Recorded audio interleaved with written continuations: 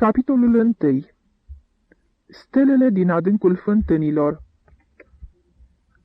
Așadar, mâine sosește Toman, nici de cum să-și sărbeze ziua de naștere, ci ca să-i ceră tati mâna Silvei.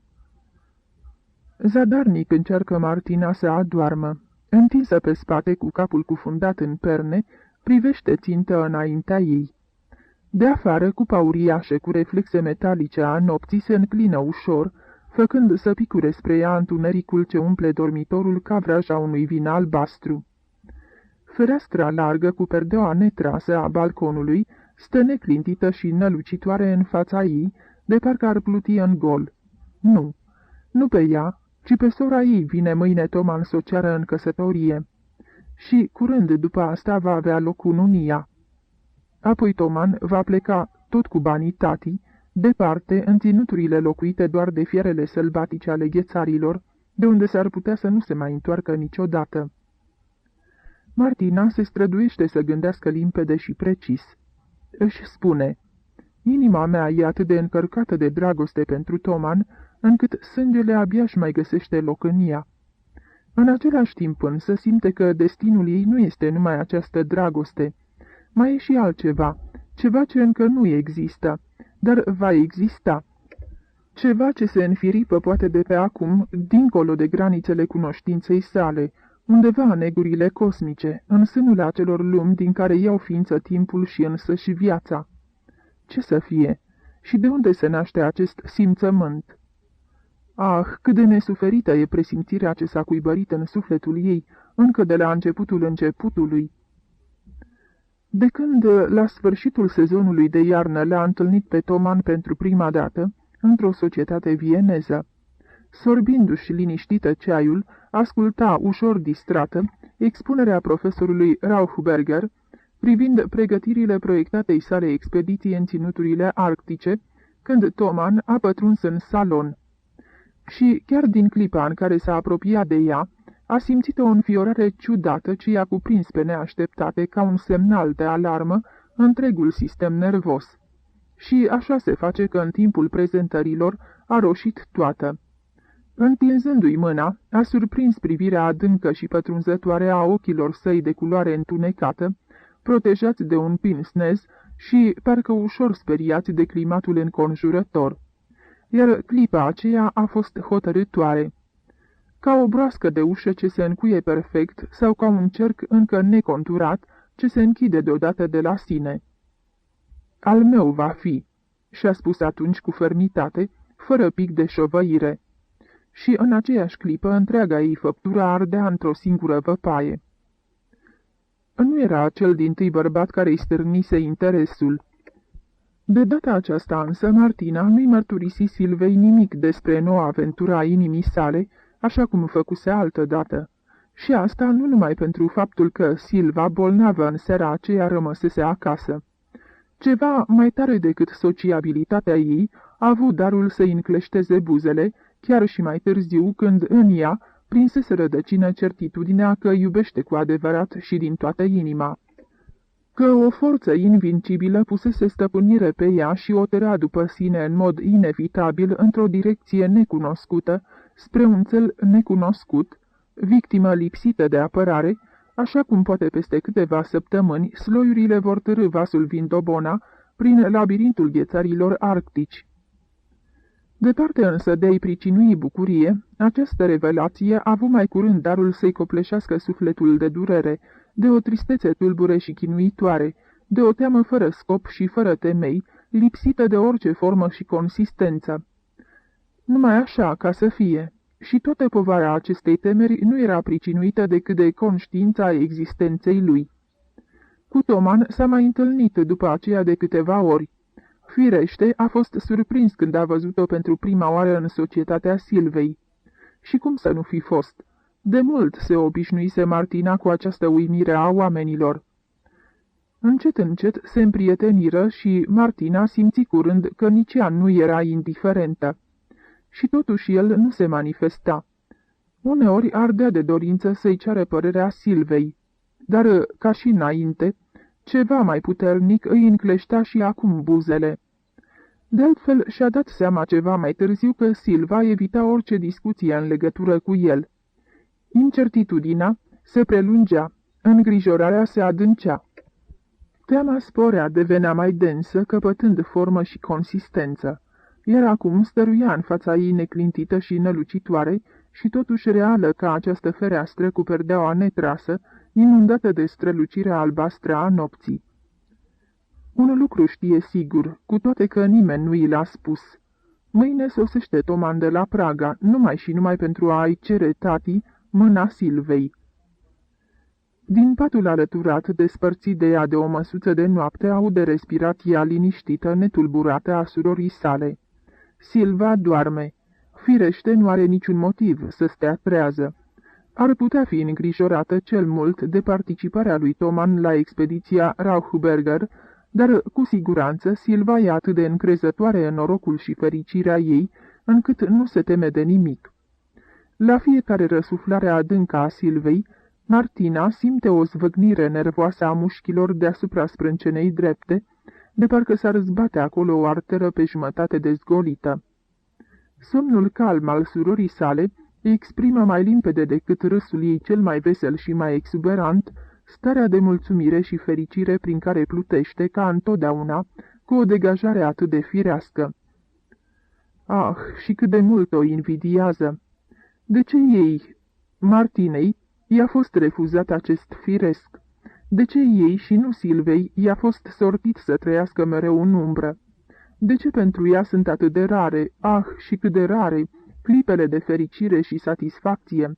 Și de ce, dimpotrivă, Silva e veșnic copleșită de evenimente plăcute și norocoase, de succese în societate, de admirația bărbaților, de o avalanșă de bună dispoziție și hohote de râs, ce dăinuie nu câteva clipe, ci zile, luni și ani în șir?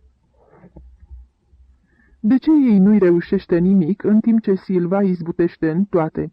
De ce pentru ea viața e ca o povară ce sporește neîncetat, în timp ce în mâinile Silvei aceeași viață se transformă într-un joc cu o minge viu colorată, pe care o mântuiește fără niciun risc? Așa stau lucrurile încă din copilărie.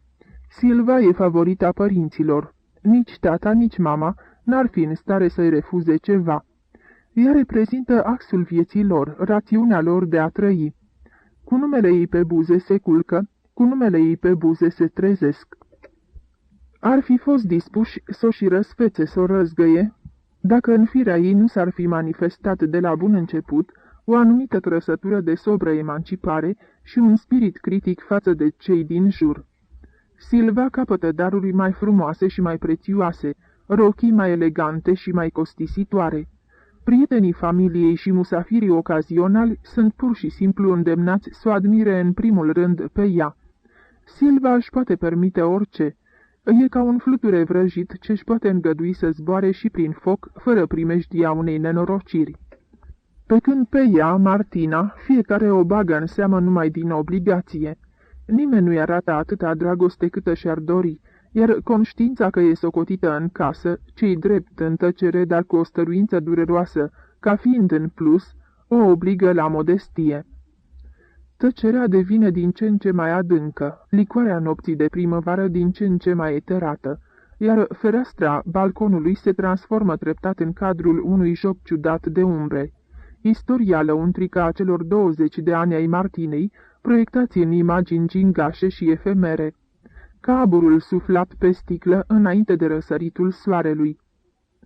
De fapt, până nu de mult, nu cunoscuse ura față de propria ei soră. Dimpotrivă, o admirase fără o dragoste înflăcărată, ci mai curând dintr-un calcul rațional. Martina rămâne înmărmurită. Da, Silva a dominat-o. Și a dominat-o cu conștiința de sine clară și absolută a celui mai puternic. Până la maturitate a fost cu totul sub influența ei, o bucată de ceară modelată de degetele sale autoritare. Și gândul acesta o arde ca un fulger năprasnic. Abia acum, în tăcerea nopții, trează și învățată de inima care, la 20 de ani, îi vorbește cu gravitatea cea mai dureroasă, își dă seama Martina de amărăciunea umilinței și nu e departe de sentimentul autodisprețuirii. Nu Nu încape nicio îndoială. A fost o păpușă chiar și atunci, ba mai cu seama atunci când, închipuindu-și că prin asta pune stăpânire pe taina stelei norocoase a Silvei, s-a deprins să imite în amănunt purtarea provocatoare și temerară, mersul, râsul vesel și plin de agresivitate, înclinarea cochetă a capului, jocul scăpărător al ochilor, gesturile, felul de a vorbi, gustul pentru flori și cărți, preferința pentru sporturile nautice, exigența în alegerea societății. Nu există nimic, aproape nimic, în care să nu se fi străduit să o egaleze ca o copie fidelă. Iar acum, când teama își capătă adevărata formă și adevărata consistență, lucrurile de mult banalizate își capătă și ele o semnificație nebănuită vreodată și, cufundată în adâncul tăcerii și al singurătății, își dă seama și de această eroare fundamentală a naivității sale.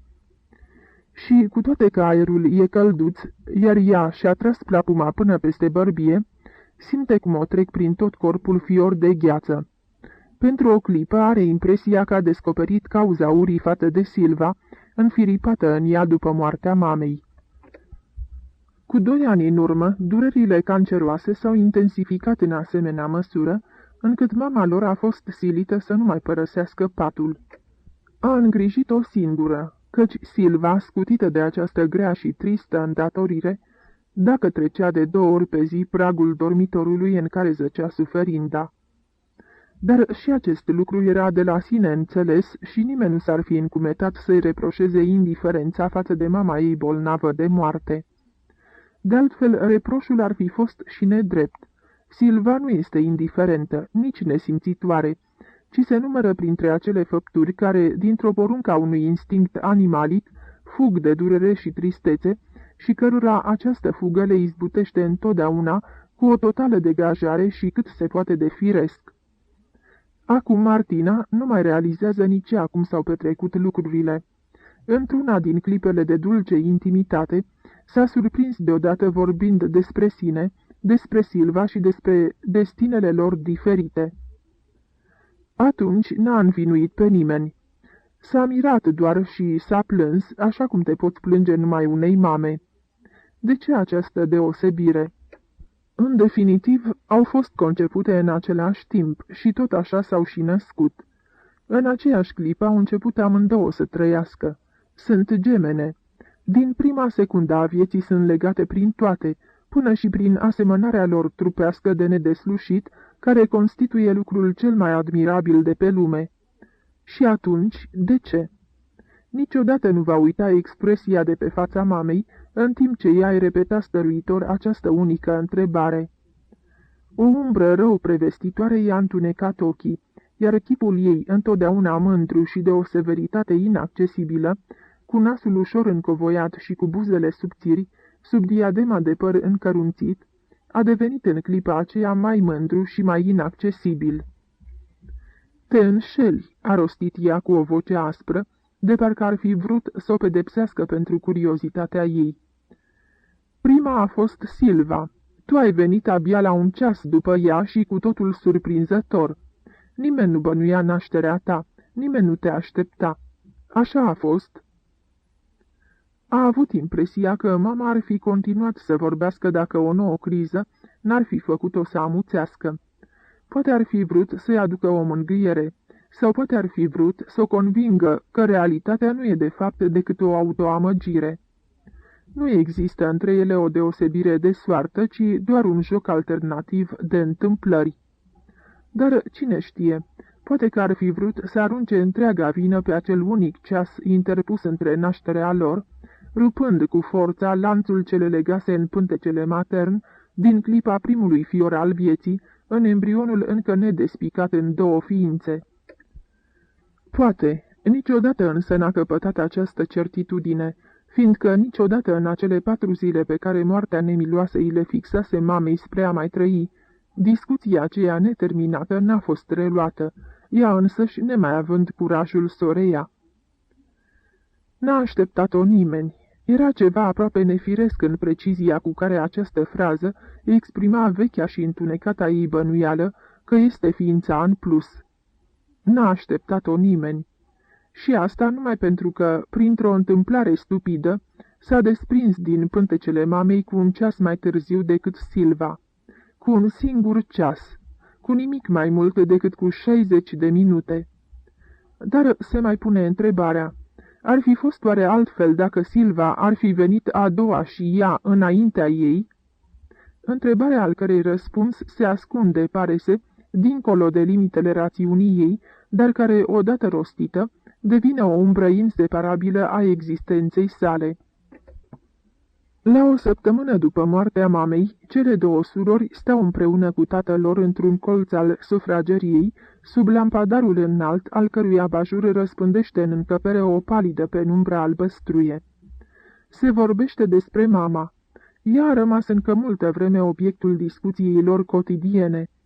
Amintiri, năluciri melancolice, țâșnesc dureros din adâncul memoriei. Tata se întoarce mereu cu gândul la ea. E uluit de tragicul sfârșit, cu toate că îl aștepta. Nu se jenează nici de lacrimile ce îi se preling pe obraj în fața fiicelor sale. Martina e surprinsă. Lacrimile acestea nu prea se potrivesc cu imaginea obișnuită pe care și-o făcuse despre tatăl ei, Antonin Olici, președintele Consiliului de Administrație al Băncii Austro-Ungare. Nu se potrivesc cu statura sa înaltă, atletică, ce pare a fi fost antrenată în ridicarea lingourilor de aur, cu chipul său aspru de financiar rigid, cu ochii reci și cu gesturile de stăpânitor. A avut în el întotdeauna ceva din tenacitatea și întârzirea muntenilor. Nu degeaba se trăgea din ținutul Poșumavei. Martina nu-și aducea aminte să fie existat vreodată în relațiile dintre el și mama lor vreun exces de căldură afectivă.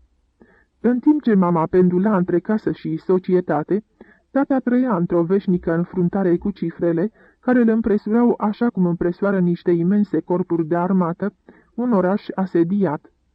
Își petrecea cea mai mare parte a vieții în biroul de la bancă sau în mașini, în trenuri accelerate sau pe vapor, în frecventele sale călătorii de afaceri peste hotare, iar cu mama se arăta, acasă ori în societate, mai degrabă ca un oaspete ocazional decât în postura de soț autentic.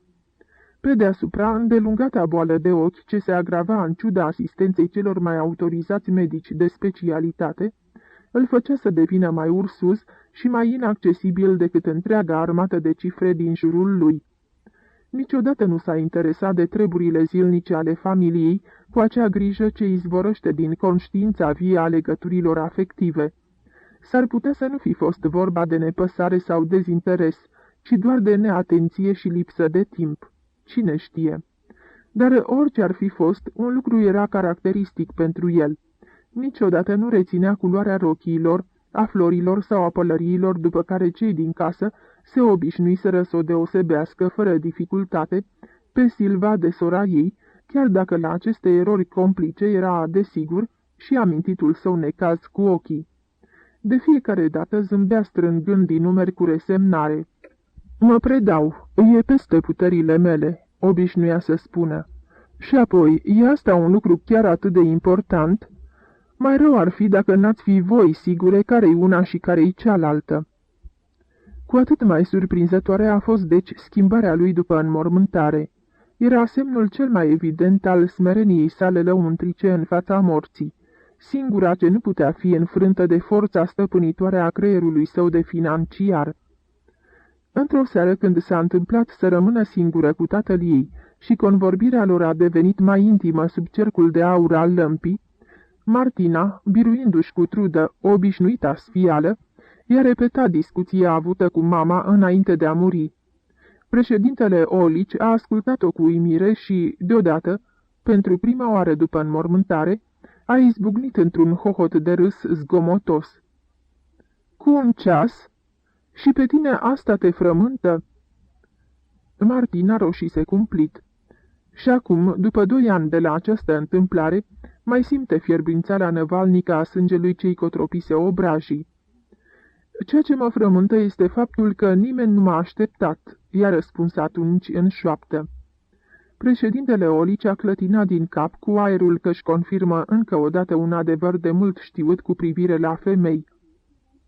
De fapt, a ținut el apoi să precizeze, povestea asta nu trebuie să te frământe câtuși de puțin, pentru simplul motiv că nimeni nu știe în realitate care dintre voi s-a născut mai întâi. Nimeni, nici măcar maică-ta. Martina a înlemnit. Buzele în zadarnica strădanie de a modela cuvintele uimirii tremurau doar într-o muțenie desăvârșită. Avea senzația că în lăuntrul ei se prăvălește o cascadă cu cioburi de gheață. Dar tatăl nu părea să privească lucrurile atât de tragic.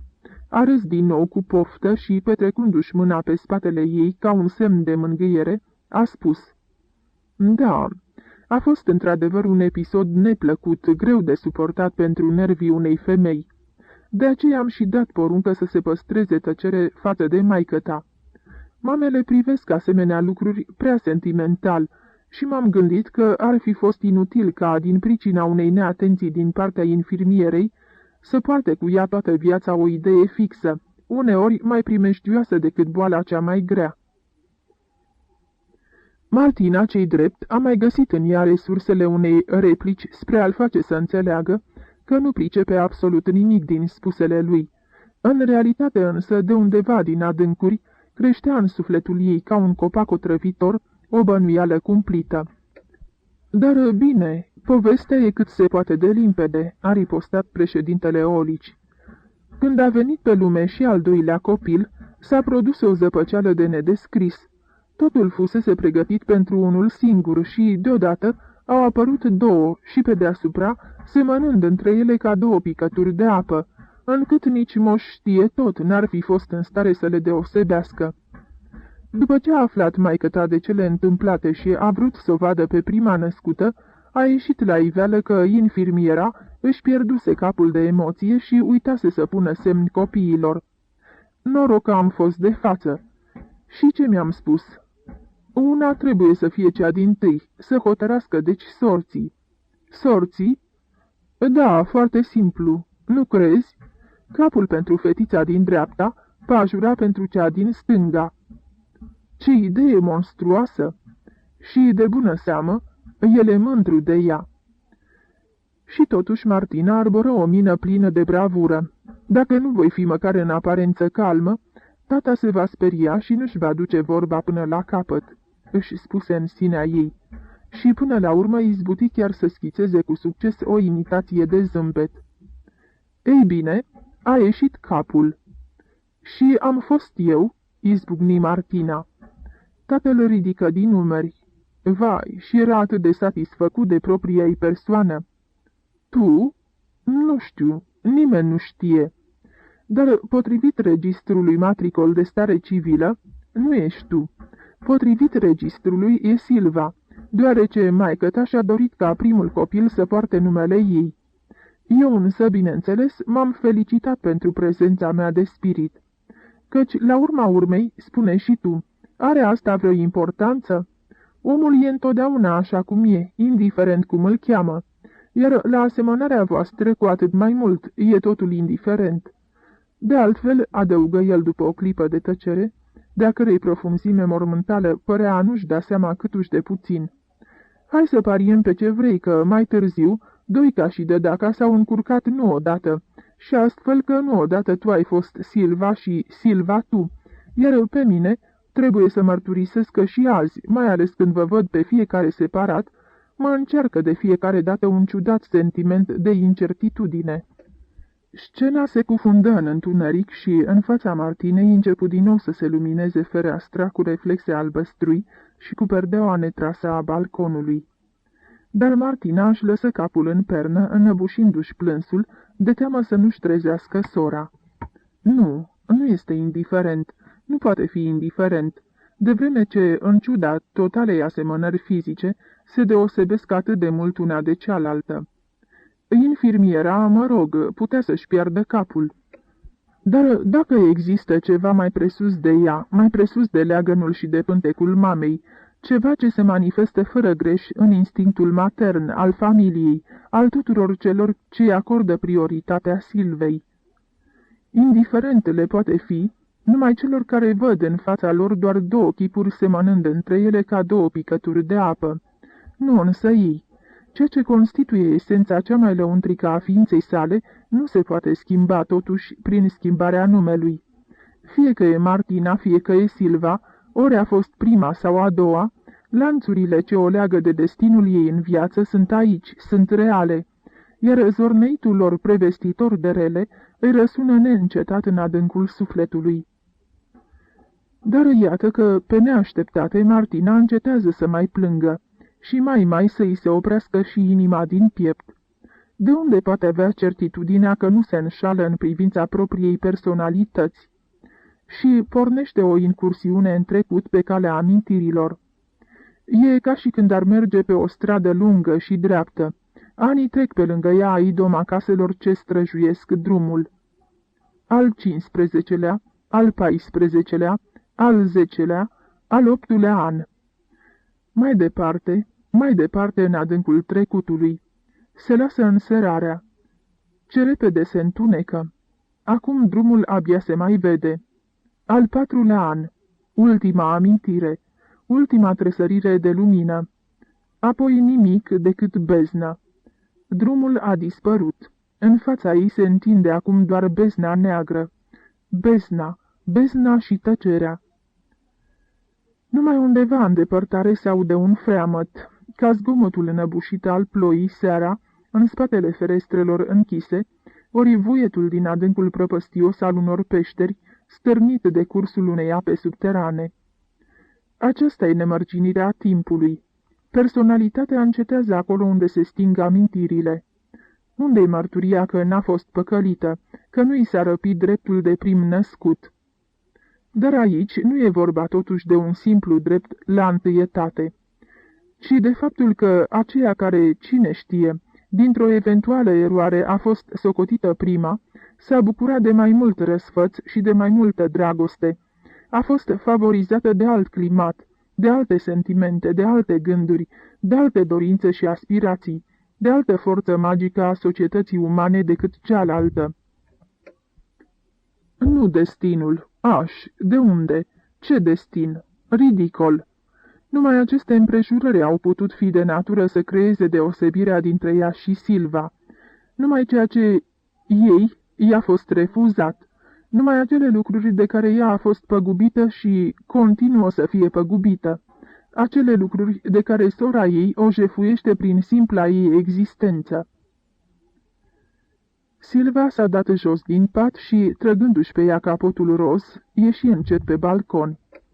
Adora culoarea roz, adora ceasurile trandafirii ale dimineții, când lumea se asemănă cu o imensă cupă de cristal, încărcată cu toate miresmele pământului trezit din somnul nopții, cu parfumurile copacilor înfloriți și ale viselor trecătoare. Era ora 7, soarele se sălta pe cer chiar în fața ei, izbind-o cu un val de lumină drept în ochi. Falduri abia evaporate de aburi albi se mistuiau în adâncul albastru al cerului. Buchete de meri altoiți în floare se înșirau pe mesele verzi ale peluzelor, iar cântul păsărelelor plutea în văzduh deasupra pământului jilav și fermecat. Trăgea adânc în piept aerul ațățat de mirosul condimentat al primăverii. Adierea de vânt, răcorită de roa dimineții, pătrundea prin țesătura subțire până la piele și trupul îi se înfiora molatic, de parcă ar fi răspuns la strigătele năbușite și ademenitoare ce veneau din depărtarea orizontului, unde se conturau coamele prelungite ale munților, aducând cu un nor gigantic vinețiu. Venea de undeva această chemare. Silva se gândea la Toman, la mâinile lui a căror atingere o făcea să ardă, la sărutările lui care îi frigeau buzele. Apoi se gândi la Martina și o umbră îi se așternu peste inimă. Martina a auzit râșitul pașilor ei, cu toate că Silva umbla încet și cu băgare de seamă. Își ridică pentru o clipă ploapele grele, dar numai decât își acoperi la loc cu ele vederea orbită de lumină. Se trezia nevoie. O durea capul și o ceață densă îi învăluia și apăsa simțurile neodihnite. După ce-și frecă ochii, zări dormitorul, cu oglinzile așezate pe fundalul de mătase trandafirie, scăldat de razele soarelui ce ardea acum la fereastră, în locul jocului de umbre din timpul nopții. Surprinse patul gol al Silvei și, căutând-o, o descoperi pe balcon, sprijinită de balustradă. Se săltă un pic deasupra pernei. Ochii îi se subțiară ciudat, iar pielea străvezie din jurul ochilor se strânse într-un mănunchi de cute ce trădau amărăciunea. Razele soarelui zburdau, încurcându-se zglobiu în părul blond ruginiu al Silvei, străluminând prin țesătura fină a capotului de mătase trupul tineresc. Martina urmărea cercetător curba coafselor și șoldurilor ei feciorelnice, când, deodată, o mișcare degajată a Silvei îi oferi o imagine din profil. Peste linia delicată, aproape dreaptă a pântecului, într-o admirabilă armonie cu unduirea zveltă a spatelui, se conturau ciorchinii adolescentini ai sânilor, încordați, topindu-se în sus, într-un gingaș semicerc, ce se prelungea până la gâtul subțire, de o formă sculpturală. "E frumoasă," își spuse Martina. "Dar nu asta e totul, pentru că și eu sunt la fel, fără nicio deosebire." Te urăsc," strigă deodată ceva din străfundul sufletului ei, cu atâta putere încât ea însăși se înspăimântă. Silva, atrasă parcă inconștient de forța acelor priviri, se întoarse și, zărind o trează, îi dădu bună dimineața și râse ștrengărește de chipul somnoros. Martina nu-i răspunse. Își trase tăcută capotul de aceeași croială, dar de culoare albă, și se duse și ea pe balcon. Dacă în clipa aceea în dormitorul lor ar fi stat ascuns un observator necunoscut, ar fi rămas înmărmurit. În cadrul larg al ferestrei balconului i-ar fi apărut două trupuri cu înfățișări atât de identice, încât ar fi fost îndreptățit să creadă că un scamator iscusit a plasat acolo cu multă îndemânare o oglindă mascată, care, reflectând una și aceeași persoană, nu făcea decât să-i schimbe culoarea îmbrăcăminții, urmărind obținerea unor efecte sporite și a unei iluzii perfecte. Martina îi mărturisi că nu mai dormea de mult și o cuprinse cu brațul de mijloc. Și mai mărturisi că o cercetase din pat în timp ce sta la soare pe balcon și că niciodată nu o găsise mai frumoasă. "Crezi?" spuse în șoaptă Silva, roșind de toată de emoție. Martina încuvință din cap cu zel, perseverând în ipocrizia ei, ca apoi să adauge cu privirea pierdută în zare. "Socotești că sunt și eu la fel de frumoasă?" "Tu? Ce întrebare! Cum ai putea să nu fii de vreme ce eu sunt?" "Închină și tu un pic de recunoștință soartei noastre binevoitoare, răzvrătită mică ce ești. Recunoaște de pildă că noi două nu vom putea fi niciodată geloase una pe cealaltă. Nici nu văd de ce. Pentru asta ar trebui să-i se întâmple uneia dintre noi o nenorocire care să facă să ne deosebim." Martina se cutremură. De ce nu spune asta invers?" îi trecu ei prin minte. "De ce nu spune așa? Cum s-ar putea să nu fiu și eu de vreme ce tu ești atât de frumoasă?" Și numai decât schimbă subiectul discuției, arborând o mină de o veselie zburdalnică, așa cum o vedea făcând pe Silva când sta de vorbă cu Toman, sau mai bine zis, când se tachina cu el, pentru că aceștia doi nici n-apucă bine să se întâlnească și gata, să și lasă în voia unei voioșii copilărești, încât nu mai schimbă un singur cuvânt, fără să se înțepe sau să facă aluzii pline de o spirituală agresivitate.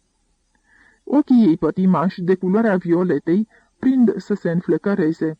Oboseala nopții nedormite i s-a risipit, spălată parcă de razele mângâietoare ale soarelui. Nările străvezii, cu formă delicată, freamătă ușor, iar dinții scapără fulgere albe de râs, împrăștiindu-le pe buzele ei de culoarea carminului. Toman sosește la 10:30 și mai au amândouă o mulțime de treburi de făcut.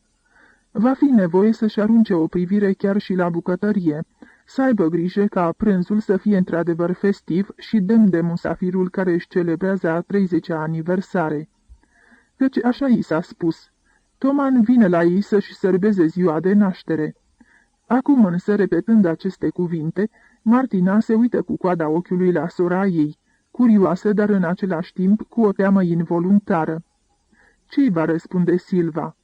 Va da ea oare în vileag adevărul măcar acum, în ultima clipă? Silva râde, iar Martina îi ascultă cu atenție cadența râsului. E sincer? Nu e sigură. Mă duc să-mi fac baia, îi spune Silva. Martina înghite în sec a nevoie.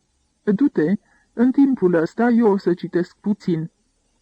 Dar ajunsă în dreptul băii, Silva se întoarce și se sprijină cu brațele de canatul ușii. Era cât pe ce să uit, rostește cu o voce nehotărâtă. Știi, azi noapte am avut un vis care mi-a rămas viu în memorie. Despre noi două. Era un vis atât de clar, încât și acum mi se perindă totul pe dinaintea ochilor ca pe un ecran. Martina, care între timp deschisese cartea, așeză volumul înapoi pe masă. Despre noi două, repetă tărăgănat și, numai decât cu o ușoară iritare în glas, se grăbi să-și exprime speranța că a fost vorba de un vis frumos, căci detestă descrierea amănunțită a viselor în al căror joc dezlănțuit de mister și fantezie, sora ei își găsește o adevărată delectare. Silva ridică din umeri descumpănită. Știu și eu, poate. Totul era atât de deosebit, atât de clar și totuși încălcit, atât de real și totuși fantastic. Ne aflam împreună undeva pe malul mării, se pare că în Franța, căci tot timpul nu vorbeam decât franțuzește. Era o stațiune superbă cu o plajă minunată, dar ceva mai încolo se înălțau niște stânci întunecate de o varietate bizară. Era o zi splendidă, însorită, așa că am închiriat o barcă să ieșim în larg. Concesionarul, un pescar bărbos, a mers cu noi, temându-se să ne încredințeze 9 luni trea lui. Nu se simțea nici cea mai mică adiere, pânzele atârnau plăștite și barca abia se urnea din loc. Îmi băteam joc de barcagiu, scoțând din poșetă una după alta niște corăbioare miniaturale și demonstrându-i cu ele cât de bine mă pricep în sportul cu velele. Deodată omul acela, cum se cade, s-a înfuriat și, în culmea mâniei, ne-a spus să ne continuăm drumul singure, căci oricum, departe tot nu o să ajungem pe vremea asta fără vânt. Apoi s-a ridicat, a sărit din barcă și a trecut apa până la mal, unde a ajuns cu picioarele uscate de parcă ar fi umblat pe parchet. Nici n-a atins bine uscatul și s-a stârnit ca din senin vântul. Ciudat, nu ți se pare? De ce? În definitiv, în vis se întâmplă să și zbori. Silva râse cu un glas cristalin. Stai, ai răbdare. Partea cea mai ciudată abia urmează.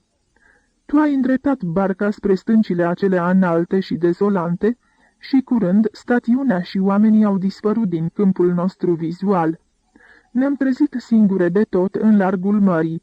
Pe urmă ne-am strecurat printr-o poartă de piatră gigantică și am străbătut niște peșteri uriașe, în care talazurile vuiau asurzitor, cu bătăi prelungi și întunecate.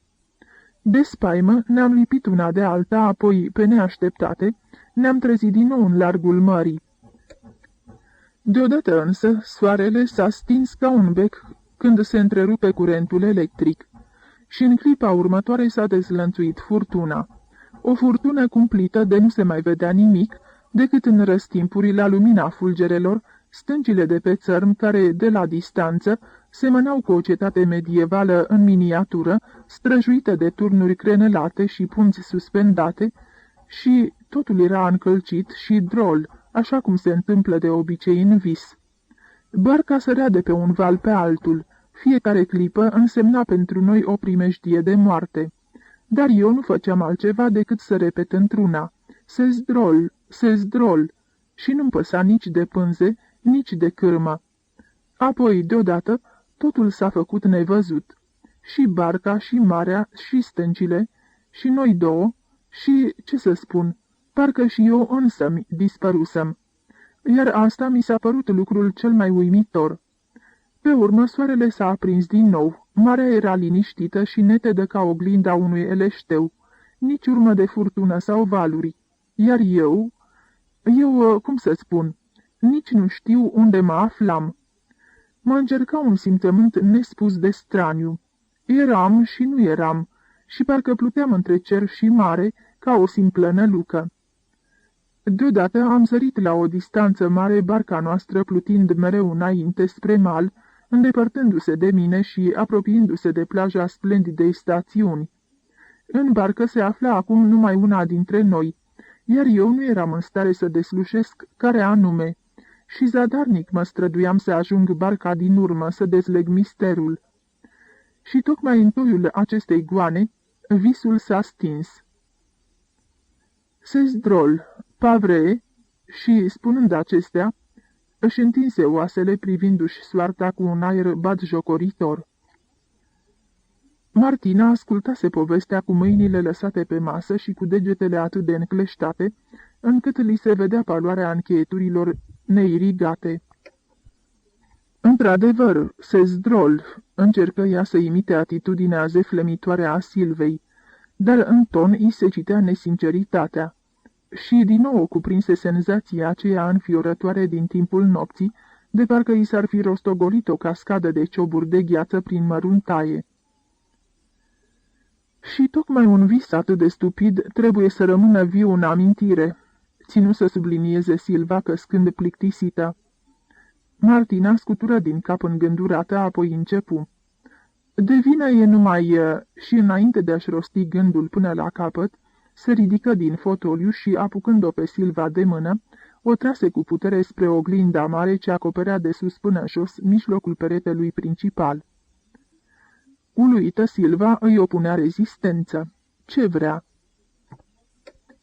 Fără să scoată o vorbă, Martina arată cu mâna spre oglindă, dar pe cât se pare Silva n-a înțeles semnificația gestului ei.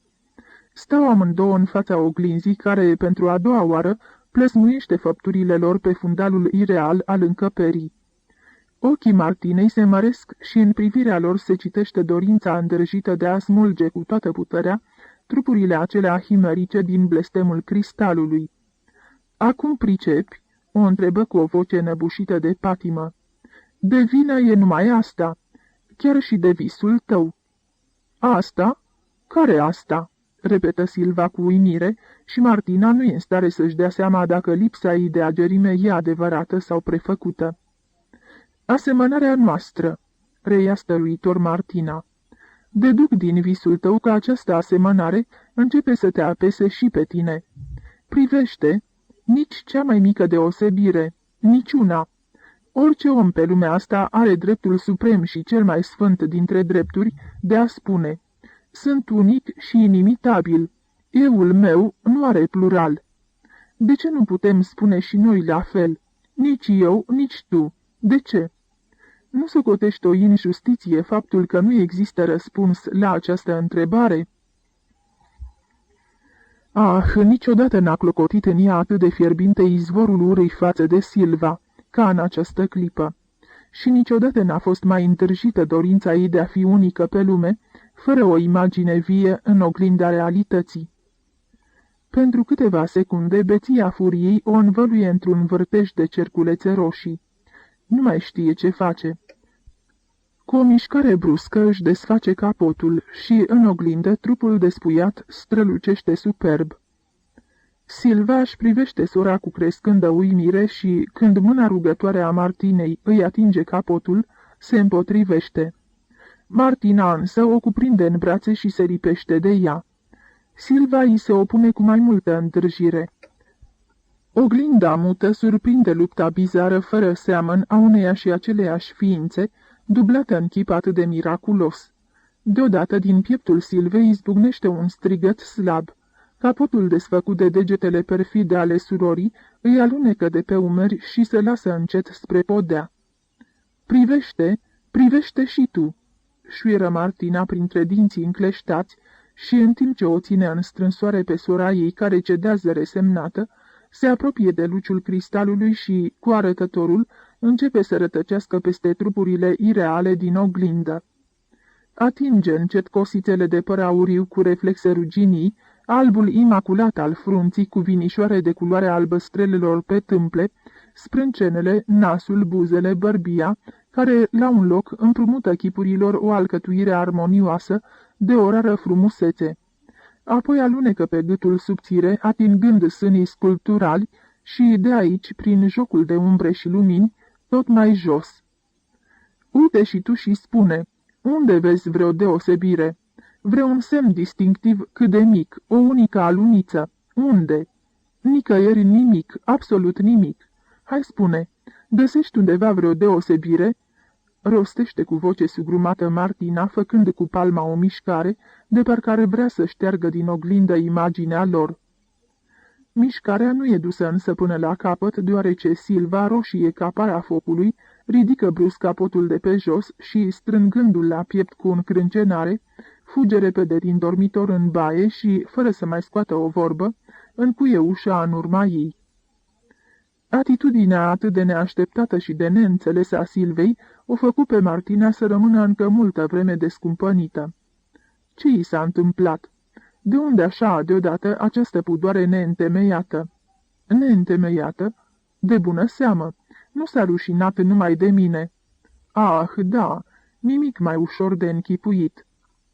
Când Silva a revenit din baie, Martina se întoarse spre ea și cuvintele țâșniră din gura ei ca niște focuri de revolver trase prin surprindere. E adevărat că Toman vine să-ți ceară mâna?"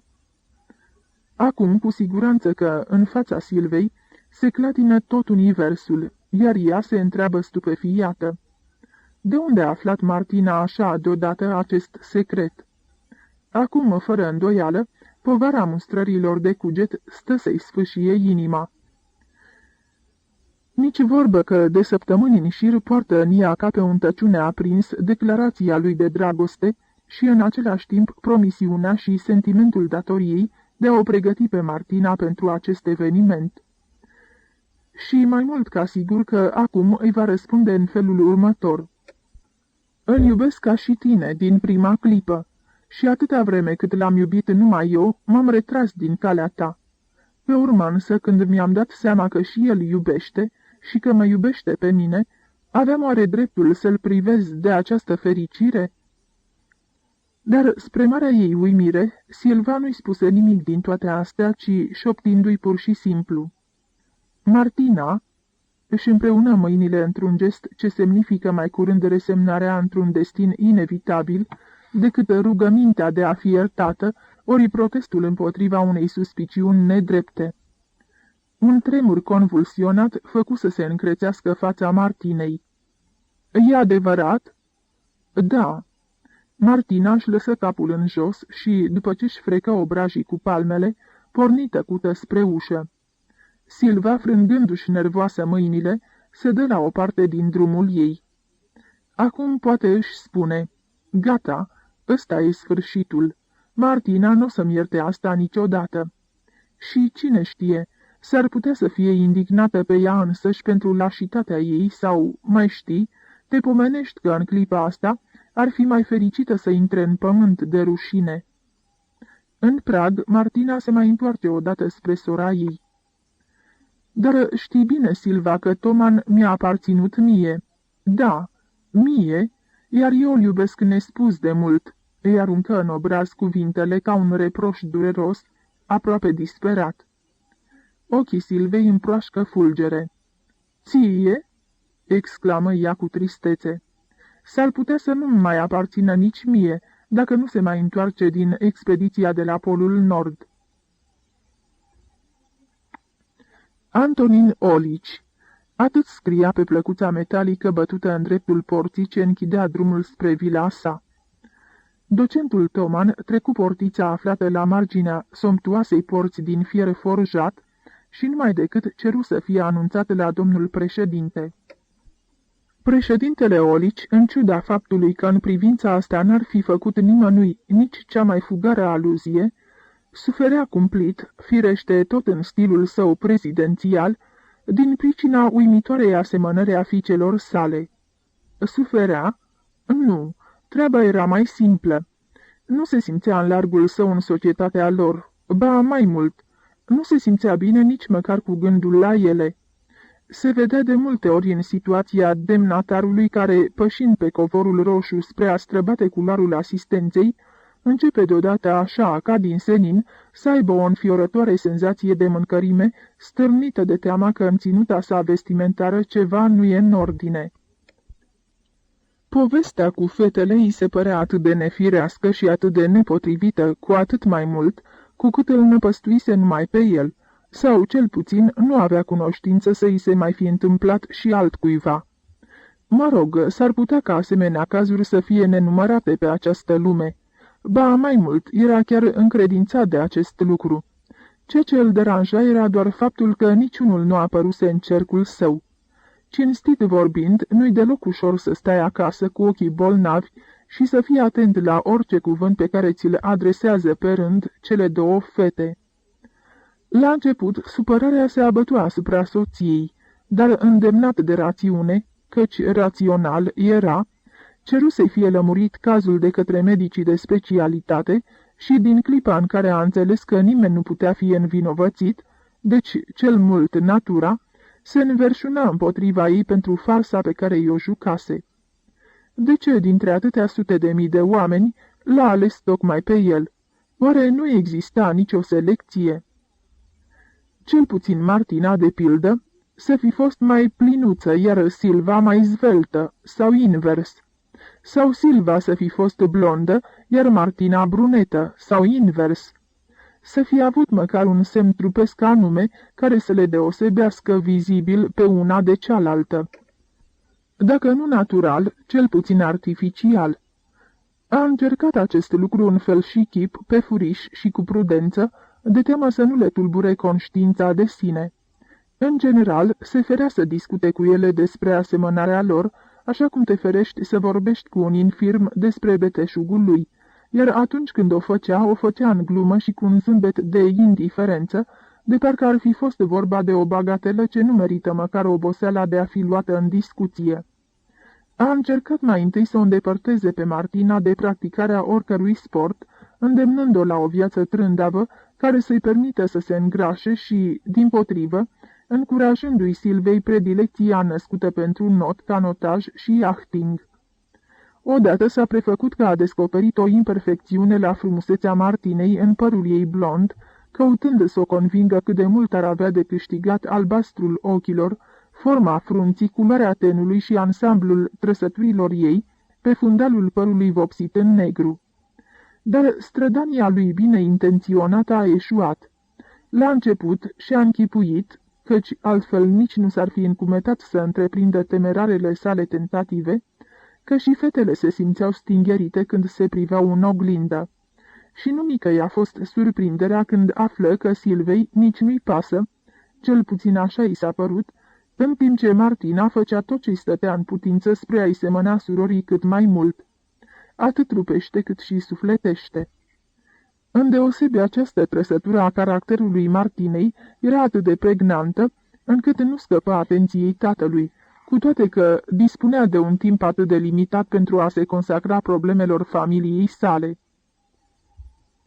Povestea aceasta avea darul să-l deruteze.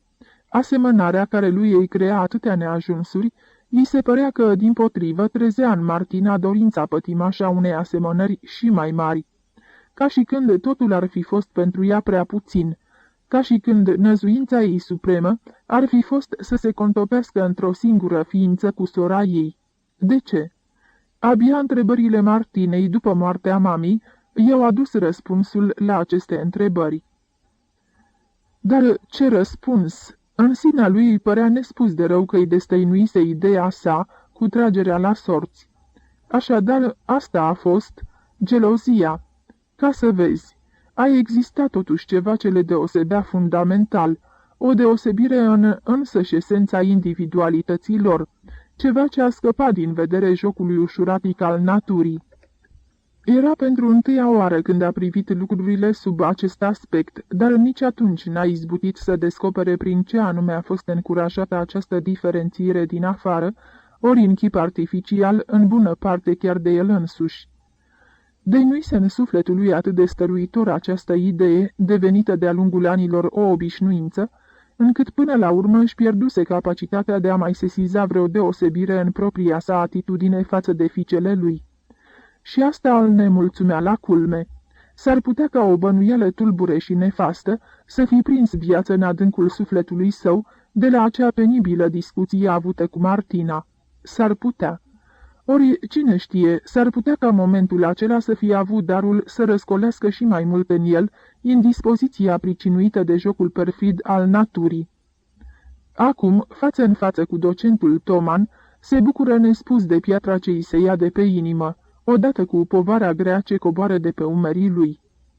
Dacă una din fete se mărită, dispare din oglinda al doilea chip, iar cu cel ce rămâne, ar putea trăi firesc, așa cum trăiește orice părinte normal.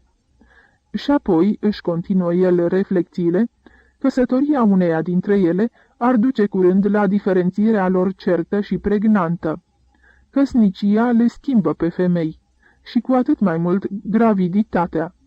În sfârșit, va mai fi și depărtarea ce se va așterne între ele, mediul deosebit în care vor trăi și care va face să fie despărțite cu desăvârșire. Dar, la urma urmei, pe care dintre ele o dorește Toman? Pe Silva. A, da, firește, pe Silva. Fața pletorică a președintelui Olici, cu favoriții imperiali ce încadrează bărbia rasă cu multă grijă, trădează firescul unei satisfacții depline. Alegerea lui Toman îi se pare foarte înțeleaptă. Dar mai există un amănunt important care îngreunează nu în mică măsură toate calculele și mai cu seamă are darul să-l neliniștească pe președinte. În clipa asta regretă că Banca Austro-Ungară, și asta datorită lui, participă la finanțarea acelei blestemate expediții a profesorului Rauchberger în Arctica.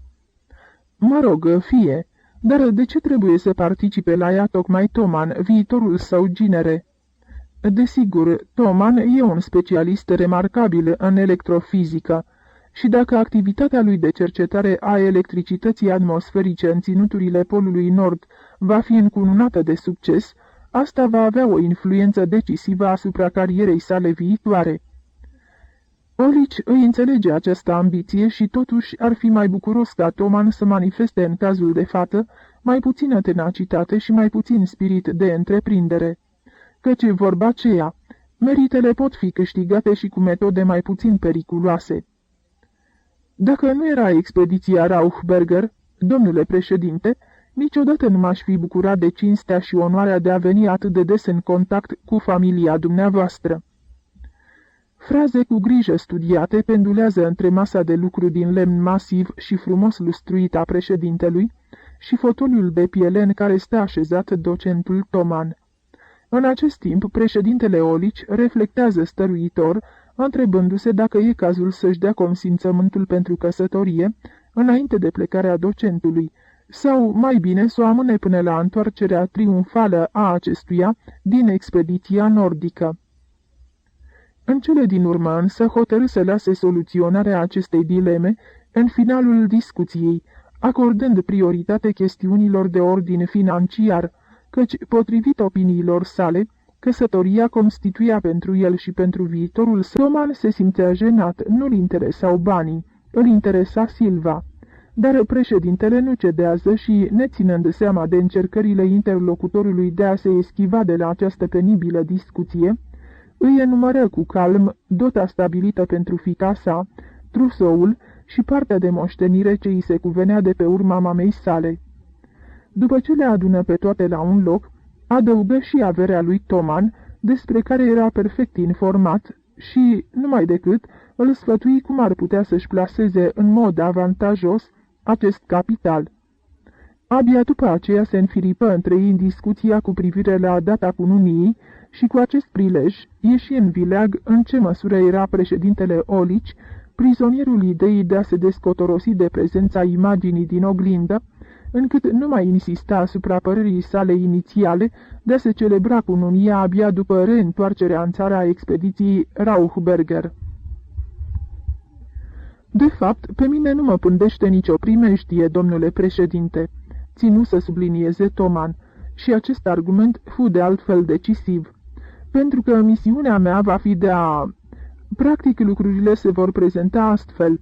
La mijlocul lunii iunie vom porni cu jumătate din încărcătură din portul Tromsø, ocolind capul nord cu destinația Vardo. Aici ne completăm rezervele, iar la sfârșitul lui iunie plecăm spre nord în direcția arhipelagului Franz Josef. Asta ar însemna în linie aeriană cam 1600 de kilometri. Dacă ne surâde norocul, iernăm undeva între gradele 78 și 80 latitudine nordică. Misiunea mea va fi de a însoți expediția doar până la punctul cel mai apropiat accesibil navei. Acolo, împreună cu cea mai mare parte a echipajului, voi aștepta întoarcerea profesorului Rauchberger, care va încerca să atingă polul cu sănii trase de câini. E limpede, deci, că, într-adevăr, nu mă amenință niciun pericol care să merite a fi luat în discuție. Partea cea mai grea va fi iernatul pe bordul vasului, dar nu mă îndoiesc că Vindobona este o navă construită solid, ca să reziste cu succes presiunii maselor de gheață. În condițiile date, iernatul va fi cât se poate de confortabil. Gândiți-vă că vom fi aprovizionați pentru o perioadă de 3 ani cu tot ceea ce are nevoie un european modern, în timp ce noi vom rămâne acolo cel mult 14 luni. Și apoi, dacă nimic altceva, cel puțin conștiința că aici mă așteaptă o soție grijulie, mă va îndemna la un maximum de prudență. Când, după 2 ore, Toman părăsi biroul președintelui, cu greu izbuti să-și înăbușe strigătul de bucurie ce clocotea în el. Cele 14 luni care aveau să-l despartă de Silva îndată după cununie, nu-l nelinișteau. Un simplu fir de ață peste care omul trece fără măcar să-l observe. Iar de reușita expediției, cel puțin în privința misiunii lui, era mai mult decât sigur. Numele lui va străbătea lumea, iar viitorul lui alături de o soție bogată, frumoasă și iubită, va fi asigurat. În timp ce cobora treptele, ochii din spatele pinsnezului străluceau de fericire. Deprins să o găsească pe Silva în parc, porni într-acolo. Cărările presărate cu nisip galben sclipeau orbitor în bătaia soarelui de amiază. Grădina înflorită împrăștia un parfum îmbătător, iar Toman, îndemnat de sentimentul fierbinte al surplusului de vitalitate, avea un chef nebun să strige, să joace, să facă orice pentru a slăbi puternica tensiune din sufletul său, supraîncălcat de fericire. Dar numai decât se trezi din această stare euforică și își prinse mai bine pinsnezul pe nasul transpirat. Nu, azi mai mult ca oricând e dator față de el însuși să aibă o comportare cât mai demnă. Deodată zări printre copaci cunoscuta siluetă în rochie albastră cu guleraș alb și mânecile garnisite cu liziera albă. "Silva!" exclamă el, fluturând cu nechibzuință pălăria deasupra capului. "Nunta va avea loc totuși înainte de plecare." Nu era în esență un om simplu, dar conștiința propriei sale valori, ce depășea cu mult media obișnuită, precum și a celebrității cucerite la vârsta de 30 de ani, îl făceau în anumite ocazii să renunțe bucuros și cu neascunsă naturalețe la toate artificiile mondene. O rupse deci la fugă cu pas tineresc peste peluză în întâmpinarea ei. Cu toate că suferea de o ușoară miopie, descoperi din fugă la pieptul fetei un buchetel de violete, semn categoric că nu se înșelase acolo unde te puteai atât de ușor înșela. Și, la început, faptul a avut darul să-l transporte pe aripile unei veselii nețărmurite, iar mai târziu se pricinuiască o stare penibilă de încurcătură. "Ei, ce zici? Tatăl tău a fost pur și simplu magistral." Ajunsese acum la 3 pași de ea. La adăpostul sigur al crângului de brazi se încumetă să întindă brațele. În aceeași clipă însă rămase înmărmurit. Cu o mișcare violentă, Silva își smulse de la piept buchețelul de violete. Acesta căzu în nisip și fu strivit pe loc de pantoful ei. Toman se uită câteva clipe năuc la ea, ca și când ar fi fost peste puterile lui să priceapă că această făptură ar putea fi capabilă de o asemenea manifestare a proastei dispoziții.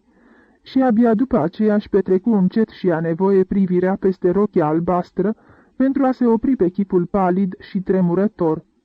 Dar înainte de a ajunge la el, își dădu seama de eroarea ireparabilă pe care o săvârșise și se făcu roșu ca para focului.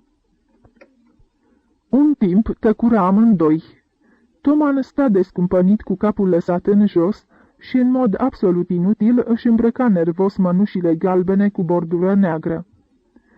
Martina îl privea cu ochii înfrigurați și tremurul revoltei de pe obrajii ei acoperiți de o roșeață febrilă se liniștea încetul cu încetul. Atât de slabă vă este vederea, sau atât de puțin sunteți îndrăgostit, domnule docent, încât ați putut să mă confundați pe mine cu Silva?"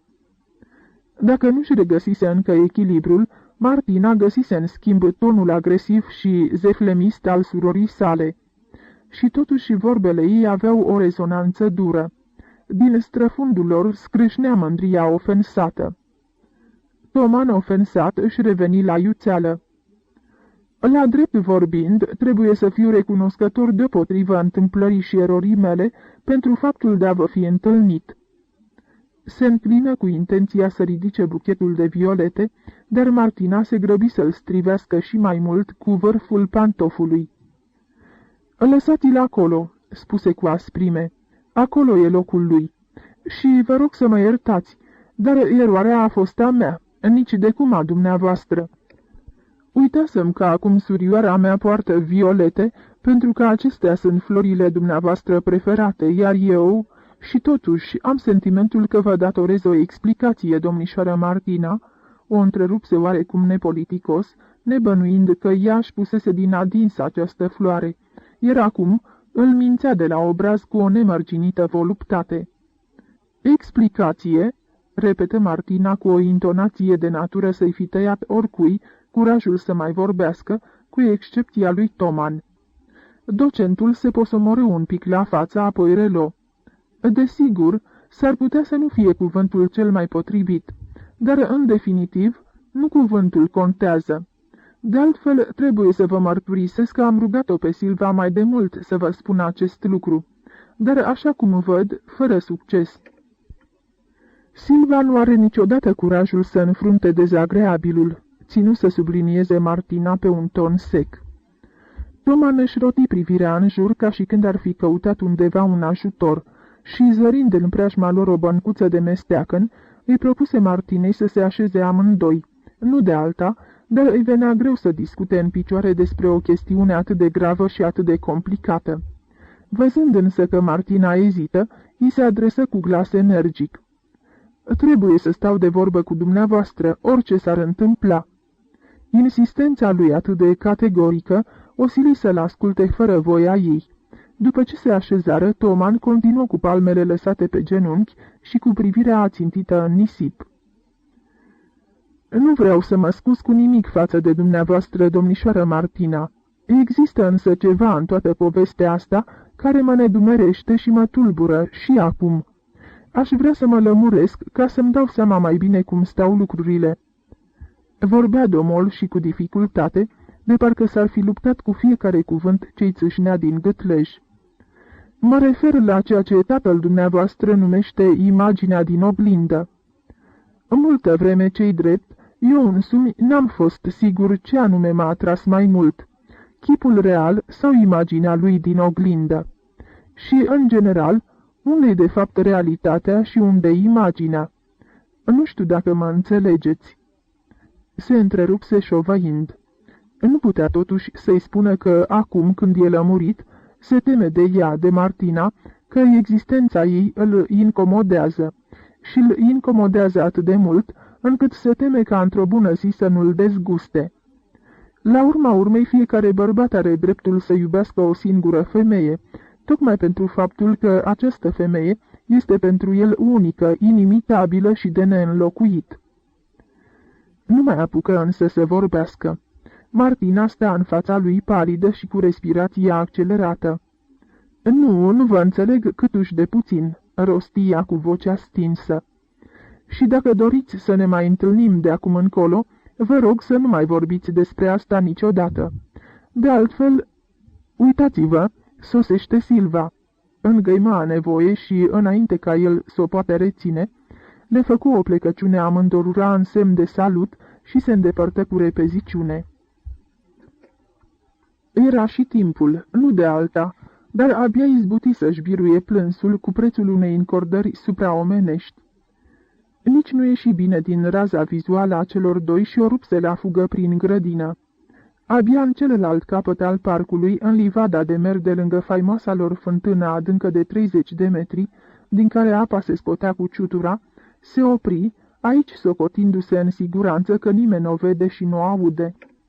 Era pentru a 4-a oară când ceda în întrecerea cu sora ei. De data asta însă situația era gravă, aproape deznădăjduită, căci până și trupul ei spunea, da.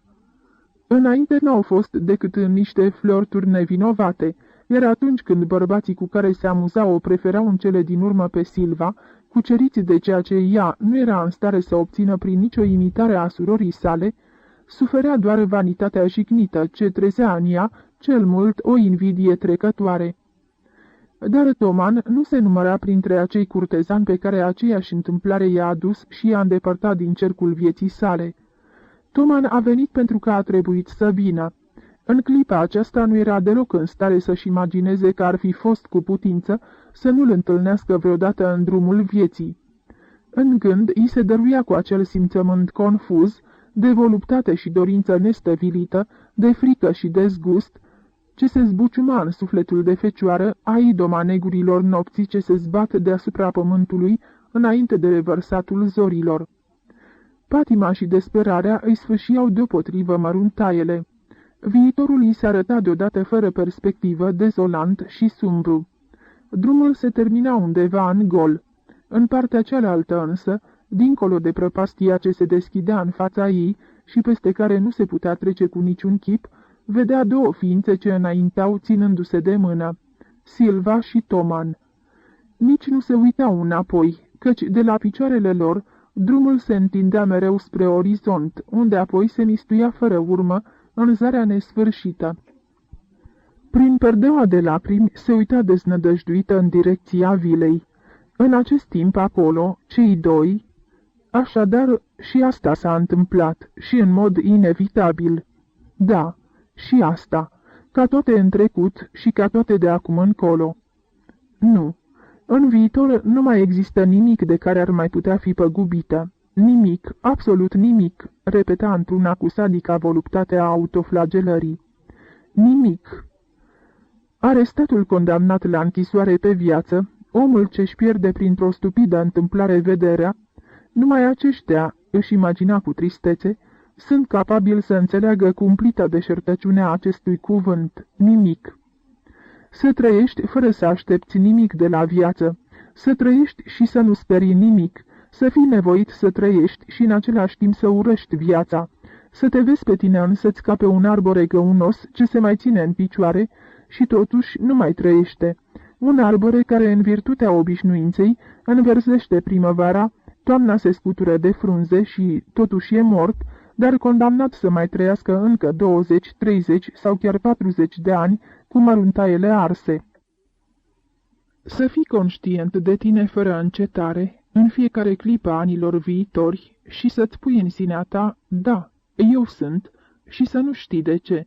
Să-ți fii ție însăți cea mai mare povară, să nu vrei să existi și să dorești să nu existi. Ah, cât de mult o ura! Cu ce forță cumplită și vijelioasă! De toate a jefuit-o. Din clipa nașterii de la cea dintâi răsuflare a jefuit-o, a jefuit-o, a jefuit-o. Ah, și cât de feroce era dorința ei ca să sufere și ea măcar a 10-a parte din cât suferea ea acum. Da, să-i facă ceva să simtă toată viața, să o pedepsească. Să mă răzbun cumva pentru toate neajunsurile pe care mi le-a pricinuit. Să-i tulbur cumva această perfectă fericire, să ciupesc măcar un ciop din acel superb vas de cristal ce stă pe masa vieții ei, să-i provoc doar o mică fisură, ca desăvârșirea lui să sufere de o ușoară imperfecțiune, să suflu pe cerul ei imaculat măcar un nor cât de mic, care să nu se mai risipească niciodată.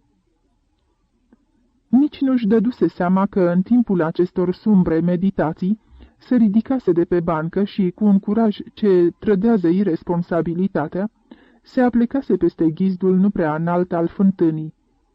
Lumea dispăruse, soarele se stinsese, în jurul ei totul se cufundase în beznă, iar sub ea o adâncime de 30 de metri. Privi în jos, Și acolo, tot beznă. O răceală înfiorătoare se înălță către ea, venind dinspre oglinda nevăzută a fântânii. Se spune că în fântânile adânci stelele se văd și la lumina zilei. Îi trecu deodată prin minte. Se aplecă și mai mult. Dacă acum și-ar da drumul, trupul i s-ar rostogoli și... Un strigăt de spaimă răsună pe neașteptate deasupra capului ei. Apoi niște mâini puternice de bărbat o cuprind de mijloc și o trag de lângă fântână. Zărind chipurile schimonosite de groază ale celor doi, Martina se dezmeticește printr-o energică încordare a voinței. Acum nu-i mai rămâne decât să-și salveze mândria față de ei și față de ea însăși. Îi fulgeră prin minte și, în aceeași clipă, arboră o mină plină de mirare. Ce v-a apucat? De când s-a încetățenit obiceiul ca un bărbat să apuce de mijloc o fată în timp ce ea, ca să-și alunge plictiseala, aruncă în fântână pietricele și numără secundele ce se scurg până se aude clipocitul apei. Pe cât se pare, joacă foarte bine rolul doamnei ofensate, căci frunțile celor doi se încrețesc într-o comică și neîntrecută descumpănire. Un singur lucru îi stârnește curiozitatea. Se vor încumeta oare să-i spună de la obraz că au bănuit-o de intenții sinucigașe? Nu s-au încumetat. Încercând să salveze aparențele, Silva rosti cu o voce stinsă. Știi, nouă ne-a fost doar teamă să nu-ți pierzi echilibrul și să nu cazi în fântână. La care Toman se grăbi să adauge. Erați atât de aplecată încât ne-am îngrozit. Da, acum nu mai rămâne decât să-mi salvez propria mândrie, repetă Martina în sinea ei. În drum spre vilă, Martina vorbește necontenit, glumește și râde, tachinându-l când pe Toman, care se înviorează, dispus să se descotorosească de suspiciunea aceea apăsătoare, când pe Silva, care pășește tăcută și îngândurată, aruncându-i în răstimpuri câte o privire cercetătoare. Capitolul 2. Doar un inel. Din țările baltice sunt cunoscute piesele de chihlimbar cu gâze minuscule capturate în materia galbenă strălucitoare, ce aduce cu un cristal de gheață aurie. O asemenea piesă împodobea căpăcelul trusei de pe toaleta Martinei. Chiar în mijlocul pietrei era închis un mic cărăbuș negru, aproape intact. Avea impresia că, dacă piatra s-ar fi spart, cărăbușul ar fi țâșnit afară și ar fi desfăcut elitrele și, după milenii, și-ar fi luat din nou zborul. Din ziua în care Toman a smuls-o de pe ghizdul fântânii, Martina își purta inima încarcerată într-un cristal de gheață străvezie. Îi simțea bătăile în piept și, ori de câte ori închidea ochii, o vedea vibrând în spatele peretelui de gheață și parcă, totuși, n-ar fi fost acolo, parcă ar fi pierdut-o undeva. Era aproape și totodată departe. Cine oare va veni să spargă acest perete spre a o elibera din captivitate? Și dacă va veni, când anume? Criza desnădăjduită de autonimicire trecuse. Dar la ce mai era bună viața ce-i mai rămăsese? Dintr-un film oarecare, i s-a întipărit în memorie următoarea imagine. O întindere netedă, pustie și nisipoasă, din a cărei margine gonește drept înainte până la orizont, o dâră lăsată de urmele unui trecător singuratic. Nimic decât câte două urme de tălpi, îngustându-se tot mai mult până se subțiază într-un fir de ață ce se pierde în depărtarea pustie. Da, nimic decât perechea propriilor sale urme înșirate pe firul singurătății dezolante. Nu, încerca ea singură să se convingă. Am 20 de ani și, la vârsta asta, durerile sunt ca ploile de primăvară. Trebuie să te naști cu o fire tragică de la natură, ca aceste ploi să se transforme în catastrofe distrugătoare. Dar dacă eu m-am născut așa, te pomenești că în vinele mele circulă sângele greu al oamenilor stigmatizați, pentru ca destinul aspru să-i poată găsi mai ușor. Toman avea față de ea o comportare plină de o înduioșătoare gingășie, strefulgerată firește din când în când de mustrările de cuget.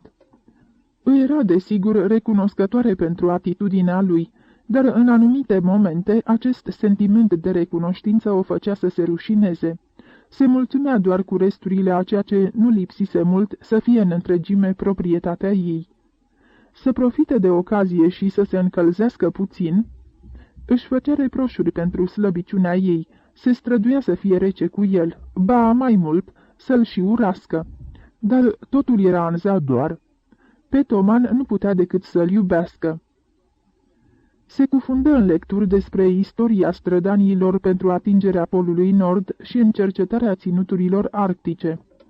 Cu răsuflarea întretăiată și cu o teamă mereu crescândă ce înfiora inima, citi despre aventurile lui McClure, despre cumplita tragedia expediției Franklin, despre pățaniile vestiților exploratori Kahn, Nordenskjöld, Coldway, Hall, Nansen, despre Cook și Peary, cei dintâi care au atins punctul vrăjit, de unde toate căile duc spre miază zi, unde timpul nu poate fi măsurat, unde cu un singur pas se poate străbate o zi întreagă, unde soarele strălucește 6 luni, iar în celelalte 6 luni, luna și stelele se perindă într-un cerc neîntrerupt pe bolta nocturnă a cerului polar.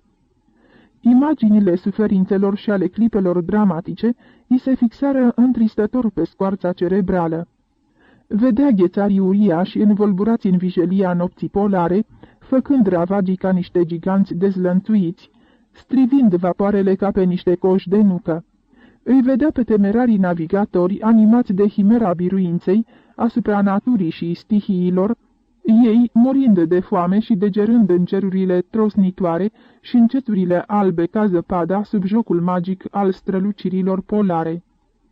De vasele naufragiate și scheletele înghețate ale oamenilor, e presărat blestematul ținut al punctului imaginar, această împărăție veșnic invincibilă a ghețarilor, ce se răzbună pe oameni cu moartea albă și înfruntă cu batjocură și dispreț întreaga tehnică a secolului 20. Și acolo, în acest infern de gheață, intenționează Toman să plece de bunăvoie și cu speranța că peste 14 luni se va întoarce sănătos, aureolat de o nouă glorie și îmbogățit cu o nouă pradă științifică.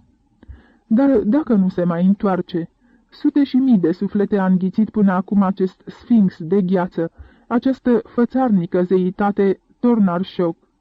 Dacă îl înghite și pe Toman. În fața lui Toman își ascundea cu grijă temerile, nu voia să-i tulbure calmul și echilibrul.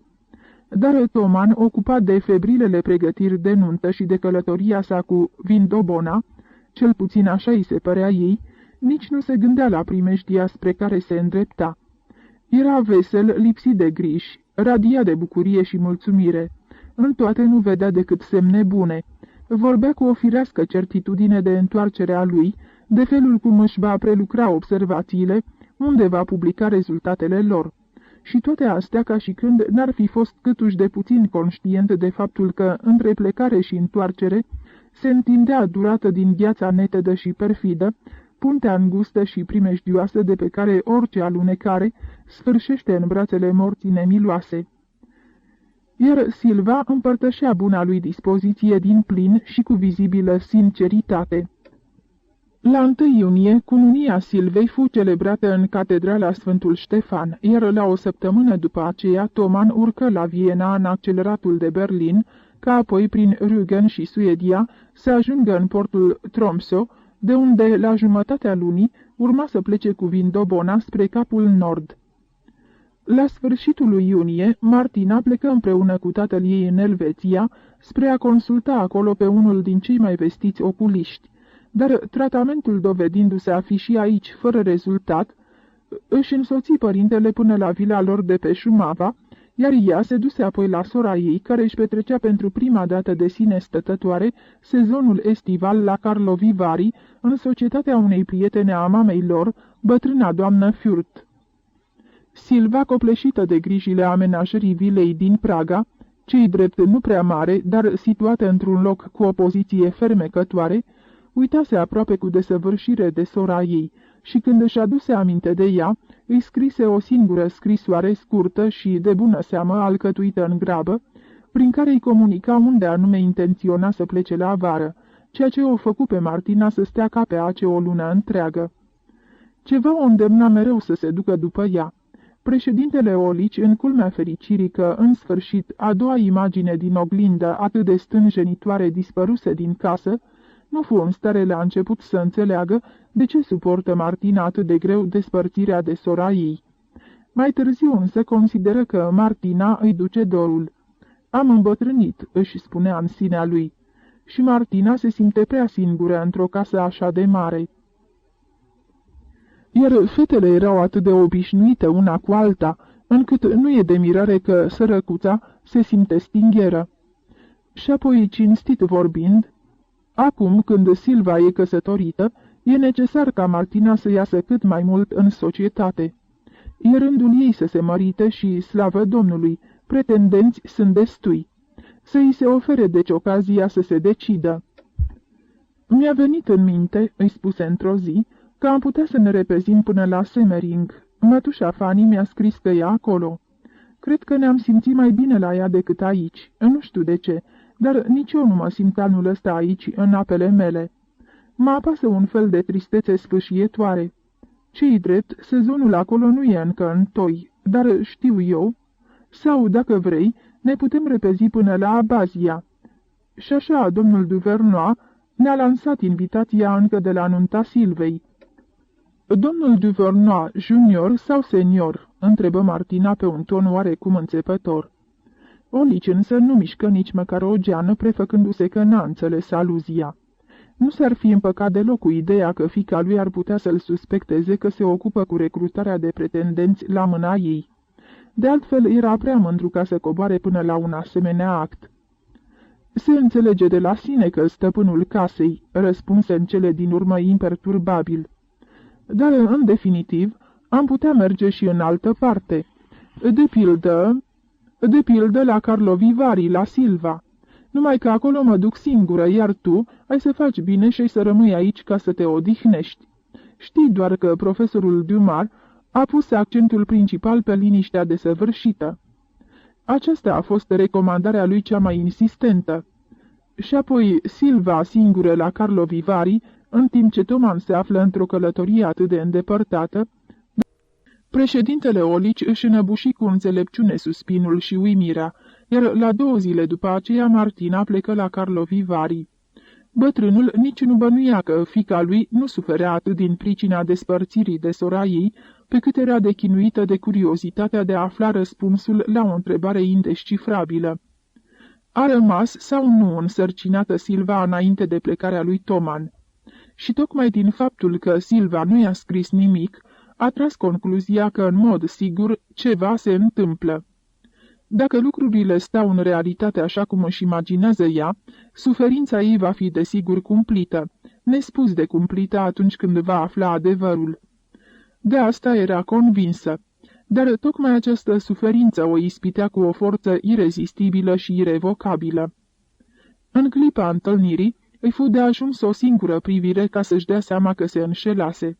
Înfățișarea exterioară a Silvei era la fel de feciorelnică și adolescentină ca înainte de nuntă și, așa cum i se păru, despărțirea de soțului nu afecta în mod deosebit.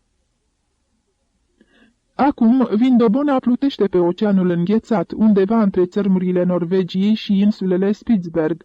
Îi aruncă Martinei ca într-o doară, în timp ce se aflau în mașina care le ducea de la gară în stațiune. Vladimir mi-a scris din Tromsø. A ajuns acolo cu bine și îmi descrie toată călătoria pe 4 pagini. De altfel îmi scrie în fiecare zi. Alaltăieri am primit ultima lui scrisoare din Vardeo, unde au încărcat proviziile, iar în ziua de 28 iunie au ridicat ancora pe o vreme excepțional de frumoasă. Spune că toți sunt în cea mai bună dispoziție și nimeni nu se îndoiește de succesul expediției. Profesorul Rauchberger e un bărbat prudent și experimentat, un om de lume și un șef excelent. Bărbatul acesta are o voință nemaipomenită, de-a dreptul de neclintit. Mai curând ai putea îndoi o bară de oțel decât să frângi voința profesorului, scrie Vladimir, iar pe puntea de comandă a cerut să se pună o inscripție cu faimosul citat din Sofocle. Nimic nu-i mai puternic ca omul. După toate aparențele, Vladimir e încântat de profesorul Rauchberger. Marile personalități l-au impresionat întotdeauna și au avut o puternică influență asupra lui. Așa e el, simte nevoia de a fi mereu în admirația cuiva. Ultima scrisoare, Oceanul înghețat, amintindu-și de cele citite despre acest ocean, Martina avea senzația, în ciuda zilei fierbinți de iulie, că inima ei se îmbracă într-o scoarță de gheață, asemănătoare aceleia care de pe acum, poate, strânge ca într-o menghină șoldurile vindobonei și se depune încetul cu încetul pe toate odgoanele vasului. Așadar, de acum încolo, 14 luni, n-ai să mai primești nicio veste de la el, rosti încet, uitându-se drept înainte, de teamă să nu întâlnească privirea surorii sale. Da, până se întorc la Vardeo, în cuvință Silva, schițând un zâmbet ușor. Vladimir îmi scrie că va fi urgia lui Dumnezeu când vor reveni în acest port. Se spune că în urmă cu ani, când a acostat acolo Nansen, a trebuit să fie alertată toată funcționărimea orașului, iar oficiul telegrafic a fost nevoit să lucreze zi și noapte fără întrerupere, ca să transmită peste 100 de telegrame familiilor și presei din întreaga lume. De atunci Vardeo n-a mai cunoscut un asemenea eveniment. Abia la anul se aude că se va ivi un nou prilej. La anul. Și sora ei pronunță cuvintele acestea cu atâta ușurință de parcă ar fi vorba doar de câteva zile. Sângele ei e mai ușor decât al meu, de aceea suportă totul mai ușor ca mine, își spuse Martina, cercetând, nu fără invidie, profilul calm, chiar dacă ceva mai aspru, al surorii sale. Ea însă nu era în stare să se descotorosească de temerile cele mai grave. La anul, izbucni fără voia ei. Cine știe ce o să fie la anul? Mi-am procurat toată literatura posibilă despre ținuturile acelea tresării, apoi rămase înmărmurită. Mâna Silvei o strângea de braț cu putere, aproape dureros. Știu, am văzut cărțile în camera ta. Tu? Da, eu. Îți închipui că sunt toarbă, dar n-am citit din ele nici măcar un rând. Cuvintele Silvei țâșneau neclare printre dinții încleștați. În schimb eu, da, am citit că, cu o mișcare bruscă, Silva își lipi palma de gura ei. Taci, te rog, taci. Nu vreau să aud nimic, nimic, mă înțelegi? Martina se uită la ea înlemnită de uimire. Așa nu mai văzuse niciodată. Chipul Silvei era schimonosit de convulsii și în ochii ei sticloși se citea o îngrijorare nedisimulată. Ea te uită, va să zică totuși suferă, gândi în sinea ei Martina, nespus de surprinsă de această descoperire. Seara în odaia ei își aduse din nou aminte de acest moment și din nou, plină de mirare, își spuse: Ca să vezi, și eu care nu eram departe de convingerea că, de fapt, Silva nu l-a iubit niciodată cu adevărat pe Vladimir Toman. Și când colo, ea îl iubește. Iubește și suferă într-un fel al ei, care mie mi-e cu totul străin, și dacă sunt capabilă să o imit în toate, în privința asta nu sunt în stare. Și deodată se simți ca și când s-ar fi aplecat ea însăși asupra ei, ca atunci asupra acelei fântâni adânci. Da, acolo jos, pe fundul fântânii ceva se unduia întunecat, de nedeslușit. Acolo jos, unde asemănarea lor nu mai avea putere de pătrundere. Martina a început să-și studieze sora sub alt aspect, ca pe o femeie măritată, pentru a-și făuri imaginea transformării lăuntrice care, fără îndoială, s-a produs în ea prin căsătorie. Era, desigur, nedumerită de faptul că această transformare nu se manifesta în niciun fel pe plan exterior, dar asta o făcea să presupună că schimbarea se lășluia cu atât mai temeinic în interior și că nu trebuia decât să-și croiască drumul spre a ajunge la ea. Dar tocmai acest lucru se dovedi a fi cu neputință. Silva evita intenționat orice discuție în legătură cu Toman și ori de câte ori Martina aducea vorba despre el, ea rămânea mai întâi ușor descumpănită, dar se strecura din capcană prin câteva generalități lipsite de însemnătate, ca apoi să treacă repede la alt subiect. De bună seamă încerca să se eschiveze de la orice fel de confidențe pe această temă și poate că acesta era și motivul pentru care insista să locuiască și de acum încolo separat. Martina, a cărei cea mai arzătoare dorință era să poată citi scrisorile lui Toman și să afle ce anume s-a petrecut între ei în scurtul răstimp ce s-a scurs între nuntă și plecarea lui, renunță curând la tentativele sale iscoditoare, căci fiecare dintre aceste tentative avea darul să creeze între ea și Silva o stare de tensiune apăsătoare, cu efect înspăimântător asupra Martinei. Era un fenomen cu totul nou și neobișnuit în relațiile dintre ele, lucru pe care Martina și-l dorea cel mai puțin. Mai târziu însă, în fulgerarea orbitoare a unei frânturi de secundă, a înțeles de ce până și cea mai neînsemnată stăruință din partei era de natură să o stânjenească pe sora ei. Probabil că și acum, după atâta timp, o mai rodeau mustrările de conștiință. Da, așa e, și-a spus atunci în sinea ei, și, cinstit vorbind, e drept și bine că, de fapt, ea mi l-a răpit pe Toman. Neizbutind să pătrundă în ungherele intime ale sufletului surorii sale, transformat prin căsătorie, Martina se mulțumea cu exteriorul ei accesibil. Nu trecuse nicio săptămână de la revederea lor și amândouă se aflau în centrul atenției la hotel, pe aleea colonadelor, în grădinile restaurant din pădure, pretutindeni unde se arătau împreună. Martina se lăsă copleșită și mai mult de influența Silvei și nu se poate spune că nu se complăcea în această postură. Nu pierdea nicio ocazie și punea accent pe strângerea dovezilor din care se rezulte amploarea acestei înrăuriri. Ieșea pe promenadă purtând aceleași rochii, aceleași pălării, aceleași mănuși, aceiași ciorapi și aceiași pantofi ca ai Silvei. Își comanda aceeași hârtie de scris și își cumpăra același model de poșetă. Băgă de seamă că sora ei deprinsese obiceiul lui Toman de a spune „asta e uluitor” și învăță să pronunțe și ea aceste cuvinte în aceeași tonalitate. Pe Silva, povestea asta o amuza. „Fii atentă," îi spuse într-o zi în timp ce se întorceau la hotel, venind de la o serată dansantă. „Vezi, ai grijă să nu treci ceva în contul meu, nu de alta, dar n-aș vrea ca Vladimir să aibă motive să-mi reproșeze ceva când s-o întoarce." „De pildă că ei fost infidelă, nu-i așa?" izbucni Martina și ochii se subțiară iscoditori.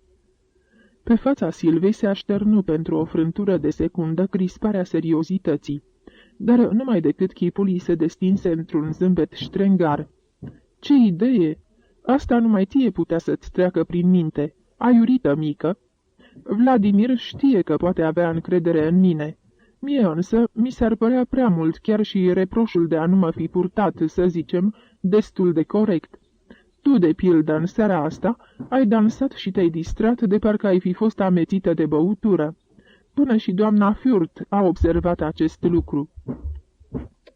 „Adevărat, de vină o fi probabil căldura asta îngrozitoare," răspunse tărăgănat Martina, rătăcind cu ochii pe zarea albastră topită ca lava, de unde nu se întrezărea nicăieri speranța unei schimbări grabnice. Acum știa precis că Silva, deși căuta și frecventa cu o încăpățânare înverșunată localurile de petrecere, de distrat nu se distra niciodată cu adevărat. Proceda ca omul chinuit de o caniculă insuportabilă care, căutând de-a lungul unui râu un loc potrivit pentru o baie înviorătoare, se aruncă din când în când în apă, dar iese din ea tot atât de repede, decepționat și nerăcorit și, dimpotrivă, cu mult mai moleșit și mai ostenit. Acum înțelegea că buna dispoziție a Silvei nu era decât o prefăcătorie. Nu, sora ei nu era nici pe departe atât de calmă și de mulțumită, ba nici măcar atât de fericită pe cât încerca să simuleze. Nu era. Această nouă mărturie a descoperirii sale din prima zi a avut asupra Martinei o înrăurire neașteptată. Din clipa în care se lămuri că, într-adevăr, vaza aceea superbă aflată pe masa vieții surorii sale nu e fără cusur, Martina trăia fiecare zi, de când deschidea ochii și până în clipa în care cădea seara toropită de un somn inconștient, într-o veșnică stare de sureșcitare. Dacă în urmă cu 3 săptămâni cineva i-ar fi prezis că va dansa la pup, că va râde și se va distra chiar, amețită parcă de băutură, i-ar fi răspuns cu o simplă și compătimitoare strângere din numeri. Acum însă cutia aceea de gheață, în care își văzuse inima bătând mai mult moartă decât vie, parcă s-ar fi topit. Își spunea, cu cât sunt eu mai veselă, cu atât e ea mai taciturnă. E ca și când ne-am schimbat între noi caracterele. Și avea grija cu o riguroasă perseverență să nu rămână nicio seară acasă. Se minuna ea însăși cât de inventivă devenise în găsirea unor pretexte, a unor motive și decizii pentru a o trage pe Silva după ea. Existau însă și momente în care simțea că și în veselia ei era ceva efemer. Ei și... vog la galer. Și corabia plutea cu toate pânzele umflate de vânt. La câteva zile după serata de la pup, văzând că nu cedează canicula, Silvei îi veni ideea să plece la mare. Aici nu mai rezist, simt că mă sufoc. Cred că marea mi-ar face foarte bine. Orizontul larg, briza proaspătă de dimineață până seara, apa răcoroasă, talazurile. E tocmai ce-mi trebuie. Dar cum rămâne cu tine? Te întorci la tata? Dacă n-ai avea nimic împotrivă, te-aș însoți, răspunse Martina, fără să stea pe gânduri, lipindu-se toată de sora ei cu o privire rugătoare. I se păru că Silva stă puțin în cumpănă. Mă refuză, își spuse îngrozită, dar în clipa aceea încordarea de pe chipul surorii se risipi.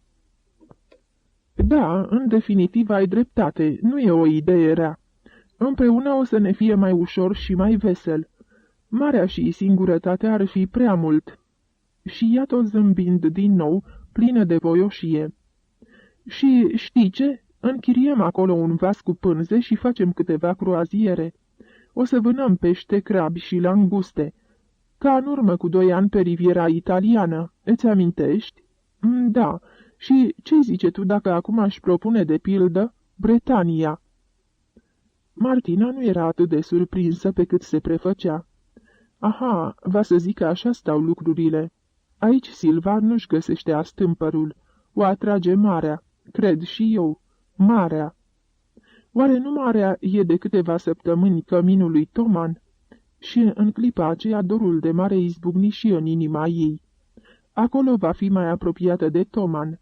Zarea aceea întinsă de culoare albastră cenușie, cotropită de veșnica și agitata unduire a valurilor, va face să se simtă legată de el și prin negura depărtării. Vor găsi o locuință undeva pe țărm și va vedea zilnic de la fereastra ei tot ceea ce vede și Toman de pe puntea Vindobonei. Aceeași stihie, aceleași pâlpâiri scânteietoare. Va auzi același murmur și același freamăt și va adulmeca aceleași miresme amestecate cu mirosul de alge în putrefacție.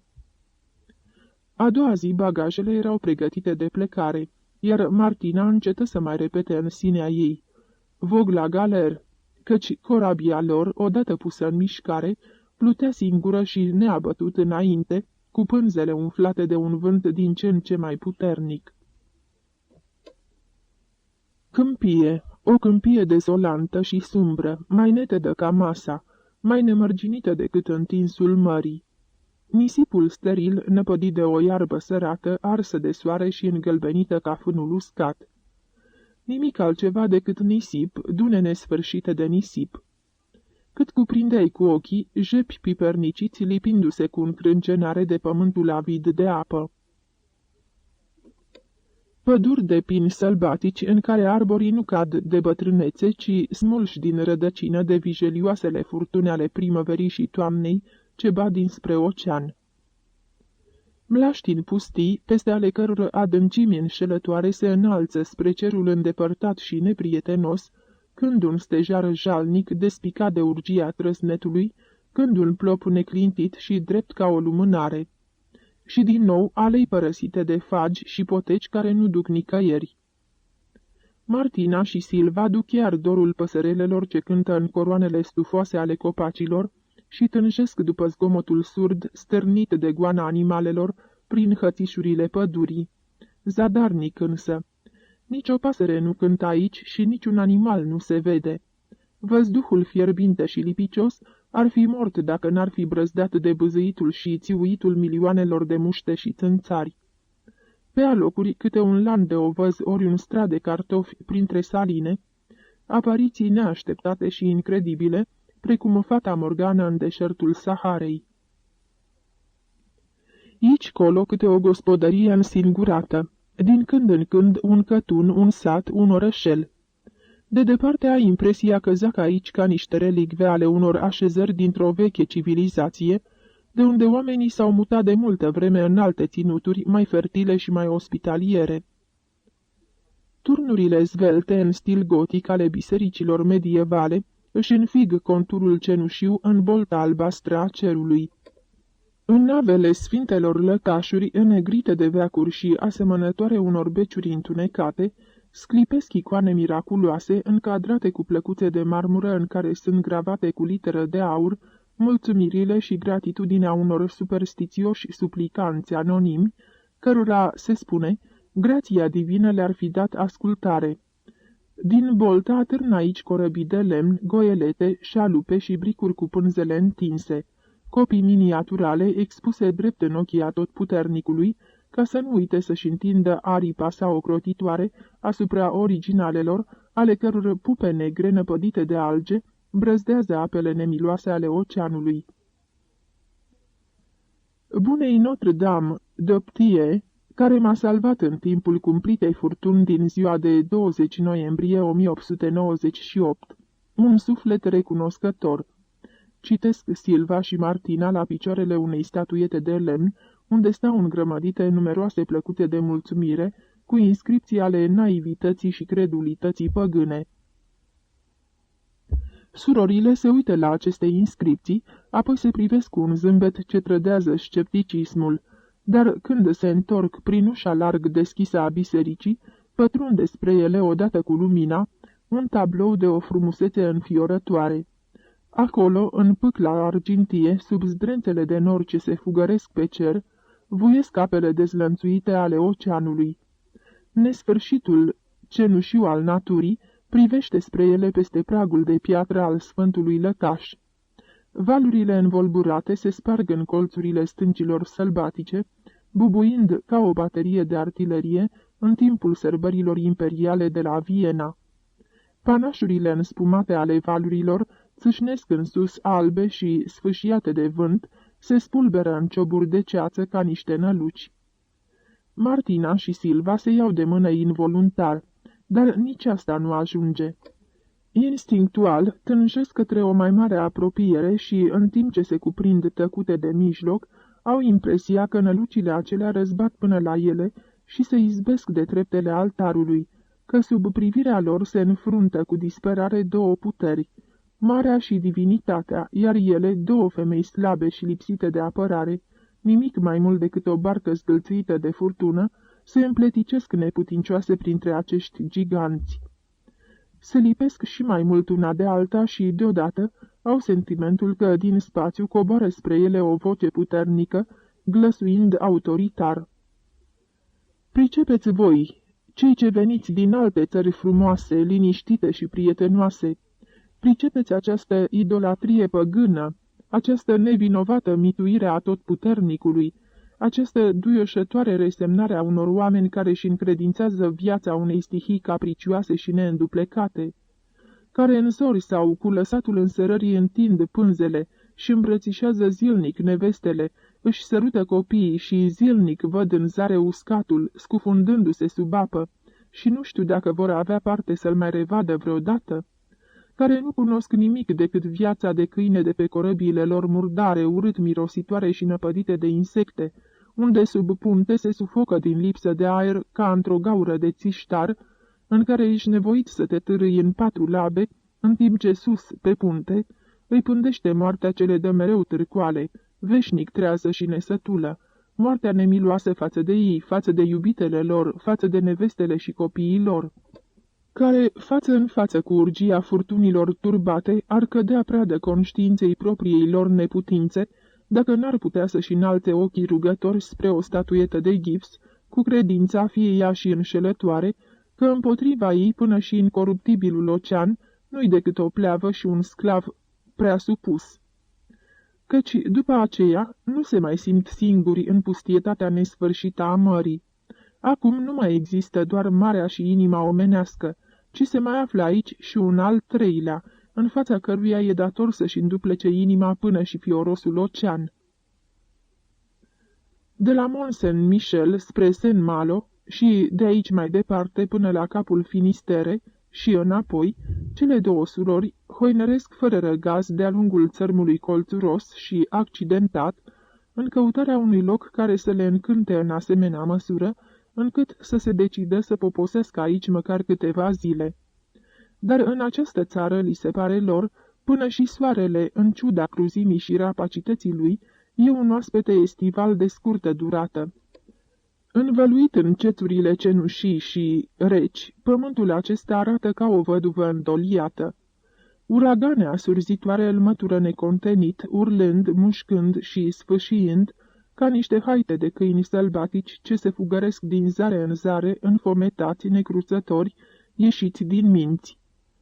Cortegii sumbre de druizi s-au adunat aici cândva în zorii civilizației umane pentru oficierea unor ritualuri necunoscute, ale căror taine zac îngropate sub menhirele mute, înșirate în alei prelungi și moarte de pământ arid, monumente răsuflate deasupra unor morminte părăsite. Aici au bătut în cețuri flamurile purpurii ale jertfelnicelor, iar spre bolta cerului nocturn s-au înălțat rugăciunile păgâne pentru îmblânzirea unor zei neastâmpărați. Aici a curs sânge dintr-o inimă care de mult s-a transformat într-un jep. Aici au rostit blesteme și descântece buze de mult absorbite de rădăcinile copacilor și care stau de vorbă acum cuvânturile doar din coroanele stejarilor seculari. Toate astea au trecut, în atmosferă însă a rămas întipărit fumul misterelor, iar amintirile tulburi și presimțirile întunecate vuiesc în vinele oamenilor ca apele învolburate ale unui fluviu subteran. Pe dinaintea privirii celor două surori se perindă colții unor fortărețe și cetăți medievale, încleștați în cerul plumburiu. Orașe străvechi încorsetate în ziduri năpădite de urzici, verbină, licheni și tot felul de ierburi sălbatice. Porți gotice ducând spre străduțe înguste și murdare, spre un labirint de case cu crește și lucarne frânte, spre cotloane și văgăuni întunecoase, unde Silva și Martina se codesc să pătrundă. Străzi dezolante cu clădiri dărăpânate, unde verdele de pe ruinele acoperite de bălării arată caselor învecinate destinul ireversibil care le așteaptă. Silva și Martina au sentimentul că, pe aici, a trecut un ciclon năprasnic, făcând ravagii cu nemiluita. Dar totul nu-i decât eroziunea tăcută și perseverentă a timpului, căreia nimeni nu-i se împotrivește, de parcă toți oamenii de aici ar fi convinși de zădărnicia unei lupte inegale. Lucrurile, casele, străzile se nasc și mor odată cu ei și întocmai ca ei. Totul e trecător în fața eternității oceanului. Într-o zi, pe înserat, Silva arată cu mâna spre siluetele negre ale stâncilor, ce se înălțau ca niște năluci în văpaia roșie a mării și a cerului crepuscular. Pe vârfurile lor se așterneau umbrele unor femei, purtând pe cap bonete albe mari. Le erau cunoscute aceste femei cu ochii de culoarea viorelelor, cu părul negru ca smoala și cu buzele purpurii, ce se arcuiau sub nasul drept cu nări senzuale. Stăteau acolo nemișcate, tăcute și triste, în golul nemărginit al spațiului, asemănătoare pescarului lui Puvis de Chavannes, și priveau cu ochii țintă zărea îndepărtată. Ce căutau oare? Aripa albă sau roșită de tanant a corăbiei, înconjurată în clipa aceea nu numai de cârduri de pescăruși zgomotoși, ci și de rugăciunea mută rostită de inimile acestor femei. Gata, ăsta e sfârșitul, spuse deodată Silva fără voia ei, cu vocea sugrumată de emoție. Sfârșitul civilizației. Să trăiești aici, în această țară, înseamnă să trăiești în afara culturii europene, undeva dincolo de cercul polar. Eu, nu mai rezist. Dacă mai rămân aici, mă sufoc și mor. Ar fi vrut să spună de dor, dar preferă să înghită cuvântul în sec. Martina o aprobă plină de zel. Acum, după ce sora ei a mărturisit cea dintâi simțămintele apăsătoare care le chinuiau pe amândouă deopotrivă, nu se mai rușina din pricina lor. Și ea se simțea aici din zi în zi mai deprimată. Aproape în fiecare noapte avea visuri urâte, sfâșietoare, în legătură cu Toman. Dincolo de cercul polar, da, cam așa arată probabil și acolo, își spuse Martina, îngrozindu-se de imaginea unei asemenea pustietăți. A doua zi în zori începu evadarea lor din vestul Bretaniei. Se îndreptară spre sud-est și, în cele din urmă, poposiră în localitatea La Bol, nu departe de gurile Loarei. Așezarea le plăcu din prima clipă. Era o stațiune mai mică și destul de liniștită. O stațiune curată și intimă, tipic franțuzească, având o plajă largă de nisip ce cuprindea în semicerc toată zarea până la stâncile Croazicului. Închiriară la pensiunea doamnei Sharpie un mic apartament de 3 camere cu vederea spre mare și spre plajă. În spatele vilei se întindea o grădină mare de pini maritimi ce răspândeau un miros de rășină cu o nuanță plăcută de miere. Dimineața când se treziră, primul lucru care le fură ochii fu marea cenușie cu reflexe verzui, ce se unduia ușor și ale cărei valuri foșneau ca hârtia când se prelingeau pe nisipul neted. Strigătele copiilor țâșneau ca o fântână arteziană spre bolta de un albastru imaculat a cerului, iar pe marginea potecii bătătorite de valuri înaintau agale 3 perechi de măgăruși înhămați la tot atâtea trăsurele, încărcate cu copii. În fund, chiar pe muchia orizontului, unde marea se contopea cu cerul, zdrențe de fum trădau prezența invizibilă a vapoarelor ce brăzdau marea între coastele Franței, Angliei, Spaniei și Olandei. Silva, stând lângă fereastră, zâmbi înduioșată. "Aci o să ne simțim bine," spunea mulțumirea din ochii ei. Se aplecă în afară și trase cu putere în piept aerul jilav, străveziu și nespus de plăcut, adus în răstimpuri de adierea ușoară a vântului ce venea ca o mângâiere dinspre largul mării. Marea, marea! Nici prin minte nu-i trecea că marea care îl înconjura acum pe Toman are cu totul altă înfățișare, că această mare se zbate și se rostogolește ca un argint viu întunecat sub bolta unui cer acoperit de nori grei.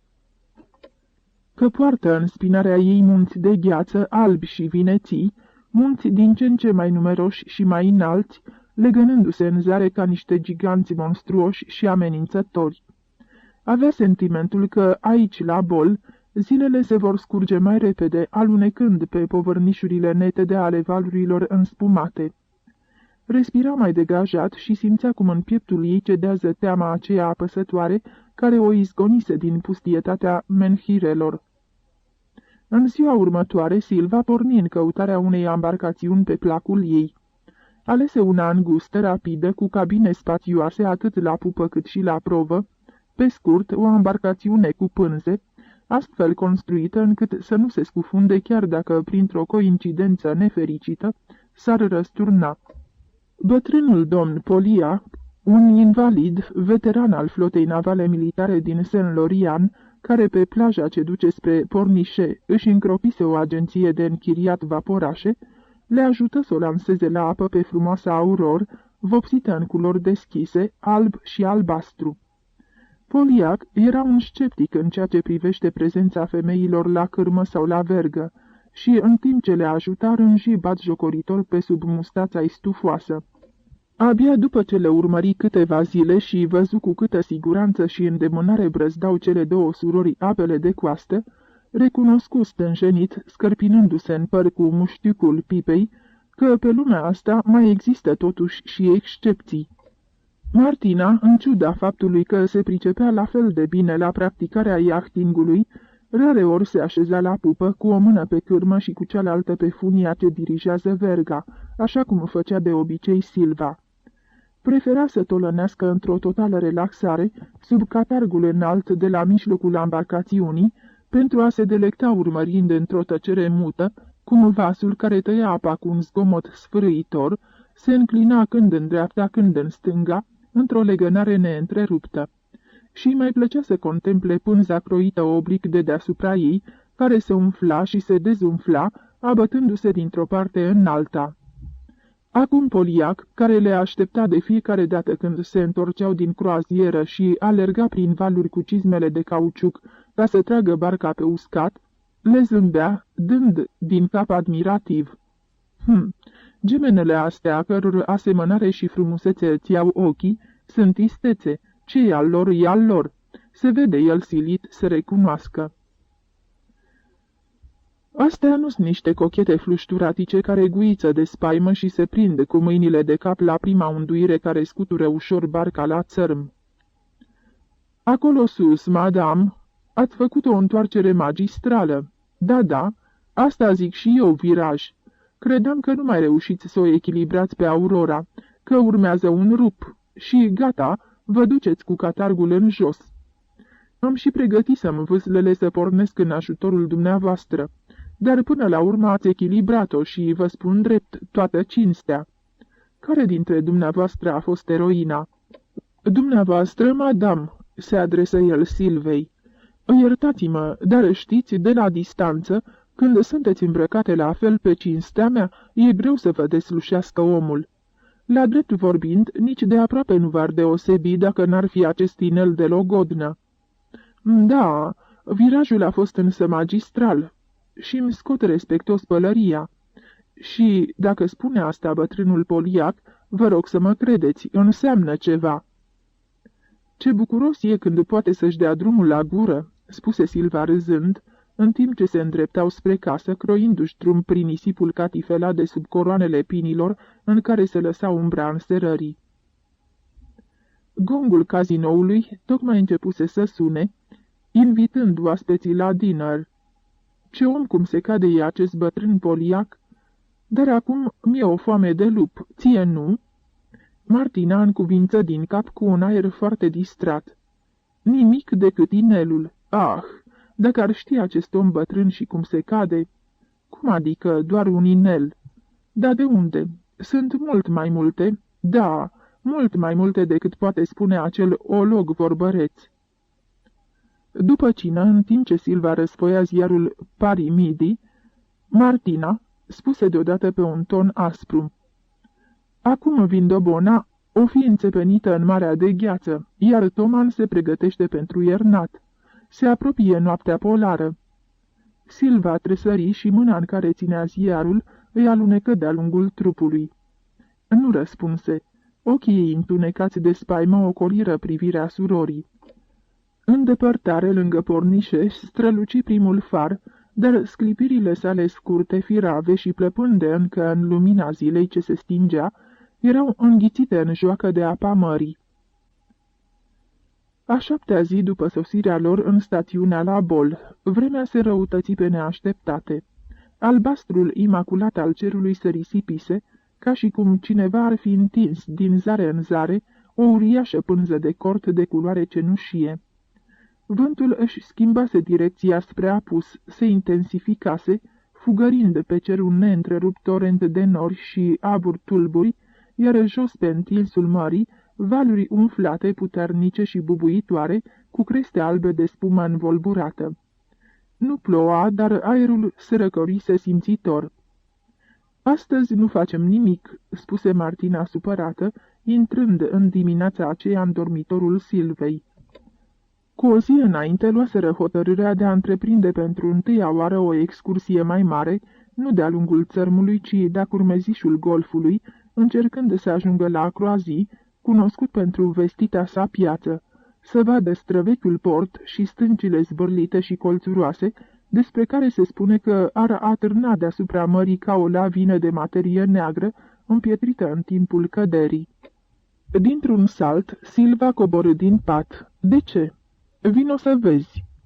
Valuri înalte și repezi luau plaja cu asalt. În răstimpuri egale, se înălțau brusc din apele ce se vălătuceau ca un puhoi nestăvilit, apoi creșteau, cabrându-se ca niște armăsari cu spume la gură și, pe neașteptate, se prăbușeau unele peste altele în chip de cascadă și izbind fără milă într-un vacarm asurzitor nisipul înfiorat. Apoi, revărsându-se peste el furioase și prelingându-se până aproape de corturile multicolore, zgâlțâite și îndoite de vânt, se târau înapoi sfârâind ca niște reptile rănite în matca mării, dezvelite pentru o clipă până la fundul bolovănos, pe care mișunau de zor pietricele netede de parcă în fuga lor precipitată cu scrâșnet de sticlă ar fi prins viață. Iată, uită, cu totul altă mare decât ieri, tulbure, violentă și amenințătoare, ca o față schimonosită de patimă. Pluteau pe ea zdrențe de alge verzi cafenii, pe care valurile le lăsau apoi grămezi pe mal, unde alcătuiau ghirlande cu miros puternic de sare. Dar iată că, în ciuda tuturor așteptărilor, Silva clătină din cap cu îndărătnicie. Nu-i nimic, ieșim totuși, dar nu o să ne îndepărtăm prea mult de coastă.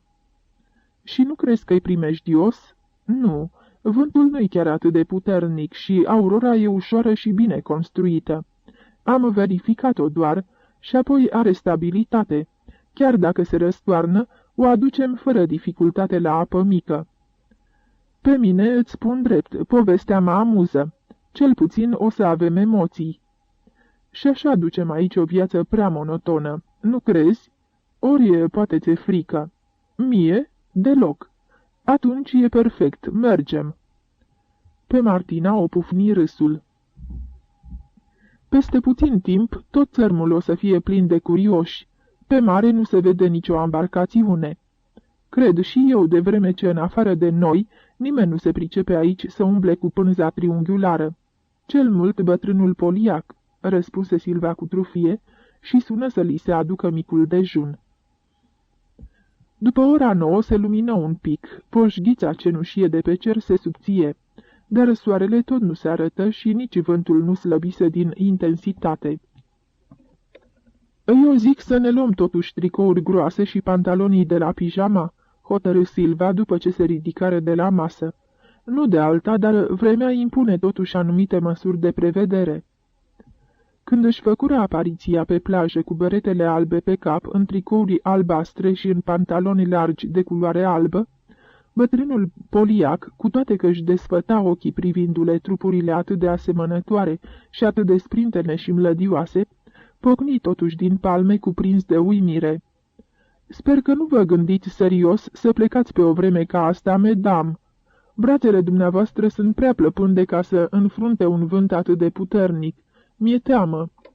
Am mers noi pe un vânt și mai puternic, domnule Poliac, și, precum vedeți, nu ni s-a întâmplat nimic, îi replică Silva, iar Martina, încrezută, nu se lăsă nici ea mai prejos. Văzând că orice încercare de a le convinge să renunțe era zadarnică, Poliac ridică din numeri resemnat. Cum doriți, medam, dumneavoastră știți cel mai bine cât vă țin puterile. Dar mai departe de ismul din dreptul golfului Croazii, nu vă lansați, atât vă rog, le spuse bătrânul și se apucă să o pregătească pe Aurora pentru lansarea la apă, ceea ce nu era deloc ușor în asaltul sălbatic al valurilor, care nu mai contenea. Așteptați până se retrag valurile mai înalte, înfigeți vâslele adânc în ele și numai pe urmă întindeți pânza, dar repede și dintr-o dată, și aveți grijă să fixați bine cârma, ținu bătrânul să le mai facă o ultimă recomandare. Fără să-i mai răspundă, Martina sări la iuțeală în barca rămasă după retragerea unui val pe nisipul gol. Apoi își pregăti vâslele ca să poată acționa cât mai iute în clipa în care marea avea să se rostogolească din nou pe mal. Era fericită că apucase să sară prima în barcă, oferindu-i astfel Silvei o dovadă clară că, într-adevăr, nu se temea. Silva se așeză la cârmă, iar cu cealaltă mână apucă funia, pentru a putea la momentul potrivit să înalțe pânza dintr-o singură smucitură. Nu avură mult de așteptat. Un val se năpusti cu repeziciune, săltând-o pe Aurora în sus. Martina se opinti cu toată forța, înfigând vâslele cât mai adânc. Barca se ridică și porni să spintece valurile înspumate.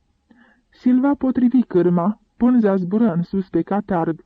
Aurora se înclină într-o parte și, deodată, țâșni înainte ca un cal de curse de la linia de plecare.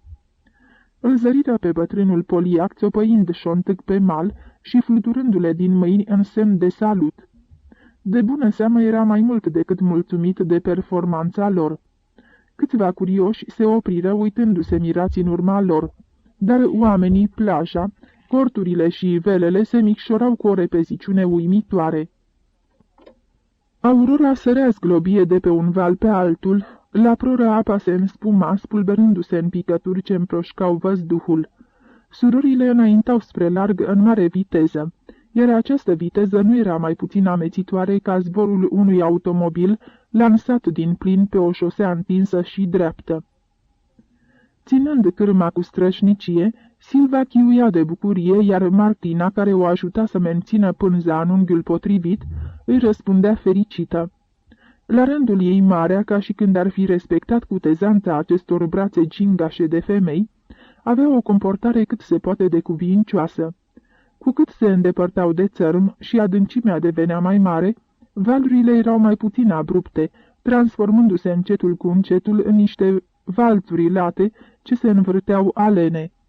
Iar zburdalnica Aurora sălta pe ele în sus și aluneca din nou în jos, atât de lin și atât de liniștit, încât surorile nici nu și-ar fi dat seama că plutesc pe o mare atât de agitată, dacă în fața lor nu ar fi oscilat când în sus, când în jos, liniile jucăușe ale țărmului și orizontului.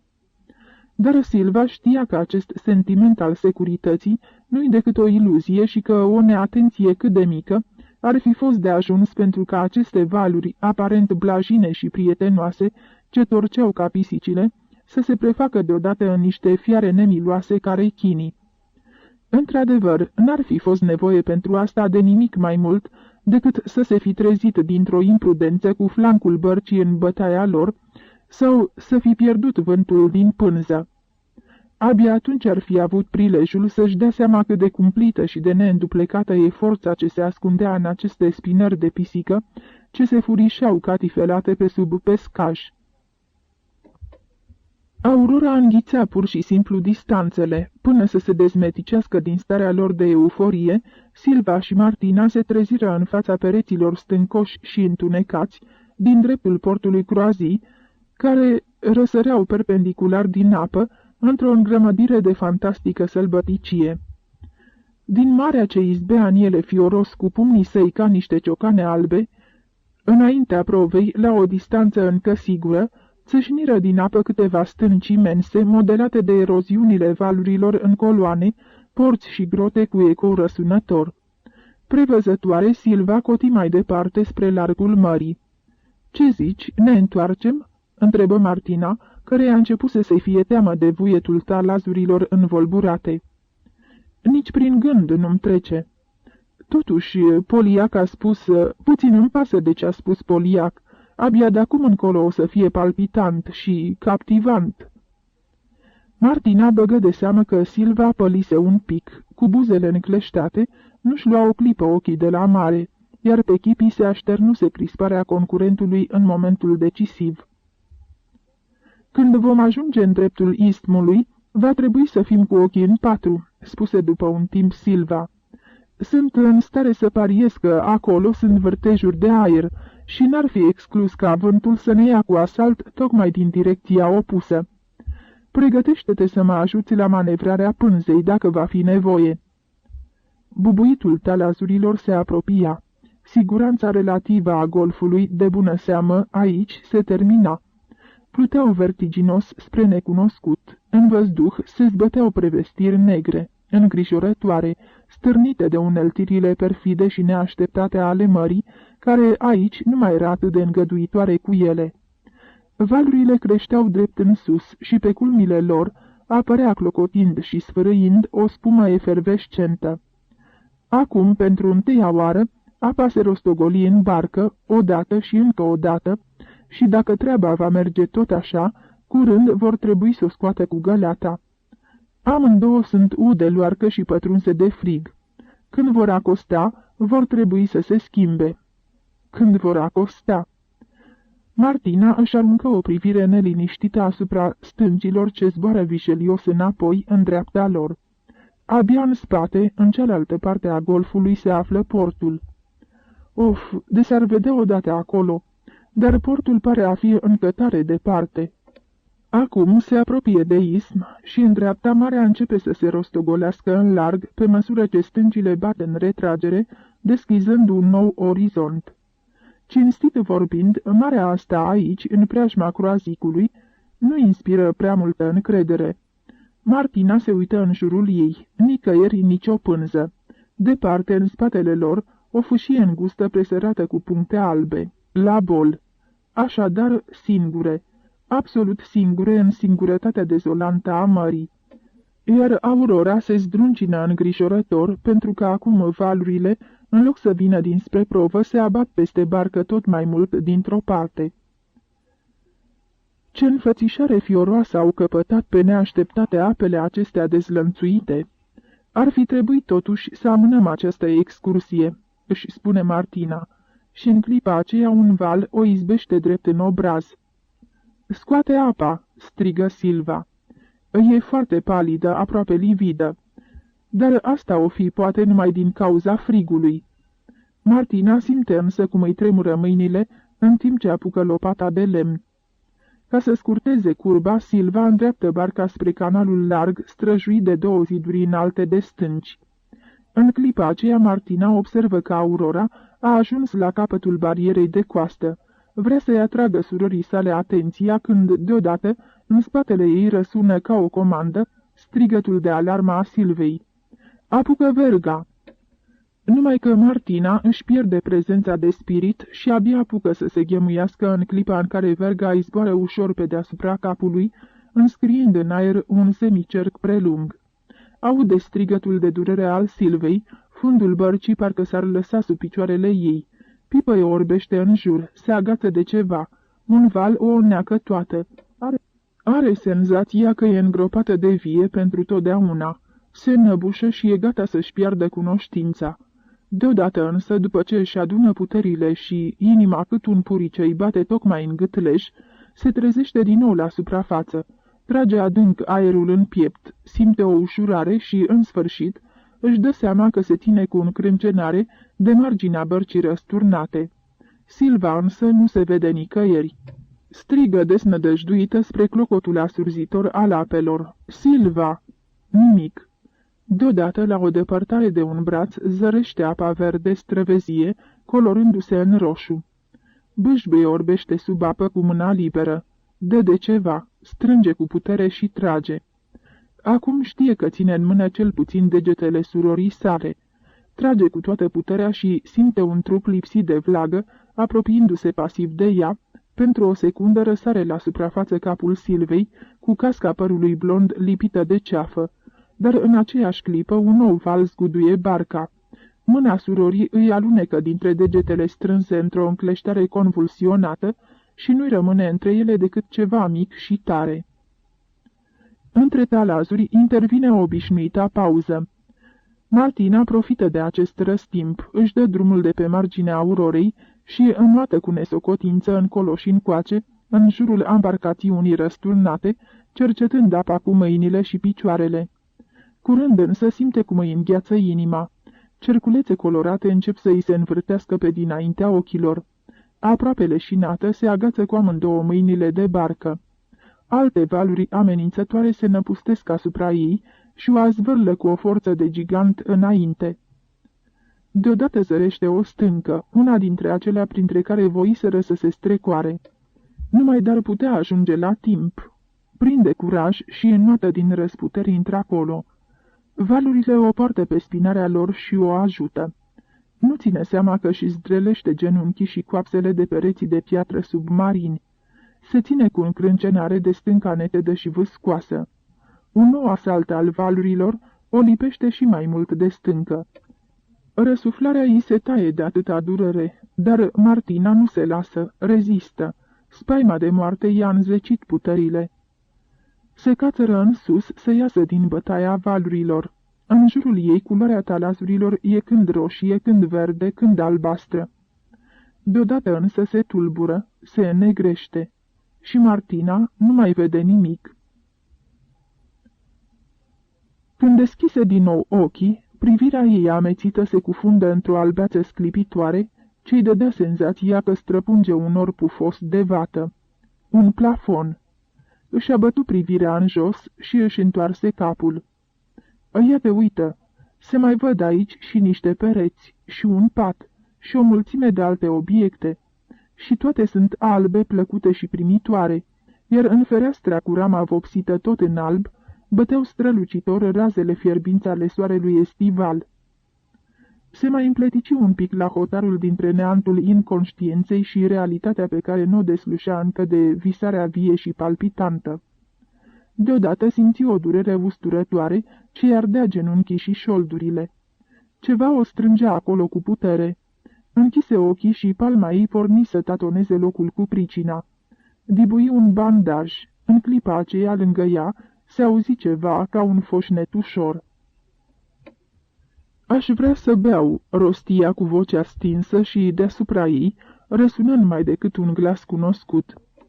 "Mais voilà, madame, le vieux Poliac. Regardez donc, madame." Da, acum îl zări. Și iată, până și fața bătrânului Poliac, cu miile ei de zbârcituri, marănuie ca pielița unui salam uscat și țepoasă ca o perie uzată, era afectuoasă și binevoitoare. Ah, da, desigur, se dumeria dintr-o fulgerare a minții. Pe buze îi flutură un zâmbet firav și-și repetă din nou dorința de data asta în franceză. Altcineva, îmbrăcat de sus până jos în alb, îi întinse un pahar cu lapte cald. Îl bău cu poftă și pe loc simți o ușurare voluptoasă. Nu mai dărânceta usturimea aceea furisită. Da, asta trebuie să fie probabil din pricina tincturii de iod, își spuse în sinea ei și încercă să-și întindă puțin oasele. Izbuti. Slavă Domnului, madame, slavă Domnului! Vă simțiți mai bine, nu-i așa? De ce mi se adresează acest om deodată cu madame? Îi trecu prin minte un gând molatic și din nou se strădui să schițeze un zâmbet și spuse cu voce șoptită. Mersi. Apoi nu se mai putu împotrivi presiunii ploapelor. Lumea albă pe care o cercetase doar câteva clipe dispăru din nou. Un clopot de o strălucire sclipitoare se clătină în beznă în fața ei, numai la o lungime de braț, iar bătăile lui zbârnâie din ce în ce mai puternic. Madame, madame, ca în cele din urmă să se dezlănțuie într-o adevărată furtună de sunete. Se trezi brusc cu o spaimă violentă și se ridică în capul oaselor. Valurile monstruoase, barca răsturnată, țipetele de groază ale Silvei, ceafa ei cu părul lipit ca o cască. Toate îi se reconstituiră deodată în minte și imaginea nenorocirii trăite îi se perindă pe dinaintea ochilor. Sora mea! Ce-i cu sora mea?" izbucni din pieptul ei un strigăt deznădăjduit. Cu toate că știa prea bine care va fi răspunsul, o mică speranță naivă îi se mai înfiripă totuși în adâncul sufletului. O infirmieră înaltă, osoasă, îmbrăcată într-un halat alb imaculat și cu bonetă bretonă pe cap, se apropie la iuțeală de patul bolnavei. Martina o auzi murmurând printre dinții mari, gălbejiți. Madame se simte acum mai bine, dar madame n-are voie să se enerveze. S-a făcut tot ce a fost cu putință. Domnul Poliac a murit, nu-i așa?" o întrerupse nerăbdătoare, împreunându-și mâinile într-un tremur spasmodic. În acest timp, din împletitura degetelor ridicate până în dreptul ochilor, strălucirea unui inel de aur o izbi ca un fulger. Nu reținu răspunsul infirmierei, căzu din nou cu spatele pe pernă și tot sângele îi năvăli deodată în cap și de aici numai decât înapoi în inimă. Ca prin vis, auzi un tropot de pași precipitați, ceva umed și rece îi acoperi fruntea, apoi o înțepă un miros pătrunzător de amoniac și simțurile blocate îi se trezi, și totuși Martina continua să zacă nemișcată, cu ploapele încleștate din răsputeri. Va să zică ăsta e motivul pentru care toți îi spun acum madame. Da, ăsta. Dar cum a ajuns acest inel în degetul ei? Cum? Cine i l-a pus? Ea singură? Ori vechea ei dorință de a se bucura de fericirea surorii sale? Și când? Zadarnică frământare. În capul strâns ca într-un clește, îi se învălmășesc haotic nori grei de ceață, învolburându-se într-un vârtej de amintiri incerte. E simțământul îndepărtat, stârnit de cerculețul acela metalic, pe care îl strânge cu strășnicie în pumnul încleștat. Ah, cât de uluitoare sunt toate astea, cât de amețitoare, cât de cumplite și cât de ispititoare!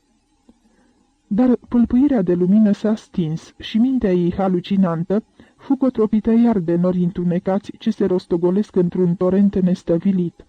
Forme fantastice, căpătând mereu altă înfățișare, risipindu-se și adunându-se din nou, în timp ce mâinile ei agitate se înfig cu înverșunare în pătură, de parcă s-ar fi străduit să salveze un trup de la căderea în cazanul clocotitor al nenorocirii.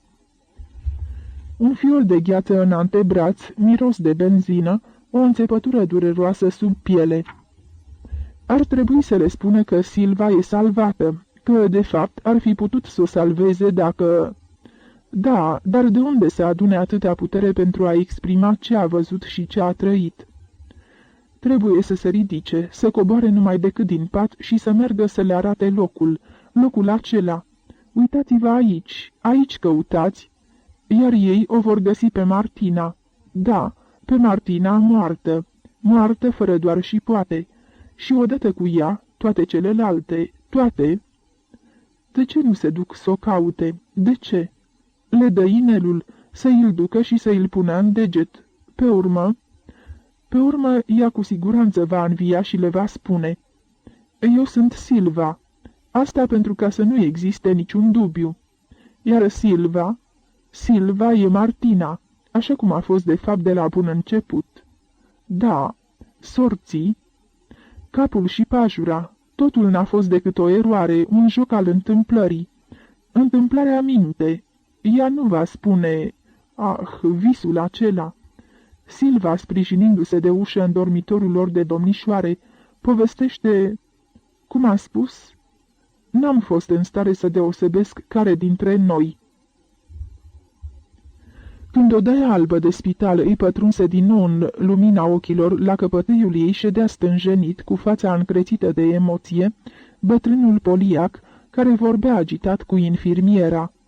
Dar de îndată ce băgare de seamă că s-a trezit, amuțiră amândoi ca din senin, iar poliac se întoarse spre ea și spuse cu un zâmbet silit: Știți că ați dormit 2 ore bune, madame?" Simțea într-adevăr o înviorare neobișnuită, cuprinzându-i întreaga ființă. Se sprijini în coate și se săltă în capul oaselor. Acum mă simt cât se poate de bine. Dar spuneți-mi, vă rog, domnule poliac, ce se aude cu sora mea?" Vă spun cinstit, madame, că în timpul ăsta nici noi ne-am stat pe tânjeală." Și ați găsit-o? Ați găsit-o așa cum m-ați găsit pe mine?" Speranța aceea naivă mai pâlpâie odată în ea, ca flacăra fitilului într-un rest de ulei. Poliac se scărpină în păr, descumpănit. Madame," mormăi după un scurt răstimp de gândire. Cum să vă spun? Ce mai ghinion, o adevărată nenorocire. Era mai bine dacă nu vă lăsam să plecați, dar mi-am zis că sunteți o femeie atât de cutezătoare și atât de isteață. Ce mai? Un cadet de marină născut. Și apoi și sora dumneavoastră era pricepută. Așa că... Da, noroc că mi-a dat prin minte să mă uit după dumneavoastră cu ochianul. Zău așa. De îndată ce pânza mi-a dispărut din ochi, nu m-a mai răbdat inima. Și zău, am ajuns acolo la timp, spre șansa dumneavoastră, madame. Erați agățată de stânca aceea ca de un fir de ață. A ocolit răspunsul, dar și ăsta era un răspuns. Căutând fără voia ei un sprijin, Martina căzu înapoi în pernă și, deodată, în timp ce bătrânul flecar sprăvăia necontenit numai ca să nu spună nimic, ceva se revoltă în ea, gata să izbucnească. Greșiți, vă înșelați, eu nu sunt Silva, m-auziți? Nu sunt Silva." Dar vorbele nu fură în stare să străpungă zăgazul dinților ei încleștați într-o înverșunată încrâncenare. În ziua următoare, când se dădu jos din pat pentru a părăsi spitalul, își spuse: Nu are niciun sens să mai încerc să-i conving pe acești oameni de eroarea lor. Peste un ceas plec înapoi în stațiunea la Bol, iar dacă trupul surorii mele va fi găsit, voi aranja să fie expediat la Viena și, cu asta, se încheie întreaga poveste. Drept cine mai ia bătrânul poliac sau infirmiera, asta n-are nicio importanță. Sunt sigură că nu-i voi mai întâlni niciodată în viața mea. Dar când întinse mâna să apuce rochia ce-i fusese adusă de la pensiunea din la Bol, rămase încremenită. A cui era? A ei sau a surorii? Își roti cu prudență privirea în jur și, văzând că nimeni nu ia în seamă, se încumetă să o miroasă. Parfumul Silvei, firește, altfel nici nu se putea. Doar n-aveau să-i aducă o rochie de-a Martinei, de vreme ce, după părerea lor, nu-i aparținea. O lua când cu frig, când cu fierbințăli, și-o văi mult până se decise să o îmbrace. În definitiv, nu o s-o poarte decât câteva clipe. Cum ajunge în la Bol? În fața oglinzii își puse pălăria Silvei și își aruncă o privire cercetătoare. Era încă destul de palidă, iar decolteul îi dezvăluia pe umărul drept o parte din cicatricea rămasă de pe urma contactului cu stânca ascuțită. Dar și în privința asta nu încape nicio îndoială. Rochia surorii o prinde de minune. Îi fulgeră prin minte chiar în clipa în care intră în odaie infirmiera. Îi dădu un bacșiș din banii pe care doamna Șarpie îi trimisese odată cu rochia, iar infirmiera, acceptând o frumoasă atenție, o rugă să o însoțească până la biroul spitalului. Firește, trebuie să plătesc, gândi Martina. Asta e în perfectă ordine. Doamna Șarpie, prevăzătoare, a avut grijă de toate. Trebuie să-i dau o recompensă și bătrânului poliac, reflectă ea în timp ce pășea pe coridorul lung, vopsit în ulei alb. În definitiv, omul ăsta mi-a salvat viața. În birou, de la o masă neagră lustruită, o întâmpină ridicându-se respectos în picioare, un bătrân funcționar cu o barbă mare încărunțită. Fiica președintelui băncii austro-ungare era un titlu impunător chiar și pentru acest omuleț care activa în cea mai îndepărtată peninsulă din apusul continentului european. Mathurin, directorul spitalului, se prezentă el făcându-i o plecăciune curtenitoare. Martina dădu doar ușor din cap, fără să rostească o vorbă. De ce să se prezinte? Ar fi inutil. Și în felul ăsta, cel puțin, îl scutește pe acest bătrân de minciuna ei obligatorie. Binevoiți a lua loc, reluă directorul, oferindu-i cu serviabilitate un scaun. După ce Martina se așeză, bătrânul își puse pe nas pinsnezul legat de un șnur negru, cercetă cu un aer profesional niște hârtii întinse în fața lui, apoi își împreună pe masă mâinile sale păroase și spuse: "Îmi pare rău, într-adevăr nespus de rău, madame, că sunt nevoit să vă mai supăr din pricina acestei triste și regretabile întâmplări. În ceea ce mă privește, mi-ar ajunge descrierea dumneavoastră. Tricou albastru și pantaloni albi de pijama, dacă nu mă înșel. Așa ați spus, adevărat? Din păcate însă, poliția de coastă e foarte tipicară și sâcâitoare și... Despre ce-i vorba, stimate domn?" Îl întrerupse Martina, pe care divagațiile bătrânului o făceau nerăbdătoare. Bătrânul o privi cu gingășie. "Știți, azi în zori a fost găsit trupul neînsuflețit al surorii dumneavoastră și comisariatul poliției de coastă ne-a cerut să vă conducem până la morgă, întrucât e absolut necesar să identificați cadavrul."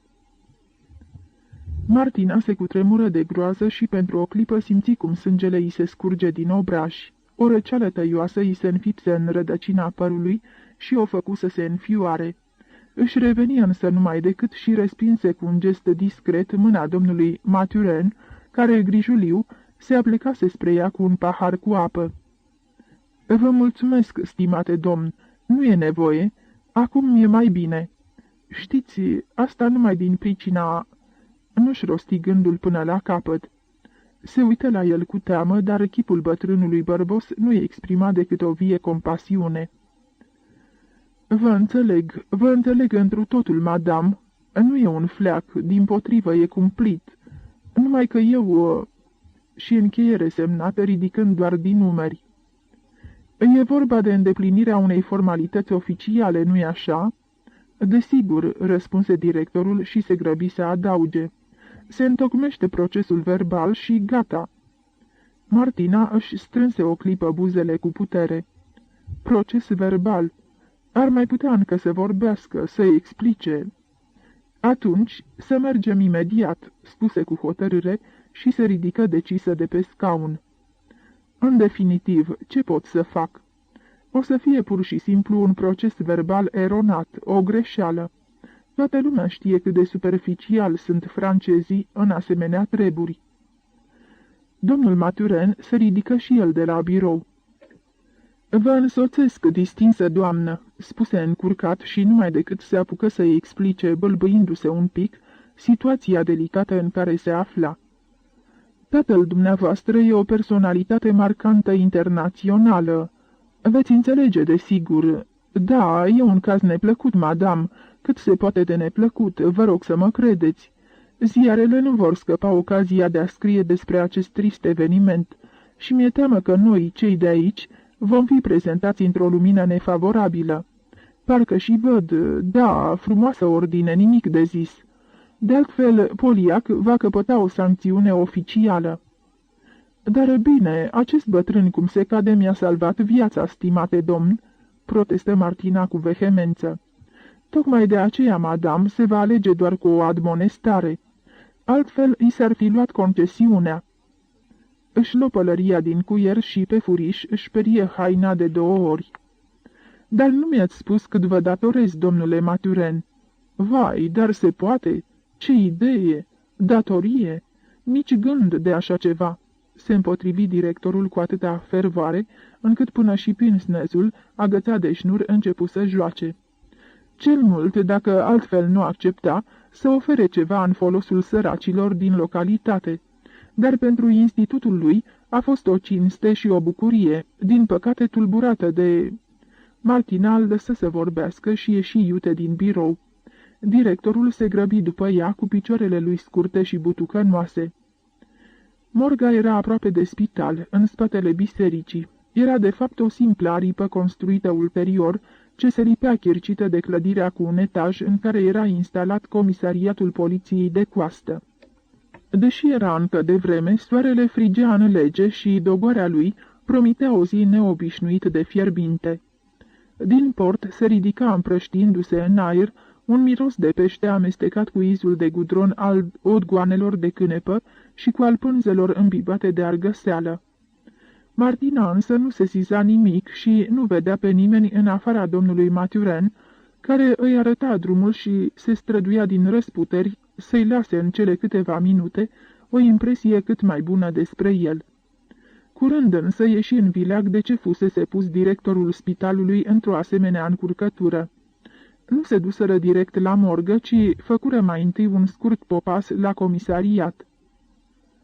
În dezordinea deprimantă a biroului administrației polițienești, o întâmpină cu o plecăciune sobră un bărbat în uniformă albastră. Ochii lui cenușii și ageri o măsurară cu atenție pe Martina din creștet până în tălpi. Madame Thoman, Martinei i se puse un nod în gât. Dădu din cap fără să scoată o vorbă. De Mangeon, comandantul poliției de coastă, i se prezentă cu o plecăciune și mai sobră voluminosul stăpân al ordinii, din spatele mesei verzi cu vopseaua coșcovită. Era un bărbat cu trăsături aspre și dure care trădau în mod elocvent lipsa de delicatețe a unui suflet arid. Trecând fără niciun fel de introducere direct la chestiune, o invită pe Martina să istorisească împrejurările în care s-a produs nenorocirea. Un funcționar așezat lângă el muie la iuțeală penița în călimară și se aplecă deasupra foii albe de hârtie. Martina nu izbuti să-și stăpânească un gest de mirare adresat domnului Maturin, directorul spitalului. "E necesar, domnule," bâigui cu voce năbușită. "Eu sunt... Din păcate e necesar, madame," îi curmă vorba comandantul, fără să-i pese de privirea plină de reproș a domnului Maturin, care, sfios, se retrase până în perete. Martina rămase înmărmurită. Ceva neplăcut și pentru ea de-a dreptul dezgustător plutea în aer, ceva ce aducea cu mirosul înțepător al tutunului de proastă calitate. Înțelese că nu-i rămânea nimic mai bun de făcut decât să se supună și astfel începu să povestească fără ezitare tot ce și aducea aminte și, numai odată pentru o frântură de secundă, se poticni și tăcu. Și asta în clipa în care suprima amănuntul în legătură cu inelul Silvei. Glasul ei răsuna monoton în cenușiul prăfuit al cancelariei. Penița funcționarului vibra scârțâind pe hârtie și lăsând în urmă dâra neagră a scrisului, iar domnul de Mangeon dădea din capul cu tâmplele cărunte, fără să o scape o clipă din ochi, pe când, din dreptul ferestrei, directorul spitalului tușea în răstimpuri să-și dreagă glasul încet și cu sfială. Când termină de povestit, a avut impresia că tensiunea slăbise. Domnul de Mangeon se ridică de pe scaun și spuse: "Vă mulțumim, madame. Chestiunea de fapt e cât se poate de clară. Ne-a mai rămas, deci, identificarea." Când se trezi lângă cadavrul surorii, în încăperea rece, cu plafonul boltit, prăfuită și plină de pânze de păianjen, mâinile împreunate îi căzură în poale, iar capul îi se sprijini în piept. Era ea. În privința asta nu încăpea nici cea mai mică îndoială. Zăcea în fața ei, dreaptă și țeapănă, cu buzele puțin întredeschise, îmbrăcată în tricoul albastru și pantalonii de pijama albi, dar nimic, nici trăsăturile feței, nici conturul capului nu era deformat. Doar pe frunte, în dreptul tâmplei din dreapta, se căsca o rană roșie vineție. Deși avea ochii închiși, totuși albul lor, fără luciu, strălucea parcă de sub ploapele ușor dezlipite. Așadar, fericirea Silvei nu fusese asigurată atât de trainic pe cât se crezuse. Totdeauna își croise drum prin viață cu o degajare atât de firească, pentru care ea, Martina, a invidiat-o atât de mult. Și iată ce sfârșit i-a rezervat destinul. Numai că asta nu s-a petrecut fără complicitatea ei. Mâna aceea sub apă. La nimic altceva nu mai era în stare Martina să gândească în această clipă. "O recunoașteți?" răsună deodată lângă ea vocea domnului de Mangeon. Se răsuci un pic și întâlni ochii cenușii ai comandantului, care o cercetau cu încordare. "Desigur, domnule." "Această doamnă este, deci, sora mea, domnule." "Iertați-mă, doamnă, dar asta trebuie să o spuneți mai precis. Vă rog să binevoiți a dicta numele pentru procesul verbal." Interveni din nou vocea aceea cu ochi cercetători și o mână groasă neîngrijită îi arătă o masă alăturată la care se afla același funcționar cu tocul pregătit să gonească pe hârtia oficială. Martina ezită câteva secunde, apoi din gâtlejul ei izbucni: "Puțină apă, vă rog." Directorul spitalului se apropie serviabil cu paharul în mână și îl întinse, oferindu-i totodată și un scaun să ia loc. Se așeză și își șterse cu batista sudoarea de pe frunte. Erau stropi de sudoare rece. Ah, dacă ar putea acum să se privească în oglinjoara ei, cu siguranță că e albă ca varul. Directorul Maturin tuși lângă ea descumpănit ca să-și mai dreagă glasul, pregătindu-se de bună seamă să vorbească. Dar comandantul de Mangeon îl opri cu un singur gest. "Îmi pare rău, madame, dar veți recunoaște și dumneavoastră, sper că, în această situație, cu totul excepțională, sunt obligat să vă cer un răspuns foarte precis." "Știți, madame," își îngădui să intervină directorul Maturin, aruncându-i o privire semnificativă comandantului poliției de coastă. Domnul de Mangeon insista asupra preciziei numai pentru faptul că, mă înțelegeți, asemănarea cu sora dumneavoastră este și acum de-a dreptul uluitoare." "Doamne, de ce mă silesc acești oameni cu atâta încăpățânare să mint?" Și în clipa aceea Martina luă hotărârea definitivă de a pune capăt acestei povești. Procesul verbal, acest act administrativ, era o barieră de netrecut. Le va spune, deci, cine e moarta și cine este ea, și în felul acesta totul se va interpreta ca o simplă eroare, ca o simplă neînțelegere. De altfel, nici nu era vorba de altceva, de vreme ce ea însăși, de la bun început, nu-și dorise să fie altceva. Deschisese gura pentru a spune lucrurilor pe nume, când deodată atinse fără voia ei inelul de pe deget și în același timp, ca într-o lumină orbitoare neînduplecată, îi se dezvălui în toată complexitatea situația primejdioasă în care se afla. Zdrobitoare cunoaștere! Cum să le explice apariția inelului de cununie al Silvei pe mâna ei? Cum să le explice de ce i-a indus în eroare pe toți atâta vreme? Cum să le facă dovada că între ea și Silva totul s-a petrecut așa cum le-a înfățișat ea în biroul comandantului? Noduri de groază îi sugrumau gâtlejul. Privea cu ochii holbați de spaimă drept înainte, spre bănuiala ce creștea mereu, transformându-se sub privirea ei, dintr-un pitic roșu cu chipul schimonosit, într-un uriaș îndărătnic și amenințător. Și deodată aude propriile sale cuvinte revărsându-se în ecouri prin golul încăperii boltite. "E sora mea, Martina Oliciova." Funcționarul ciuli urechea. "Cum ați spus? Vă rog, încă o dată, madame."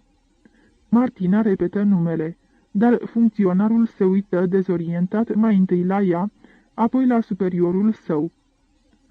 "Trebuie să silabisească, altfel nu se poate." Avea senzația că se mișcă și vorbește în vis. Masa de marmură pe care era întins cadavrul, măsuța funcționarului, persoanele oficiale din jurul ei, toate sunt imaterializate în niște simple umbre, și ea însăși rămâne înmărmurită de propriile sale cuvinte. Un fior mărunt, tremurător, îi se scurge dureros prin toți nervii. Nu exista într-adevăr nicio altă scăpare și, totuși, cum de-a putut să rostească o asemenea nerozie? Și unde mai pui că asta apare într-un act oficial? Ce-a făcut? Într-o secundă s-a îngropat singură pentru totdeauna. Deodată de undeva, din pâcla cenușie a încăperii, răsare un alt personaj cu fața mare și trandafirie, cu țeasta pleșuvă și cu o mustață albă pe oală. Da, din punct de vedere medical, cazul e absolut clarificat. Verga slăbită a lovit-o cu vârful metalic pe domnișoara în cap, a străpuns osul frontal și temporal, astfel că moartea s-a produs de fapt chiar în clipa accidentului. Martina ascultă expunerea medicului cu o lăcomie sălbatică, izvorâtă din toată ființa ei, și o ușurare nețărmurită îi se revărsă în suflet ca un torent călduț și binefăcător. Așadar, atunci când a prins-o de mână în apă, mâna aceea nu mai era decât o mână moartă. Asta înseamnă că nici slăbiciunea ei, nici neîndemânarea ei nu sunt vinovate de moartea Silvei.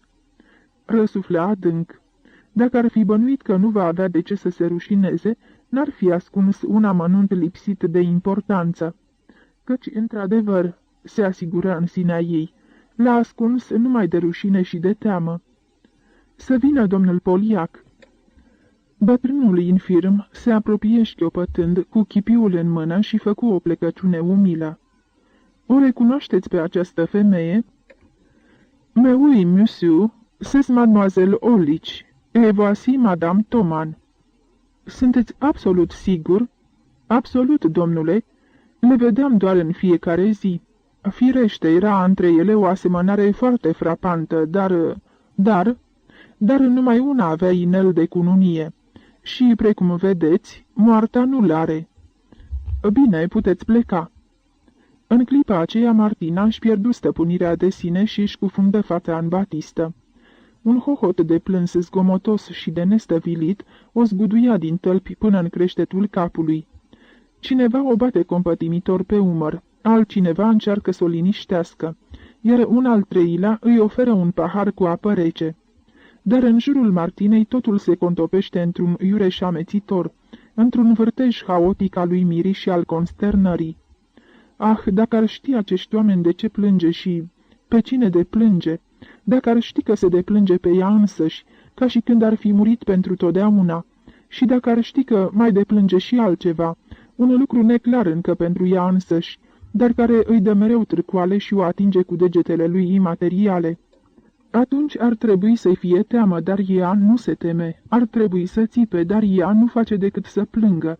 Ar trebui să sară în sus și să mărturisească totul, dar ea preferă să îndure, să se chinuie, înghițind cuvintele ce se rostogoleau din gâtlej ca o avalanșă care ar fi sufocat-o dacă nu le-ar fi înghițit la iuțeală. Și așa va fi probabil de acum încolo mereu, dar nu există nicio scăpare. Ce s-a întâmplat a trebuit să se întâmple.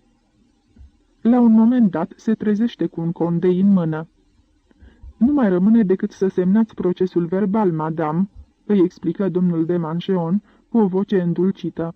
Și Martina se apropie mecanic de masa funcționarului și scrie în marginea de jos a foii oficiale plină de litere înghesuite. Silva Tomanova. Capitolul 3. Urmele au fost șterse. Ah, numai de nu mi-ar ieși nimeni în cale, își dorea cu pasiune Martina, în timp ce urca grăbită scara ce ducea spre odaia ei. Teama de oameni, de-a dreptul panicardă de care fusese cuprinsă, buia în ea ca pălălaia unui incendiu. Dar iată că scara se arătă miloasă, nu întâlni pe nimeni. Cheia atârna ca de obicei în cârligul de lângă ușă. O luă încet și tot încet descuie ușa, ca apoi să o încuie, învârtind cheia în broască de 2 ori. Și toate astea cu cea mai mare prudență, spre a pricinui cât mai puțin zgomot. Se furișă în odaia ei de-a dreptul ca un răufăcător. Și abia după ce ușa bine încuiată o despărți ca un săgas puternic și sigur de restul lumii, răsuflă ușurată, de parcă i s-ar fi luat de pe suflet o povară inconmensurabilă. Pe când se afla încă în mașina ce o ducea de la Croazy spre La Bol, nimic nu o îngrozea mai mult ca gândul revederii cu oamenii, aceiași oameni cu care ieri dimineață încă fusese în niște relații atât de firești. Acum, umblând prin odaie cu pas nesigur, șovăitor, fără măcar să-și fi scos pălăria, nu-și dorește nimic altceva decât să fie singură. Ah, mare lucru e să te afli în străinătate, să nu te cunoască aproape nimeni și să fii aproape cu totul în afara societății. Dar gândul acesta nu stăruie decât o clipă în mintea ei. Deodată și având și, zburând prin camera alăturată, dă buzna ca o vijelie în dormitorul Silvei. Din prag aruncă o privire nerăbdătoare prin întreaga încăpere. Toate aici au rămas neschimbate așa cum le lăsaseră în dimineața zilei precedente. Camerista lor, pe cât se vede, nu pare să aibă un simț prea dezvoltat pentru ordine. Acum însă Martinei îi convine de minune acest lucru. Pe un scaun zace aruncat capotul de dimineață al Silvei. Borcanelul cu cremă de zi pentru față stă deschis pe măsuța de toaletă, pe a cărei sticlă se mai vede încă un strat subțire de pudră. Astea și alte 10 de amănunte sunt surprinse cu minuțiozitate de ochii Martinei și totuși parcă într-o doară, căci numai decât se îndreaptă spre scrinul de rufărie aflat într-un colț al odăii, îl deschide, cotrobăiește un timp prin el, până când în spatele unui vraf de furouri descoperă o casetă mică de lemn. Da, dar unde-i cheița? Dacă și aduce bine aminte, era în portcheiul pe care Silva îl ținea întotdeauna în poșeta ei. Poșeta. Începe o căutare febrilă. Nu, în barcă n-a avut-o. De asta sunt absolut sigură. În sfârșit, cu degetele tremurânde, scoate din poșetă cheile. Cea mai mică trebuie să fie de la casetă. Da, se potrivește în broască.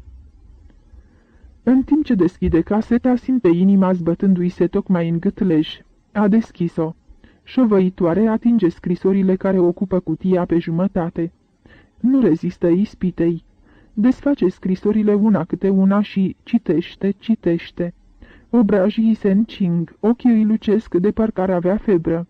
Totul în jurul se scufundă, iar în vidul aprins din fața ei plutește doar scrisul mărunt, dar frumos al lui Toman, toate drăgălășeniile lui măgulitoare, toate cuvintele fierbinți și explozive, pline de gingășie și de dragoste pătimașă. Cuvinte atât de mult, dar atât de zadarnic dorite de ea, cuvinte de care Silva a păgubit-o.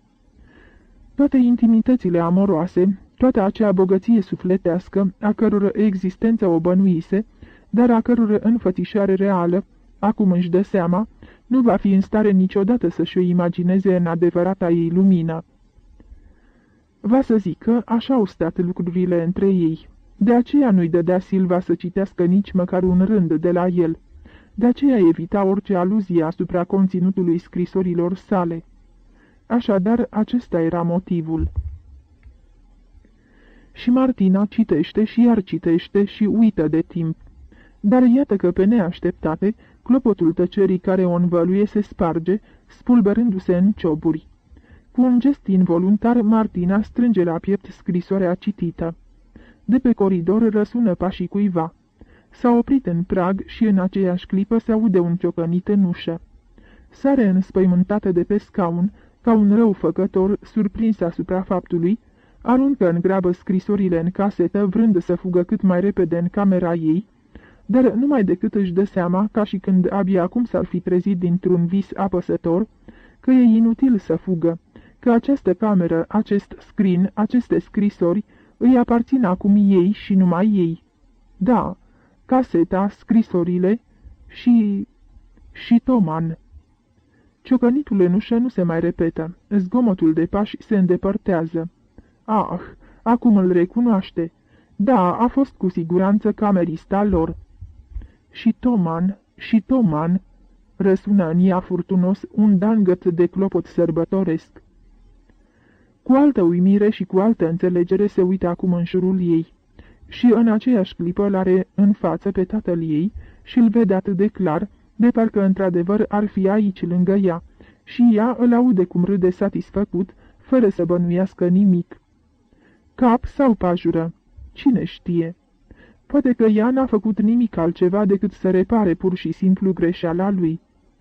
N-a fost ea oare Martina numai dintr-o eroare a tatii și cine știe din câte alte confuzii ale dădacei? Oare în realitate nu se reîntoarce la existența ei inițială, la acel eu inițial de care a fost jefuită? Oare sora moartă nu e cu adevărat Martina? Dar, de fapt, ea n-a săvârșit nimic. Marea, stihia dezlănțuită au venit să dreagă nedreptatea care i-a distrus viața. Gândul acesta o făcu să se aprindă fulgerător. Stând în mijlocul odăii, ardea toată ca un copac în flăcări. Te pomenești că, într-adevăr, acesta e adevărul. De altfel, de acest lucru se va convinge numai dacă va rezista. Nu-i rămâne decât să încerce. De ea depinde totul. Dar va rezista? Nu va fi oare peste puterile ei? Ca amețită, lasă totul baltă și se întoarce pe vârfuri în camera ei. Abia aici e în stare, răsuflând adânc, să expulzeze din gură călușul care o sufoca. Și iar bate odaia din perete în perete și din ușă în ușă, îmbrăcată așa cum venise și cu pălăria pe cap. Și, din nou, se produce o răsturnare în sufletul ei. Din când în când își apasă palmele pe tâmple și geme înăbușit. Ce-a făcut? De ce atunci, la ei acasă, nu s-a aruncat în fântâna aceea atât de adâncă? Ar fi fost o moarte mărinimoasă. Ar fi fost răscumpărarea, pacea, liniștea și odihna. Acum va trăi într-o stare de veșnică hăituială. Are sentimentul că a săvârșit o faptă mai gravă decât omorul. Va rezista oare să trăiască purtând în ea o asemenea amintire și să respire zi și noapte în locul aerului proaspăt și curat, atmosfera înveninată a minciunii? Să-și clădească numai și numai pe minciună toată viața, în toate amănuntele ei, în fiecare cuvânt, în fiecare gest, clipă de clipă, mii și milioane de clipe? Umblă mereu, bătând odaia în lung și în lat. Își scoate pălăria, își freacă fruntea, obrajii, își înfige unghiile în gât. Zadarnic, nimic nu se schimbă, nici în ea, nici în jurul ei. Toate simțurile funcționează normal. N-a fost nici vis, nici rătăcirea unui creier bolnav. Aceasta e curata realitate. S-a anecat, a zăcut moartă pe o masă de marmură la morgă, a cerut să se treacă totul în procesul verbal și acum nu-i mai rămâne decât să se auto-înmormânteze. Cu o singură frază s-a șters din controalele lumii și asta în fața unor martori oficiali. Și totuși trăiește. Istovită se așează pe patul ei, dar în aceeași clipă sare în sus, scuturată de fiorul rece al groazei. Acesta nu mai e patul ei, nici dormitorul ei. Locul ei nu mai este aici. Și nimic din lucrurile aflate în șifoniere, pe măsuța de toaletă, în sertare, în cutii, niciunul din aceste bunuri nu mai sunt proprietatea ei. Toate obiectele la care se uită acum, pieptenul pudriera, puful cu mânerul de argint, închipuind un cap de pisică, de care se folosise pentru ultima oară ieri dimineața și care era atât de drag, rochia de casă aruncată peste speteaza fotoliului din fața oglinzii, pila de unghii lăsate pe masă lângă călimară, astea și toate celelalte nu sunt decât o moștenire rămasă de pe urma ei, moștenire ce va dispărea cu timpul, împărțită în amintirea ei. Și va dispărea și camera ei de la Viena, și camera ei din vila de pe Valea Șumavei, iar locul ei în lume va fi șters așa cum s-a șters și existența ei în ochii oamenilor. Are senzația că în clipa următoare va nebuni cu adevărat. Se repede spre ușă într-o grabă precipitată, ca și când ar da să fugă dintr-o cameră în flăcări. Descuie și dă buzna pe coridor. Camerista, care tocmai trecea pe acolo, se uită la ea înspăimântată, dar arboră numai decât o mină potrivită și, cu vocea sugrumată de emoție, îi adresă cuvenitele cuvinte de condoleanțe. Sărăcuța, e zdruncinată, își spuse în acest timp. E albă ca varul și tremură toată. Da, până și bogătașii au necazurile și suferințele lor. Iar gândul acesta face să se trezească deodată în ea simțul practic. Dacă doamna ar dori o ținută de doliu elegantă, i-aș putea fi de folos, rostește încet pe un ton confidențial. Și, pe loc, îi dă adresa surorii sale, care ține pe strada principală un renumit salon de mode. Și-a făcut ucenicia la Paris, madame, și a lucrat acolo multă vreme la Maison Blanche. Cu o reacție spontană, Martina e silită să lupte din răsputeri spre a năbuși în ea un hohot de râs isteric. Iată, uită, o să port doliu după mine. Îi mulțumește și pornește pe scară în jos. În clipa aceea răsună gongul, vestind că masa e servită. Fără să-și dea seama, Martina se îndreaptă spre grădină. E încă pustie. Oaspeții pensiunii abia încep să se adune. Englezoaica aceea subțire și solitară care până acum n-a schimbat cu nimeni o vorbă în afara salutului convențional, va veni cu siguranță ultima ca de obicei. Martina se duce spre masa obișnuită. Nu se află pe ea decât un singur tacâm, în partea unde stătea Silva. Acum e rândul ei să ocupe acest loc, dar nu se poate hotărî.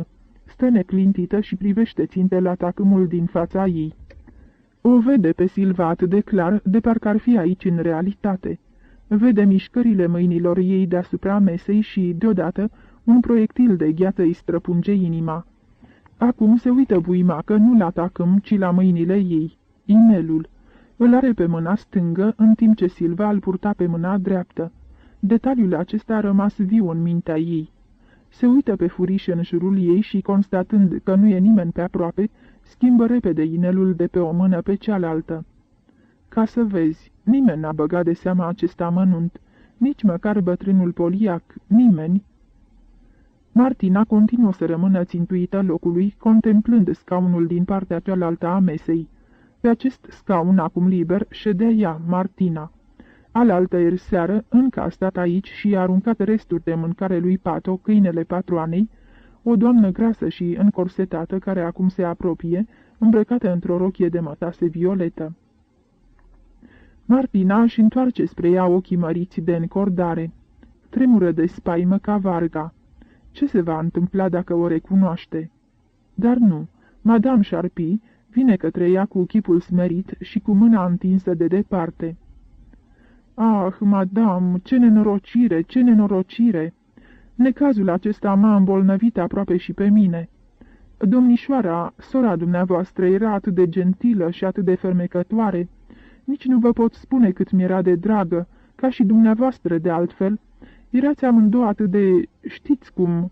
Dacă n-ar fi fost inelul sau câte o mică deosebire în alegerea florilor ornamentale... Doamna Charpie își exprimă compasiunea cu multă simțire și Martina deslușește în vorbele sale regretul sincer pentru moartea ei. Dar tocmai acest lucru o depășește și îi slăiește puterile. Începe să se clatine, dându-și seama că în această situație e cu neputință să ia prânzul aici, în grădină, și, cu jumătate de glas, o roagă pe anfitrioană să îi se servească masa sus, în camera ei. Dar asta se înțelege de la sine, madame, încuvințează doamna Sharpie cu toată serviabilitatea, și se grăbește ea însăși să o conducă pe Martina înapoi în vilă, de teamă să nu fie tulburată cu nimic buna dispoziție a oaspeților, care s-au și adunat pe la mesele lor și se uită după ele cu o privire plină de curiozitate. Desigur, nenorocirea e mare, dar înainte de toate e de datoria ei să păstreze firmei sale faima unei pensiuni liniștite și agreabile. Martina a luat prânzul, mai bine zis a simulat că mănâncă, deoarece chelnerul a strâns de pe masa ei platourile cu mâncarea aproape neatinsă. În acest timp, toate gândurile ei au roit în jurul unui singur punct. Azi a fost inelul, mâine ce va fi? Dar poi mâine? Azi a sesizat greșeala la timp, de fapt foarte târziu, dar la timp totuși. Într-o bună zi însă, s-ar putea să nici nu o observe și pe urmă, ce se va face? Să fie veșnic cu ochii în patru ca să nu se trădeze. Atâta timp cât se află aici în străinătate, totul e relativ ușor, dar va trebui să se întoarcă acasă și ce se va face dacă la un moment dat va uita să se supravegheze și, pe neașteptate, cineva va striga după ea, Martina, în loc de Silva. Da, te poți trăda nu numai prin plasarea greșită a inelului, ci și printr-o simplă scăpare și cine știe prin câte alte zeci de fleacuri pe care ea acum nici nu le bănuiește. Iar piticul acela roșu și viclean a început să-i dea târcoale, prefăcându-se încet, într-un uriaș cumplit și amenințător. Dacă acum, după toate declarațiile trecute în procesul verbal, ar săvârși o greșeală cât de mică, n-ar atrage oare asupra ei cele mai grave suspiciuni? Da, bineînțeles, până la urmă oamenii ăștia ar fi în stare să o învinovățească de asasinarea propriei sale surori.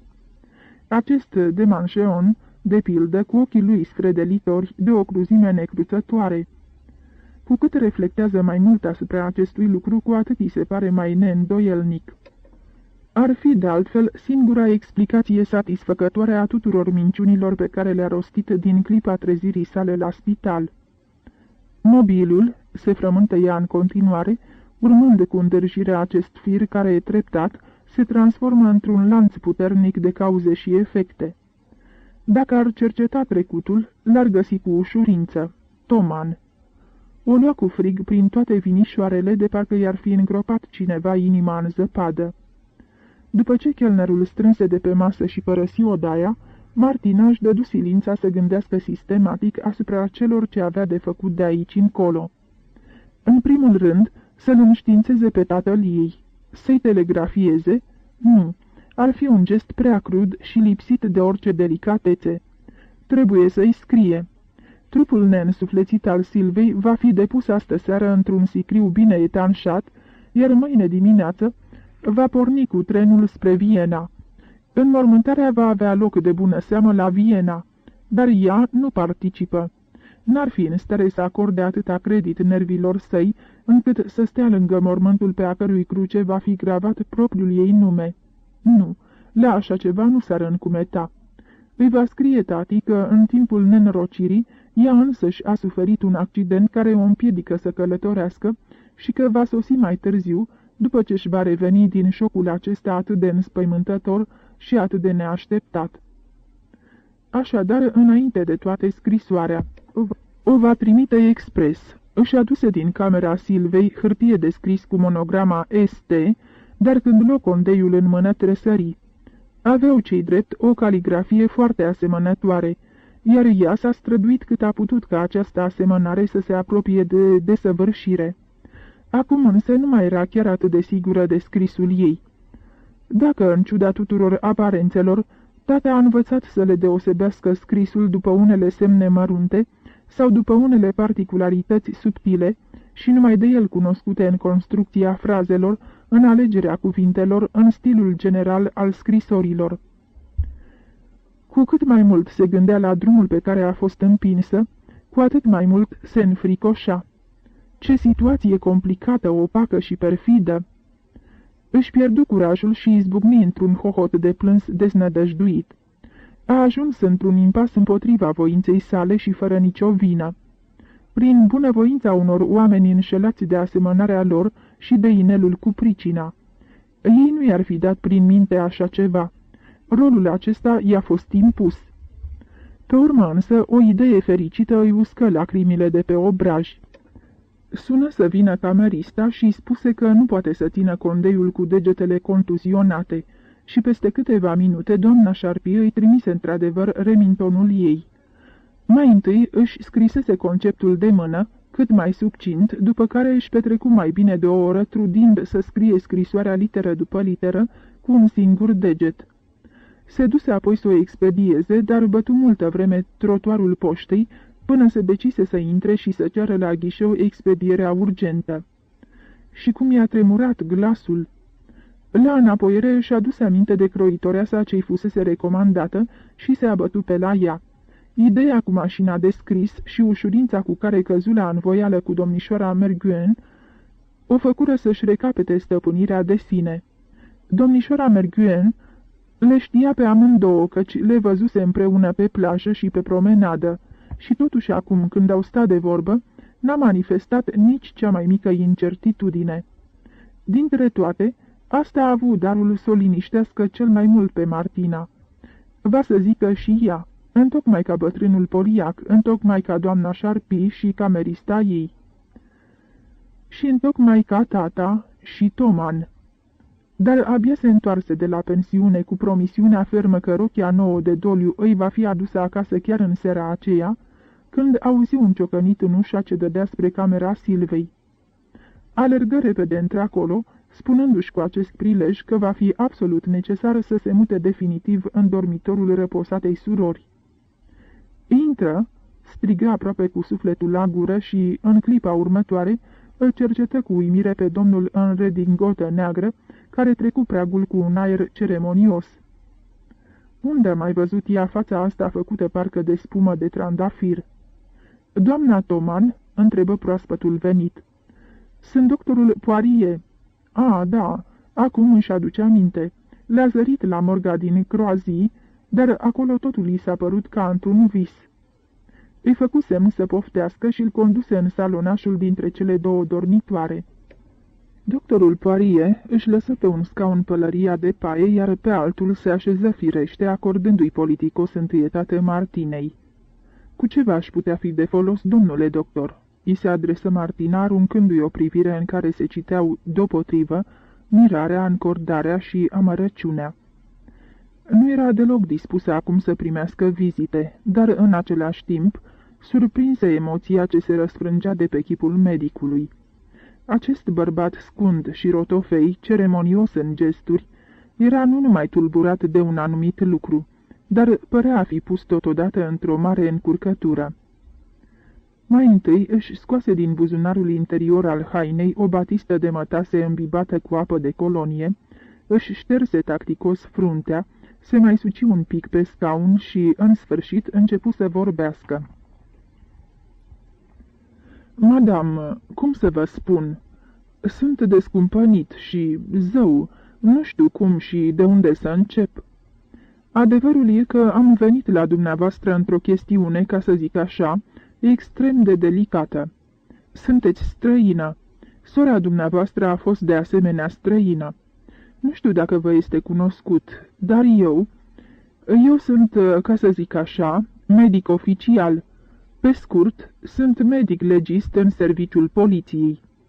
Dacă în această calitate v-aș ruga să binevoiți a-mi arăta pașaportul dumneavoastră precum și al surorii răposate, pot spera că nu vă veți socoti jignită, ținând seama de situația în care vă aflați în urma regretabilei întâmplări de ieri. Vorbea tărăgănat cu fraze pompoase, în aparență binevoitor. Dar sub avalanșa de cuvinte se ascundea ceva, Și acest ceva a avut darul să pună dintr-o dată în stare de alarmă toate simțurile Martinei. Doamne, se întrebă ea cu spaimă, să se fi petrecut oare la Croazie un lucru neașteptat? Tocmai acolo unde totul a mers atât de ușor, încât până și rigidul de Mangenon s-a dezumflat, renunțând în cele din urmă la bănuielile lui, cu neputință. Și, nefiind în stare să-și mai dezlipească privirea de pe ochii căpruiei doctorului Poirier, ce pândeau de sub pleoapele sale îngroșate de o sânză, Martina își simți deodată obrajii inundați de o roșeață nestăvilită. În același timp a avut senzația că mintea ei se învăluie într-o negură vâscoasă și opacă. Pentru numele lui Dumnezeu, unde și-o fi ascuns Silva pașaportul ei? Și numai decât, ca zvonul unui clopot de alarmă, o fulgeră un gând. Omul ăsta nu pândește decât ezitările mele. Dacă mă dau de gol, sunt pierdută.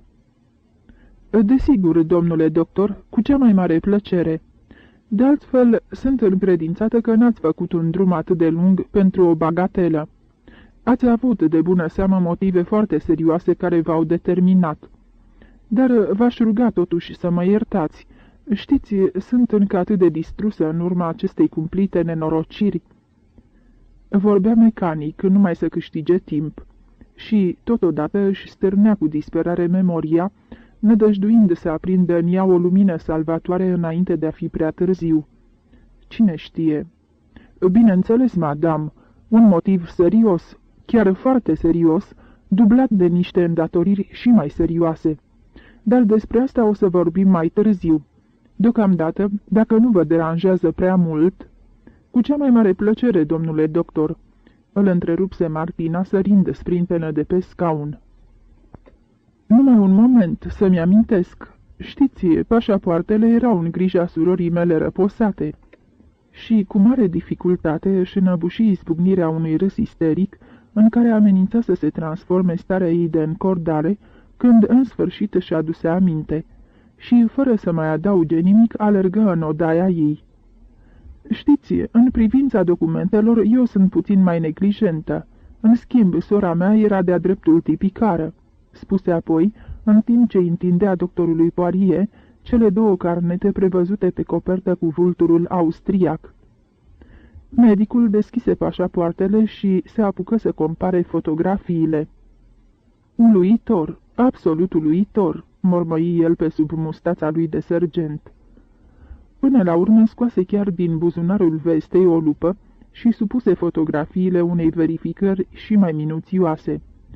Apoi închise tacticos pașapoartele și, după ce bătu de câteva ori cu lupa în ele, căzu pe gânduri. Martina urmărea cu o crescândă neliniște țeasta pleșuvă, solemnă și lucioasă. La ce s-o fi gândit oare acest om? Pentru ce a venit el aici și ce rost are verificarea aceasta atât de amănunțită? Și soțul dumneavoastră?" întrebă deodată doctorul Poirier. Întrebarea a avut efectul unei lovituri de trăsnet. Martina strânse pumnii sub masă. Soțul meu?" repetă ea cu neprefăcută nedumerire. Presupun, madame, că, de altfel, asta nu are nicio importanță." Nu știu ce vreți să spuneți, nu mă îndoiesc însă că ați citit despre expediția austriacă la Polul Nord." Aruncă ea într-o doară, ca numai decât să rămână uimită de efectul spuselor sale. Da, desigur, Vindobona, profesorul Rauchberger," exclamă medicul înviorat de un neașteptat interes. Soțul meu participă la această expediție ca specialist." Acum domnul Poirier era învins de propria sa pasiune. Expedițiile transoceanice, ah, Doamne, dacă ar ști și madame cât timp le consacră!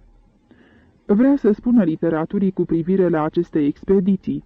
Se poate mândri chiar cu o bibliotecă foarte vastă care, fără exagerare, poate fi socotită unică în acest domeniu. Nu lipsește din ea absolut nimic, nici o carte, nici o broșură, nici măcar un afiș în materie.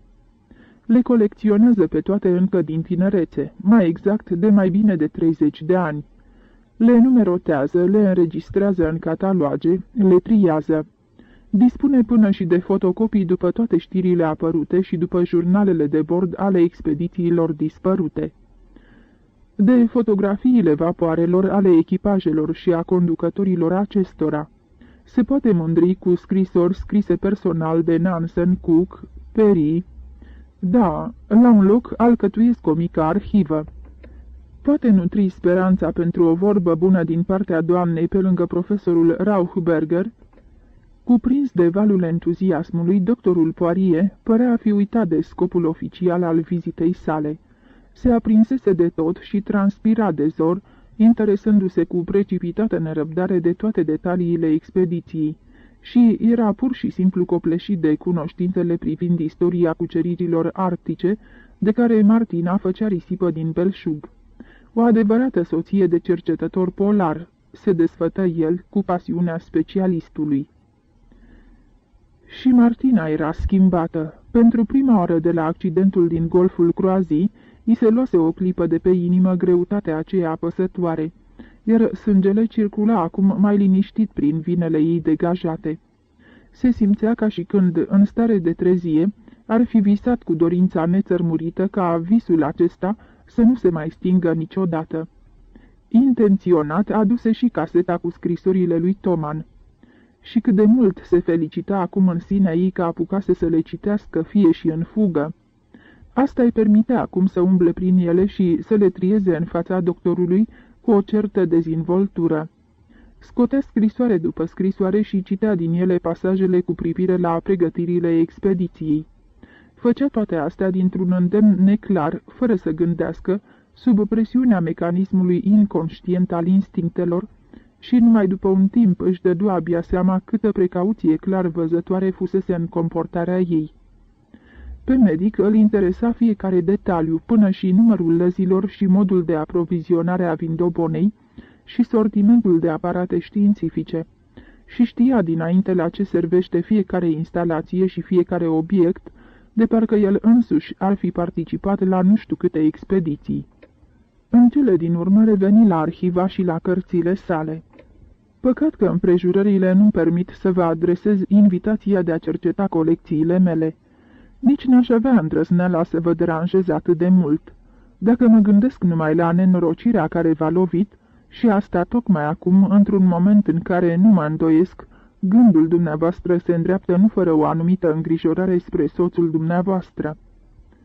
Se pare însă că amintirea casei sale din Croazii îl făcu să-și aducă aminte de îndatoririle oficiale, căci pe neașteptate amuții și, uitându-se la Martina cu o jalnică privire sașie, începu să se foia. Martina își dădu seama într-o frântură de secundă că nu-și poate îngădui nicio clipă de pasivitate și, ca să preîntâmpine orice surpriză, porni cu bravură la atac. Dar, dacă nu mă înșel, domnule doctor, altul a fost motivul pentru care ați venit de la Croazii până aici. Ar trebui, poate, să revenim la adevăratul scop al vizitei dumneavoastră. Se grăbia să spună cu un zâmbet ușor, însoțit de un oftat fățarnic, de-a cărui reușită ea însăși se minună. Doctorul Poirier își răsuci un timp mustața sa de sergent. Cu cât stătea mai mult în cumpănă, cu atât creștea încurcătura lui. E vorba, într-adevăr, de o chestiune foarte delicată, madame, și nu știu cum să... Apoi, deodată izbucni. Dacă n-ar fi vorba de o îndatorire de serviciu, vă rog să mă credeți că aș păstra totul sub tăcere, așa cum s-ar cuveni omenește din partea unui gentleman. Vreau să sper însă că veți arăta înțelegere pentru situația mea în această chestiune. Vă rog stăruitor. Auzindu-l vorbind în felul acesta, Martina prinse mai mult curaj, socotindu-se de bună seamă stăpână pe situație. Dar bine, domnule doctor, se poate, e o rugăminte absolut inutilă. Vă asigur că știu să apreciez delicatețea dumneavoastră. Rostia cu toată căldura de care era în stare, minunându-se încă o dată de liniștea, ba chiar de îndrăzneala cu care se înverșuna să se arunce în luptă spre a înfrunta primejdia. Doctorul Poirier își trase scaunul mai aproape de ea și, continuând să se joace nervos cu mustața, spuse: Corpul neînsuflețit al surorii dumneavoastră N-a trebuit să fie supus autopsiei, deoarece era cât se poate declară cauza decesului. Cu toate acestea a fost nevoie, măcar într-o anumită măsură, să dăm satisfacție dispozițiilor oficiale, în așa fel încât trupul să nu fie înmormântat fără o cercetare cât de sumară. În fine, nebănuind încotro țintește, Martina se uită la el cu o mirare crescândă. Intimidat, medicul se întrerupse la mijlocul frazei, făcând eforturi vizibile spre a găsi cuvintele potrivite, zadarnic însă. În fine, reluă el după un timp, băiguind cu o voce sugrumată de emoție. Cercetarea a avut darul să ne furnizeze o surpriză.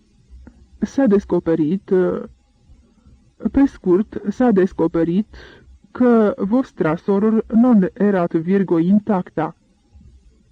Pe chipul lui se citea cât era de fericit că, în ultima clipă, izbutise să se agațe de colacul de salvare al cuvintelor latine. Dar Martina nu fu în stare să prețuiască pudicitatea lui. Mirarea ei ajunse pe culmile uimirii. Nu înțeleg niciun cuvânt, bombănia descumpănită. Poirier își frecă fruntea cu disperare. Da, firește, trebuia să presupun. Latina n-a fost încă... Da, știți, cum să vă spun, am constatat că sora dumneavoastră era femeie, mă înțelegeți? Femeie, nici de cum fecioară. Asta am vrut să spun. Da, pe scurt, nu era virgo intacta. Și asta a surprins, ținându-se seama de faptul că nu era căsătorită. Își încheie fraza cu sufletul la gură, fără însă avea curajul să o privească pe Martina. În schimb, Martina se uita la el cu ochii holbați de groază și simțea cum un val fierbinte se înalță din pieptul ei, asaltându-i gâtlejul, obrajii, ochii și fruntea. La orice s-ar fi așteptat în afară de această dezvăluire. Și totuși, cum de-a putut să-i scape din vedere un asemenea amănunt? Da, mereu altă poveste. Odată inelul, apoi caligrafia și acum... Mișcă din buze, dar nu izbuti să scoată din gură niciun sunet. În salonaș se așternu o liniște mormântală, tulburată doar din când în când de zgomotul mării. Doctorul Poirier se încumetă în cele din urmă să-și ridice ploapele îngroșate de o sânză și aruncă Martinei o privire ce exprima cu umilință părerea de rău. O văzu sprijinindu-și capul în palme în așa fel încât să-și acopere ochii. Roșața de mult îi pierise din obraj, acum era albă ca varul. Da, aceasta e realitatea, madame," rosti de data asta doctorul cu o voce mai fermă. Puteți să-mi dați o lămurire cât de cât satisfăcătoare?" La dublul adăpost al mâinii și al frunții, gândurile roiau cu înfrigurare în creierul Martinei. Își trase palma de pe ochi și se uită la doctor orbește. Pot, domnule doctor, și încă foarte ușor, numai că povestea e atât de penibilă. N-am bănuit că această taină va ieși la iveală în împrejurări atât de triste." Doctorul Poirier își încordă atenția. Taină?" repetă el cu mirare. De bună seamă, o taină a familiei, nu-i așa?" Mai rău, domnule doctor, o taină între mine și sărmana sora mea. Dacă ați ști numai cât a avut de pătimit sărăcuța pentru această rătăcire," murmură Martina, înspăimântată de propriile sale cuvinte. Deodată însă mai se sară de pe scaun, străpunsă de o nouă presimțire și mai rea. Acum o să treceți asta în procesul verbal, nu-i așa? Pentru tata va fi o lovitură mortală." Tatăl dumneavoastră," bolborosi Poirier zăpăcit de-a binelea. Da, tata nu știe nimic," încheie Martina fraza medicului și abia atunci simți cum îi tremură tot corpul. Dacă reușește, scapă de o primejdie nemaipomenită. Vedeți, tocmai de aceea am venit eu la dumneavoastră, madame. Am prevăzut o asemenea încurcătură și mi-am dat seama că nu poate fi vorba de o chestiune atât de simplă precum își închipuie domnul de Mangeon și, rostindu-i numele, dădu din mână disprețuitor, cu teoria lui ce-i drept fantastică, așa cum văd eu lucrurile acum cu toată claritatea. Martina se strădui din răsputeri să nu clănțăne din dinți. Simplă, spuneți mai curând penibilă, o podidiră lacrimile. Doctorul Poirier le interpretă în felul său, în timp ce Martina, gata să se prăbușească de spaimă, socoti că nu i-a mai rămas nimic de făcut decât să recurgă la rugăminți. Domnule doctor, începu ea împreunându-și mâinile.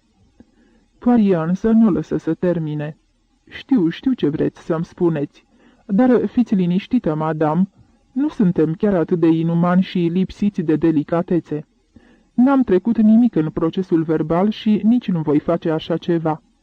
Sunt un holtei bătrân, madame, și am înțelegere pentru greșelile tinereții.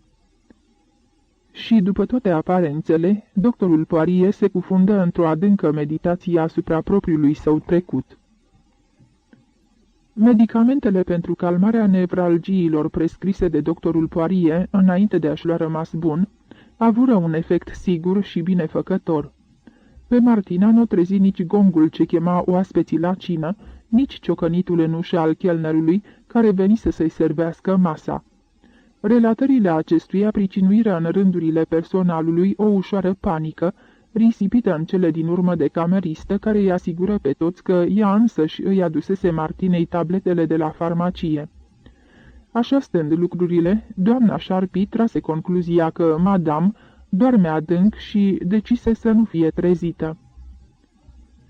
Se trezi abia după ce se lăsase întunericul și, speriată, se ridică în capul oaselor pe divan.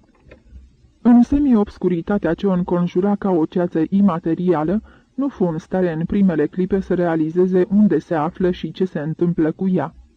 Răsuflă ușurată abia după ce, amețită încă de somnul adânc, izbuti cu chiu cu vai să ajungă la perete și, printr-o simplă întoarcere a întrerupătorului, să făurească în jurul ei prin lumină o lume reală.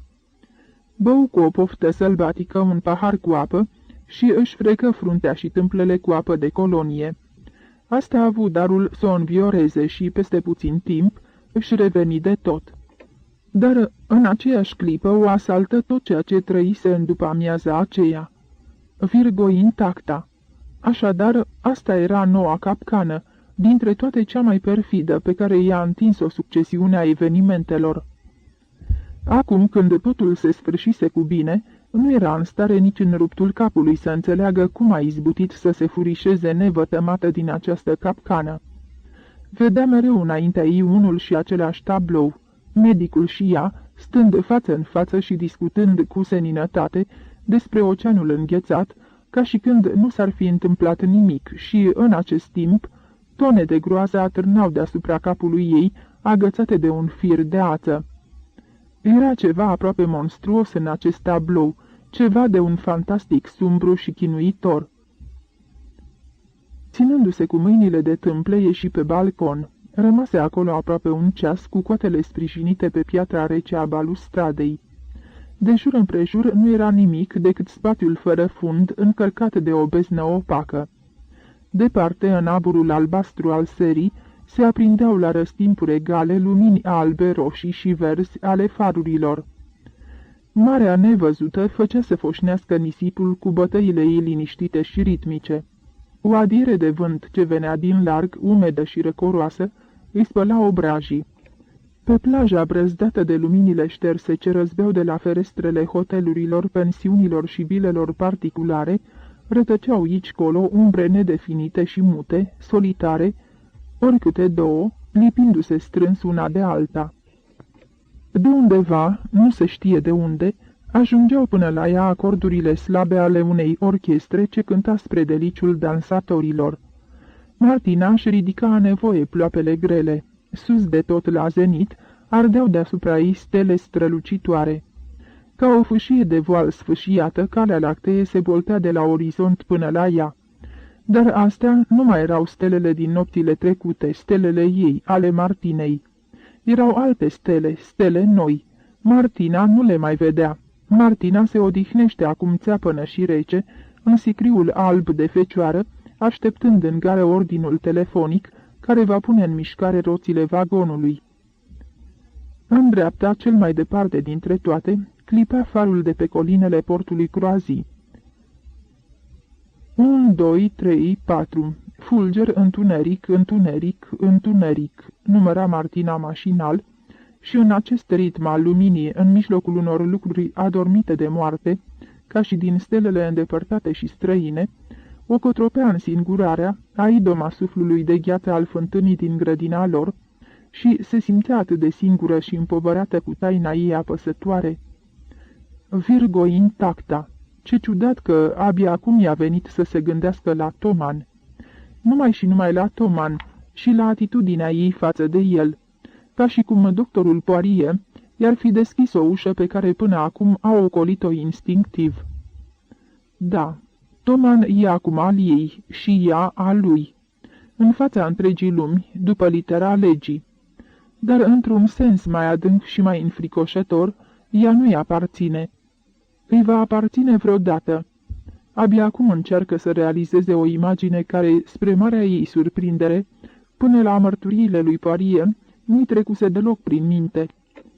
Ce se va întâmpla după întoarcerea lui Toman? Nu era în stare să-și ducă gândul până la capăt. Își va da el seama oare că femeia care a fost a lui a rămas intactă? Nu știa ce să creadă. În această privință nu avea niciun fel de experiență. Și deodată se vede cu sora ei în camera lor de domnișoare din vila de pe Șumava, comparând în fața oglinzii trupul ei cu al Silvei, dar fără să descopere vreo deosebire. Și mai vede cum, pe neașteptate, năpădită de o roșață violentă în obraj, Silva o rupe la fugă și dispare, parcă stânjenită de ceva. Acum înțelege, acum vede acea presimțire a realității, ridicându-și din adâncul sânilor ei capul hidos de șarpe. Prin urmare, Silva încă de pe atunci era a lui. Iată deci motivul pentru care a fugit din fața oglinzii. Da, știa că între ele era o deosebire ce nu putea fi surprinsă cu ochiul liber. Iată așadar din nou acea diferențiere în însăși rădăcina naturii lor, în însuși miezul existenței lor. Și din nou, ca întotdeauna, o diferențiere insesizabilă, de nestăpânit. La nimic nu ajută asemănarea, la nimic nu ajută imitarea meticuloasă. Mereu le deosebește și le desparte ceva, ceva mai tare decât voința cea mai îndrăjită. Când se înapoie în odaie, ceru să-i se aducă în loc de cină o ceașcă de cafea tare.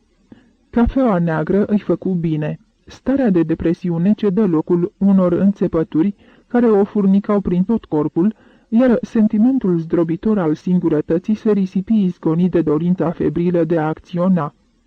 Da, simțea nevoia să întreprindă ceva, să facă ceva, indiferent ce, numai să se desprindă și să se îndepărteze cât mai iute de trecut și de viața pe care tocmai o încheiase. Oricum, înapoi nu mai poate da, iar unde va ajunge pe calea pe care a apucat-o, la asta nici nu-i în stare să se gândească. N-am de ales, acum e tot una. Altă alternativă nu există, își spune cu jumătate de voce și degetele încep să-i tremure de nerăbdare. Da, înainte de toate trebuie să mă mut din camera mea. Are senzația că atâta vreme cât nu se va detașa total și pentru totdeauna de lucrurile ei, de mediul ei obișnuit și atâta vreme cât se va simți în camera Silvei doar o intrusă sau un simplu musafir, nu va izbuti să se dezbare nici de incertitudinea ei lăuntrică, nici de teama pe care i-o dădea conștiința că încetase de-a mai fi Martina. Se duse deci în dormitorul ei, hotărâtă să consacre acestei acțiuni cel mai mare parte a nopții, dacă va fi nevoie. Așeză pe masă una din valizele sale de piele, cea mai frumoasă, și își petrecu apoi 2 ceasuri, scotocind prin șifoniere, prin sertare și cutii, ca din fosta ei proprietate, să-și adune în valiză numai acele obiecte de care nu putea să se despartă oricâtă bunăvoință ar fi avut. Erau în cea mai mare parte lucruri fără însemnătate. Pudriera, rujul de buze, bomboniera, câteva batiste cumpărate nu de mult și care încă n-aveau monogramă, trusa de manicură, o cutiuță din marochin cusută cu fier de aur, lucrătură turcească adusă în dar de tatăl ei de la Smirna, în care ținea ascunse câțiva trandafiri veștejiți, dăruiți cândva de Toman, pe vremea când îi mai făcea curte. Restul de lucruri, despre care socotea că trebuie să rămână neatinse, le strânse în celelalte 2 valize de voiaj. În sfârșit, după ce se încredință încă o dată că odaia fusese perfect evacuată, încuie valizele și le prevăzu cu etichete mari pe care scrise adresa tatii.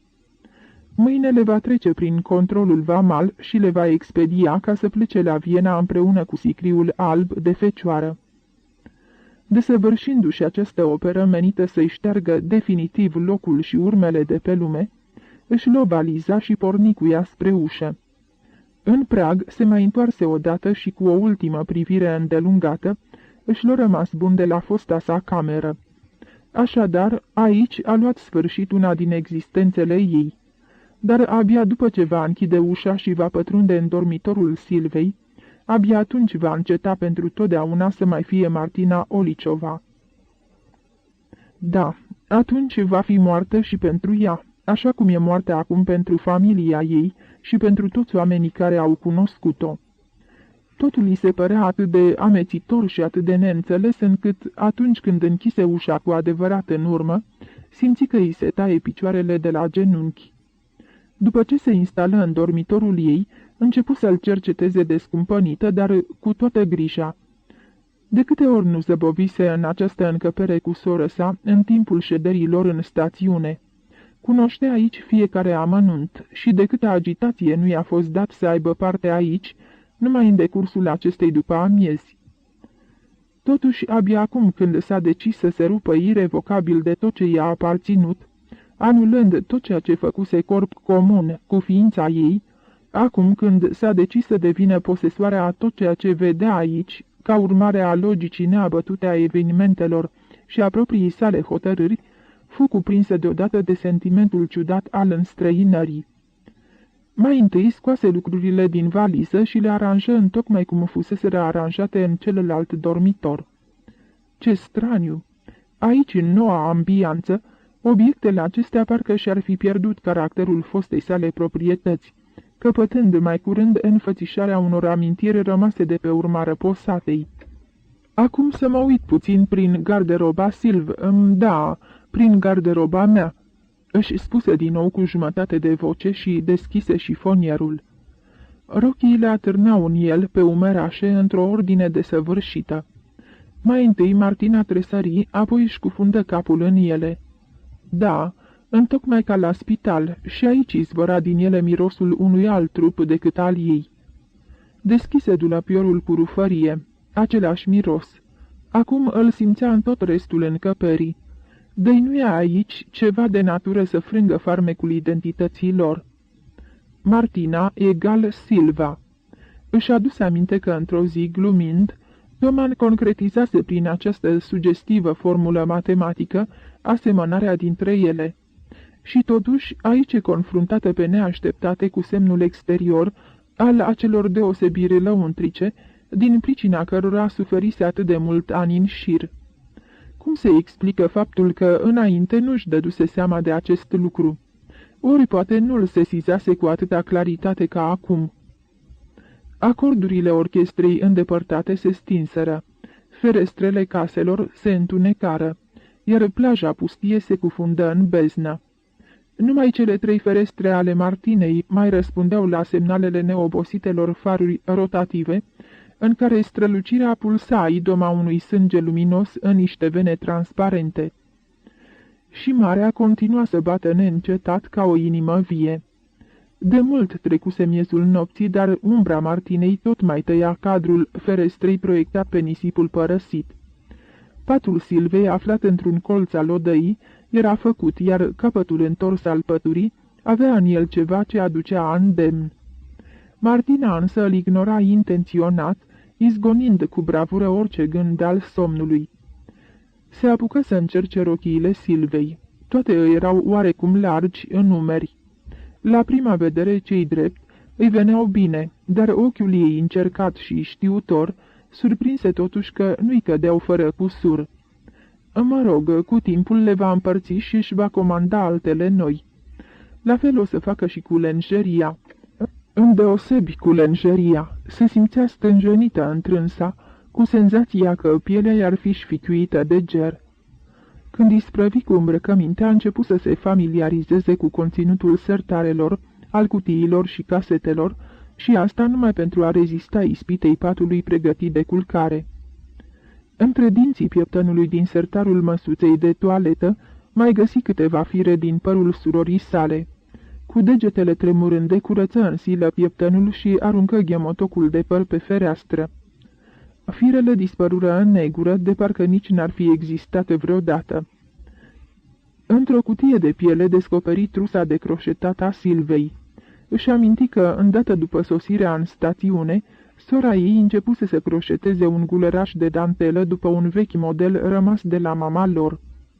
Acum, în cutia deschisă, avea sub ochi lucrul acela neterminat, strâns ghem și străpuns de croșeta cu mâner de os. Aplecată asupra croșetei, Martina izbucni într-un hohot de plâns nestăvilit și cu o grabă febrilă așeză totul la loc așa cum a fost. Nu vrea să mai vadă nimic, e peste puterile ei. Se uită dacă e ușa bine încuiată, se dezbrăcă și, după ce stinse lumina, se strecură iute în noul ei pat. Rămase așa pe întuneric doar câteva minute. Pe urmă se ridică brusc în capul oaselor și aprinse lămpița de pe noptieră. Dar nu-i fu de ajuns, coborâ din pat și, ocolind odaia, aprinse toate lămpile întâlnite în cale. Nici cu asta nu se mulțumi. Lăsând ușa larg deschisă în urma ei, se duse să aprinde toate becurile din camerele învecinate și abia după aceea, învăluită de inundația de lumină, îndrăzni să se întindă din nou. Usturimea ce-i cotropise toți nervii se intensifica acum din pricina epuizării fizice și psihice. Nu putea să ațipească. Zăcea nemișcată, întinsă pe spate, cu ochii fixați în tavan. Abia spre dimineață somnul se apropie de ea cu pași neauziți și lipi încetișor ploapele. Când se deșteptă, afară era lumină și în strălucirea soarelui arzător, becurile aprinse ale lustrelor aduceau cu niște flori de noapte ofilite. Capitolul 4. Tot destinul. Doriți să vă îmbăiați, coniță?" Da, ca de obicei," răspunse Martina. Trebuia să afle cât mai repede cum o cheamă pe subreta ei. Apoi mai e și bucătărea sa. Și intendentul. Sau mai știi, te pomenești că aceștia doi sunt soț și soție. Habar nu are cine sunt toți oamenii ăștia și în ce condiții au fost angajați de sora ei. În timp ce fata se duce să-i pregătească baia, Martina se apropie de fereastră. Afară se cerne o ploaie măruntă, cerul tulbure și-a coborât bolta aproape de pământ. Stropi mari sclipesc pe frunzele copacilor înalți, ce împreșmuiesc ca o gardă credincioasă în singurata vilă.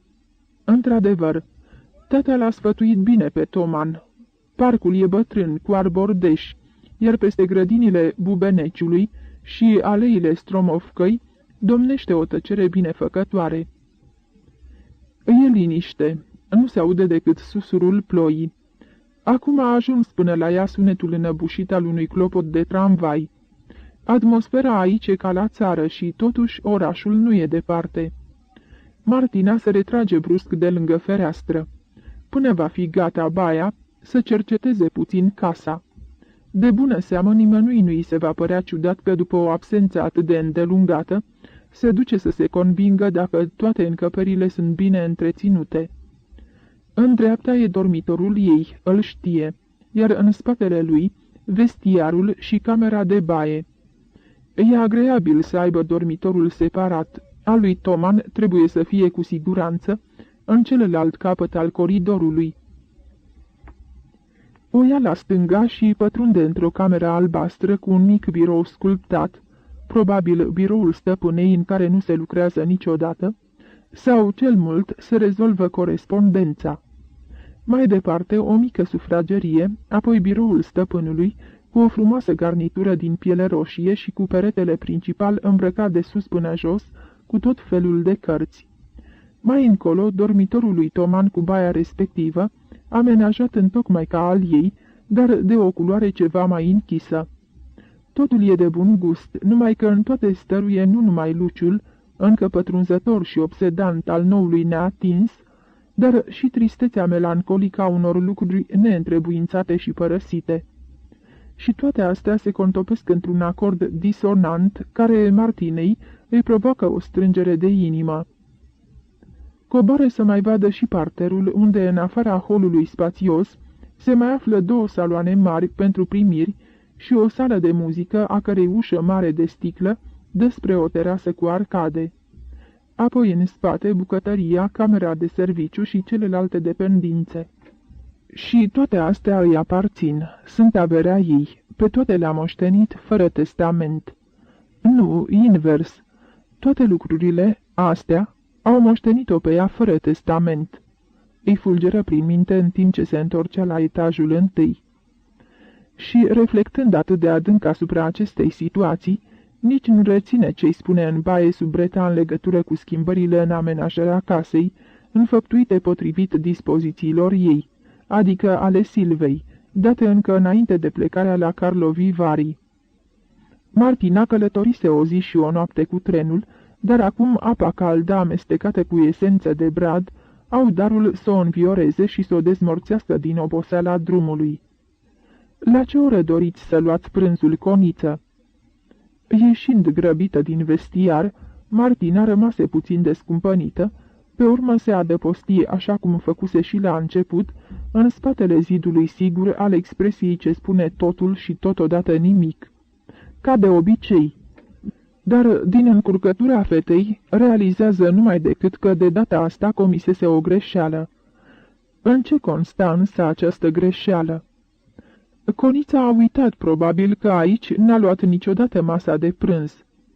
Subreta e în stare să-și explice acest lucru și nu îi se pare deloc ciudat. Martina nu se simte câtuși de puțin nesigură pe situație. Personalul a fost angajat de Silva și, totuși, nimeni nu o deosebește de sora ei. Începe să râdă.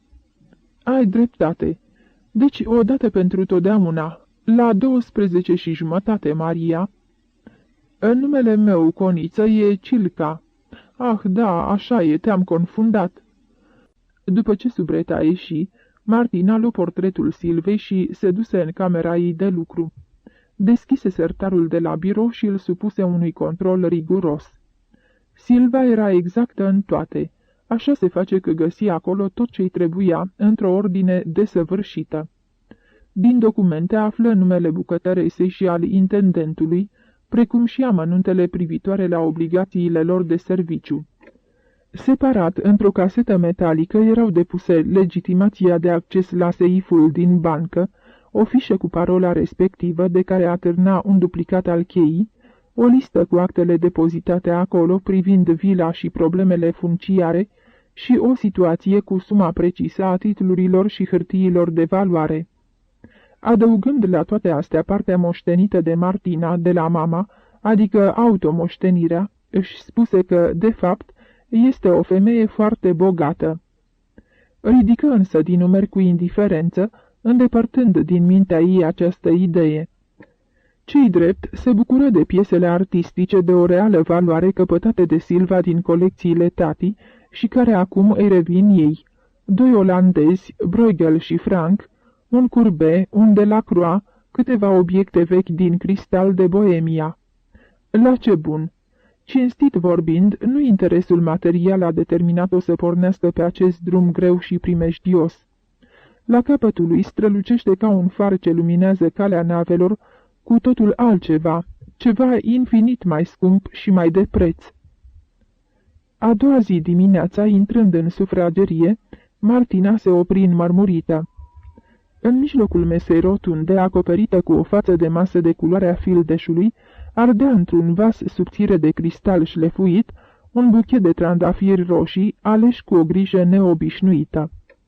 Masa se afla într-o nișă mare orientată spre răsărit, iar soarele de septembrie își odihnea razele pe puzderia picăturilor de rouă de pe florile întredeschise, împrăștiind sclipiri de curcubeu din tăieturile prismatice ale vasului și scânteind în porțelanul străveziu al serviciului de ceai.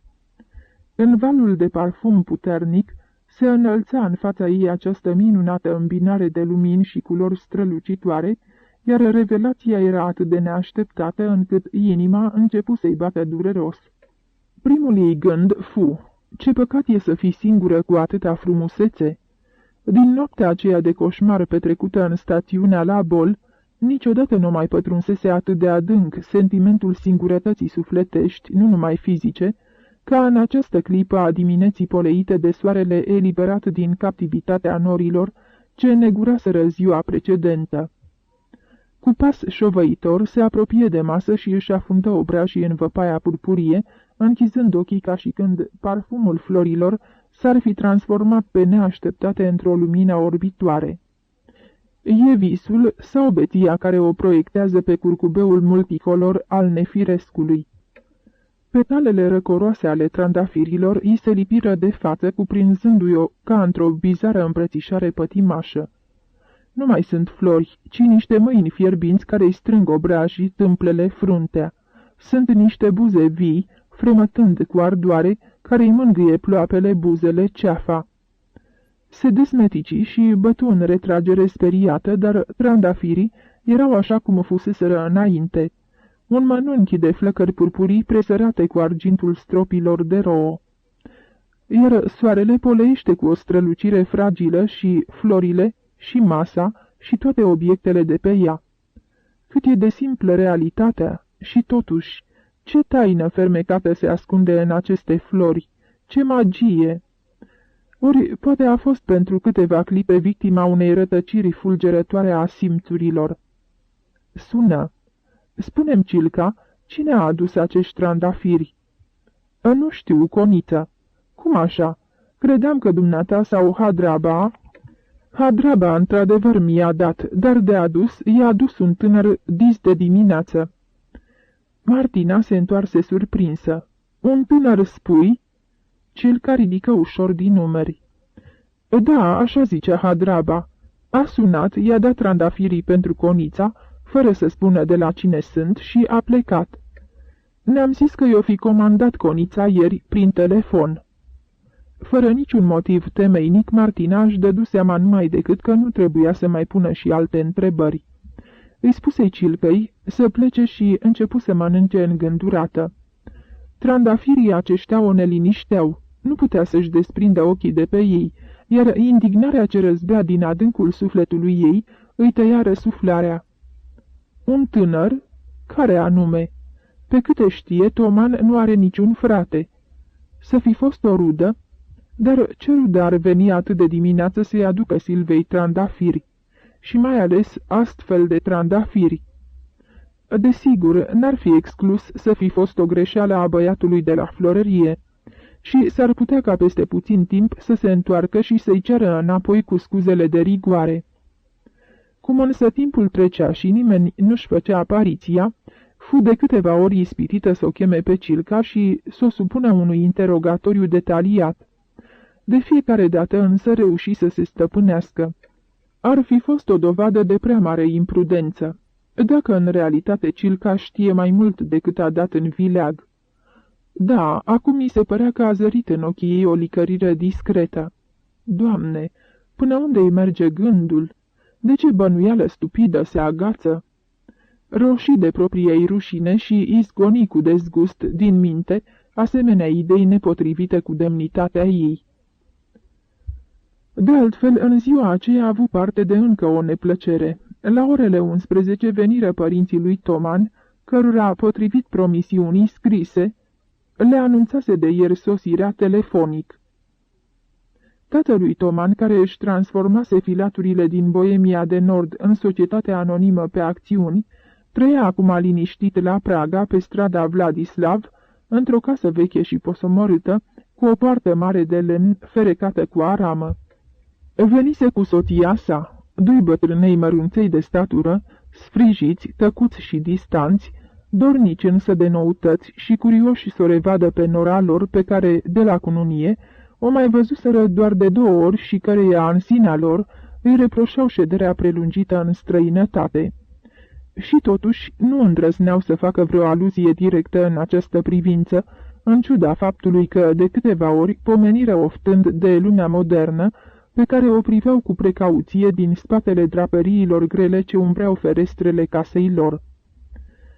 Nu înțelegeau această lume și nici nu se străduiau să o înțeleagă. Îi îngretoșea. Ei da, pe vremea tinereților, lumea mai era încă frumoasă, nobilă și rațională.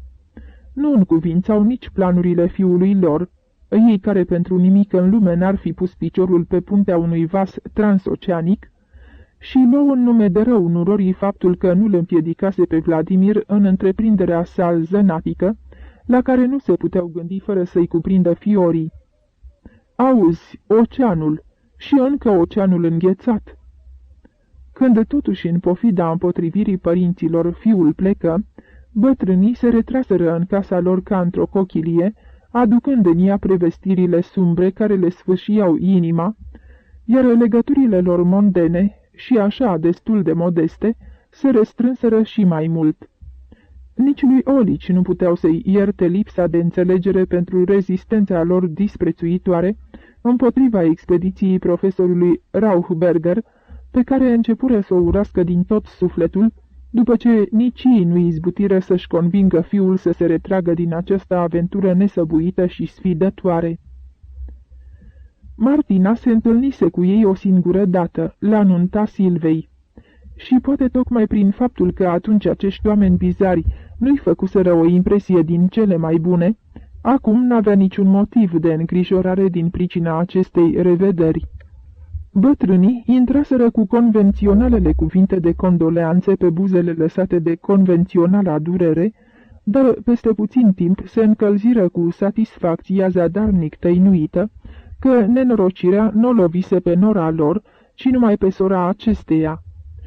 Iată deci că soarta, oricât de neutră ar fi, e totuși uneori binevoitoare și îi ocrotește pe cei ce merită. Și citea însă pe chipul lor că nora meritase această favoare numai pentru că era soția fiului lor. Închipuiește-ți ce lovitură ar fi fost pentru Vladimir. Dar nu, tu nu ești în stare să-ți imaginezi așa ceva. Nu, nu ești. Așa cum îl cunosc eu, n-ar fi supraviețuit unei asemenea nenorociri. A fost o mare nesocotință din partea noastră. De altfel, n-a lipsit mult ca să o plătești și tu și foarte scump, își rezumă domnul Toman judecata sa, iar doamna Tomanova oftă zgomotos, în timp ce fața ei zbârcită și palidă dădu la iveală cu toată claritatea că nu știa cui să acorde prioritatea. Ușurării pentru că norocul îi surâsese nurorii, ori regretului pentru moartea Martinei. Martina vedea bine acest lucru pe chipul ei și se umplea toată de amărăciune. Ah, cât de străvezie era soacra ei în această clipă! Nu, e limpede, în inima acestor bătrâni nu se lășluiește adevărata, sincera compasiune față de ea, nici tristețea pentru dispariția prea timpurie a unei vieți tinere și frumoase. Se prefac și atâta tot, iar prefăcătoria lor e nereușită. Da, pentru ei e de ajuns că președintele Olici are acum o singură fiică. Și s-ar fi mulțumit întotdeauna numai cu Silva pentru simplul motiv că nu mai au un al doilea băiat. De altfel și ei o socotiseră pe Martina în plus. Când în sfârșit, după un ceas de discuții chinuitoare despre nimic, întrerupte din când în când de tăceri penibile, bătrânii se hotărâră să plece, Martina umblă multă vreme furioasă prin odaie. Va să zic că așa gândesc acești oameni despre ea. Cu răceală, fără afecțiune, cu indiferență. Și numai în urmă cu 3 luni, la festinul nupțial, o copleșiseră cu vorbe mieroase, de măgulire, cu atenții și cu insinuarea prieteniei lor înflăcărate. Da, instinctul ei n-a înșelat-o, admonestând-o și atrăgându-i încă de pe atunci atenția asupra dulcegăriei lor exagerate. Deodată însă se opri și mânia ei se topi, pe neașteptate, într-un hohot de râs. Într-adevăr, nu se putu stăpâni să nu râdă de ea însăși și să nu râdă cu poftă. În definitiv, cu ce drept e supărată pe acești bătrâni și cu ce drept o apără ea pe dispăruta împotriva lor? În loc să fie mânioasă, ar trebui să se bucure pentru că acești oameni au ridicat-o în slăvi de față cu ea, pe Silva, au iubit-o pe Silva, S-au temut pentru soarta Silvei. Ce vrea mai mult? Are ce și-a dorit, viața Silvei, destinul ei, fericirea ei. Se bucură de toată admirația, de dragostea și de măgulirile pentru care o invidiase atât de mult și a căror lipsă o îndurerase atât de mult. Cei doi bătrâni nu făcuseră nimic altceva decât să-i dovedească timp de un ceas că, într-adevăr, așa stau lucrurile. În ziua următoare, cum se trezi, primul ei gând fu: ce-o fi cu trandafirii? Ar fi avut un chef nebun să o întrebe pe Cilca în timp ce aceasta îi pregătea baia, dar nu se încumetă. Dacă Cilca știa despre acești trandafiri mai mult decât ea, sau, mai bine zis, dacă știa ceea ce ar trebui să știe și ea, întrebările ei ar putea să-i stârnească o uimire neconvenabilă și primejdioasă. Era de ajuns ce se întâmplase cu o zi înainte. Dar, de îndată ce trecu pragul sufrageriei, își dădu seama că nu se înșelase. Pe masă se afla un buchet proaspăt, la fel de frumos ca cel din ajun, cu singura deosebire că în mijlocul mănunchiului de trandafiri purpurii era înfiptă acum o crisantemă albă, superb răsfirată, a cărei singurătate sugera parcă un strigăt sau o întrebare. Martina nu era sigură, nefiind în stare să aprecieze exact acest lucru în cele câteva secunde de care a avut nevoie, în graba ei de a străbate cât mai repede distanța dintre ușă și masă. Și în clipa în care, cu mâinile înfrigurate de nerăbdare, îndrăzni să atingă florile, o forță explozivă mătură toate zăvoarele din adâncul sufletului ei și amintirea îngropată a visului din noaptea aceea țâșni fulgerător la suprafață, împrospătându-i memoria. Vede înaintea ei o alee de arbori fantastici, încărcați de atâta floare albă, de parcă erau acoperiți de zăpadă. Aleea urcă în pantălină spre orizont, în lumina orbitoare a unei bolți albăstrui, iar de acolo, coborând parcă din cer, se apropie de ea o siluetă. Martina nu deslușește nimic decât că e vorba de un bărbat și își spune în sinea ei: Toman. Dar deodată se vede ea însăși prefăcându-se într-un arbore cu flori albe, picioarele încep să îi se înfigă în pământ cu o voluptate dureroasă, în timp ce brațele îi se lungesc și, împreună cu părul despletit, se răsfiră într-o coroană stufoasă cu un veliș de zăpadă. Bărbatul continuă să vină spre ea. Acum îl vede din imediată apropiere și, totuși, nu e în stare să-i surprindă chipul. Se oprește în dreptul ei, pentru că e singura ieșită din rând, ca să crească aici, chiar în mijlocul drumului. Acum își desface brațele și adună în ele cât mai multe crengi înflorite. Le pipăie cu gingășie și Martina are senzația că îi piaptănă părul răvășit și închide ochii cuprinsă toată de fiorul unei nespuse fericiri și de nerăbdarea așteptării. Acesta a fost sfârșitul. Visul se stinse, amintirea se risipi și Martina se regăsește în fața buchetului de trandafiri și, dedublată parcă, se surprinde aplecându-se spre ei, dornică să reînvie voluptatea beției din dimineața zilei de ieri și a visului de azi. Își lasă încet obrajii spre petalele florilor, acum le-a atins și se pregătește să închidă ochii pentru a absorbi cu smerenie parfumul lor amețitor, când, deodată, cu o mișcare violentă, își îndreaptă trupul la loc. De lujerul crizantemei albe, în ascunzișul roșu al trandafirilor, atârnă un plic. Martina pălește mereu, devenind la fel de albă ca hârtia aceea ispititoare, ca cea momeală strecurată printre flori cu atâta îndemânare. Durează mult până se încumetă să vâneze cu mâini tremurătoare plicul din adâncul buchetului.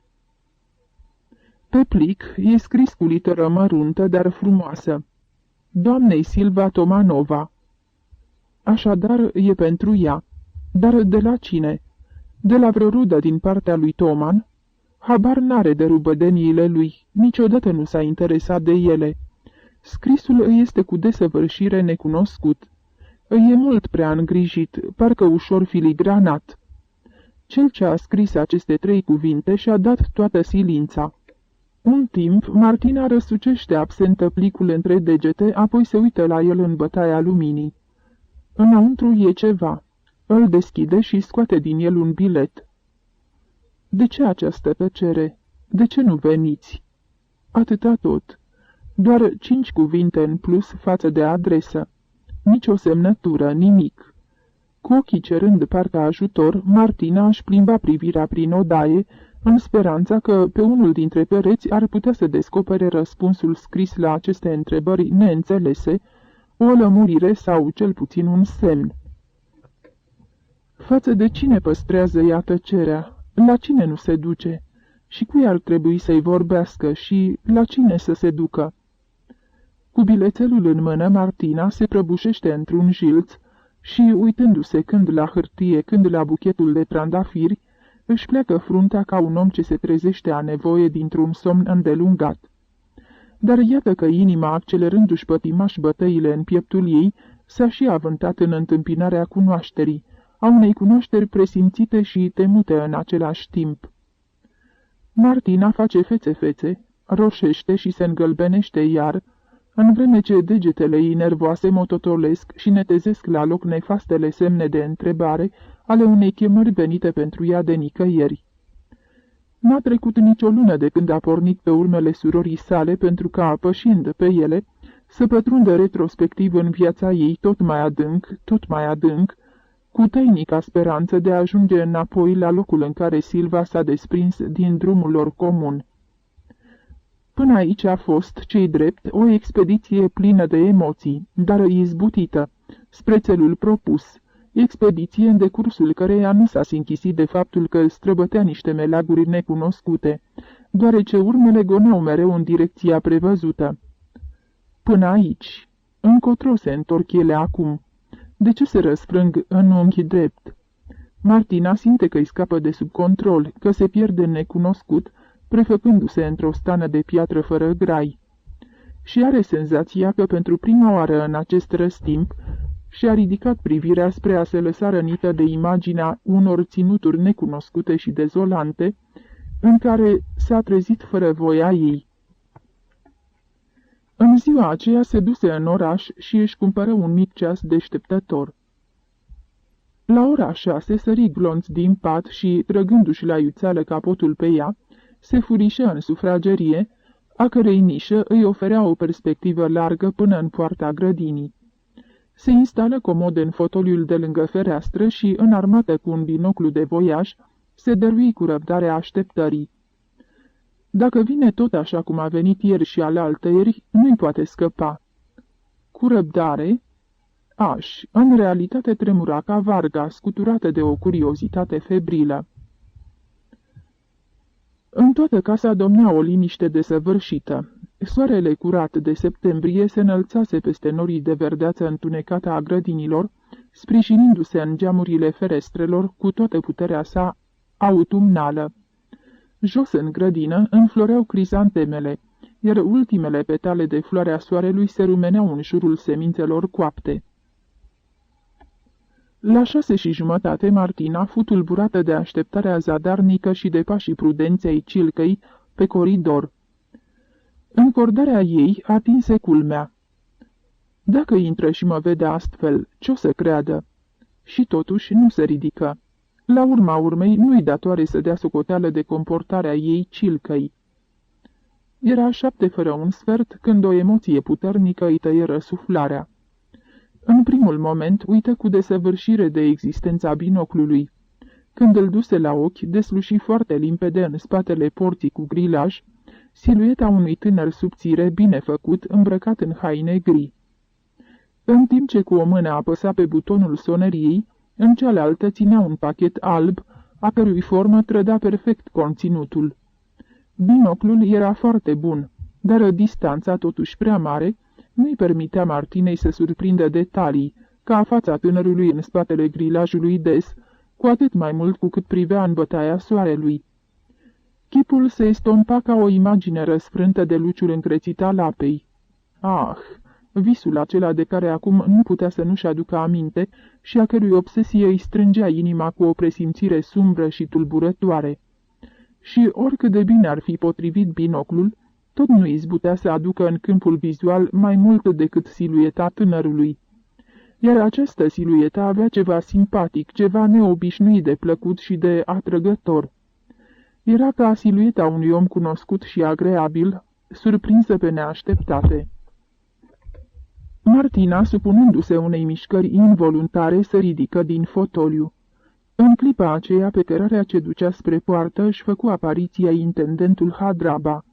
Se salutară cei drept ca doi oameni care se cunosc de multă vreme, dar care nu știu să-și ascundă un anume sentiment de jenă atunci când se întâlnesc. Tânărul îi întinse intendentului buchetul înfășurat în hârtie albă, își scoase politicos pălăria și dispăru, de bună seamă înainte ca Hadraba să fie apucat să-i mai spună altceva, în afara cuvintelor de salut. Acum intendentul se întoarce, despachetând din mers al treilea buchet de trandafiri roșii, iar Martina îl vede și fără binoclu cum clatină din cap cu gravitate. Într-o clipită, obrajii se aprinseră de o roșeață vie, dar în același timp, mâna în care ținea binoclul zbură spre ochi fără voia ei. Ia te uită! Tânărul acela s-a întors. Stă iar în fața porții și privește încoace. Martina are impresia că se uită drept la ea și, pe neașteptate, se simte cuprinsă de un vârtej de foc. Mintea îi se tulbură, nu-și mai dă seama ce face și, în clipa în care Hadraba nu mai are cum să o vadă, ascultând parcă de o comandă puternică, deschide deodată fereastra, o dă de perete și, așa cum e, în capotul de dimineață, se apleacă în afară, lăsându-se scăldată de lumina aurie a soarelui matinal.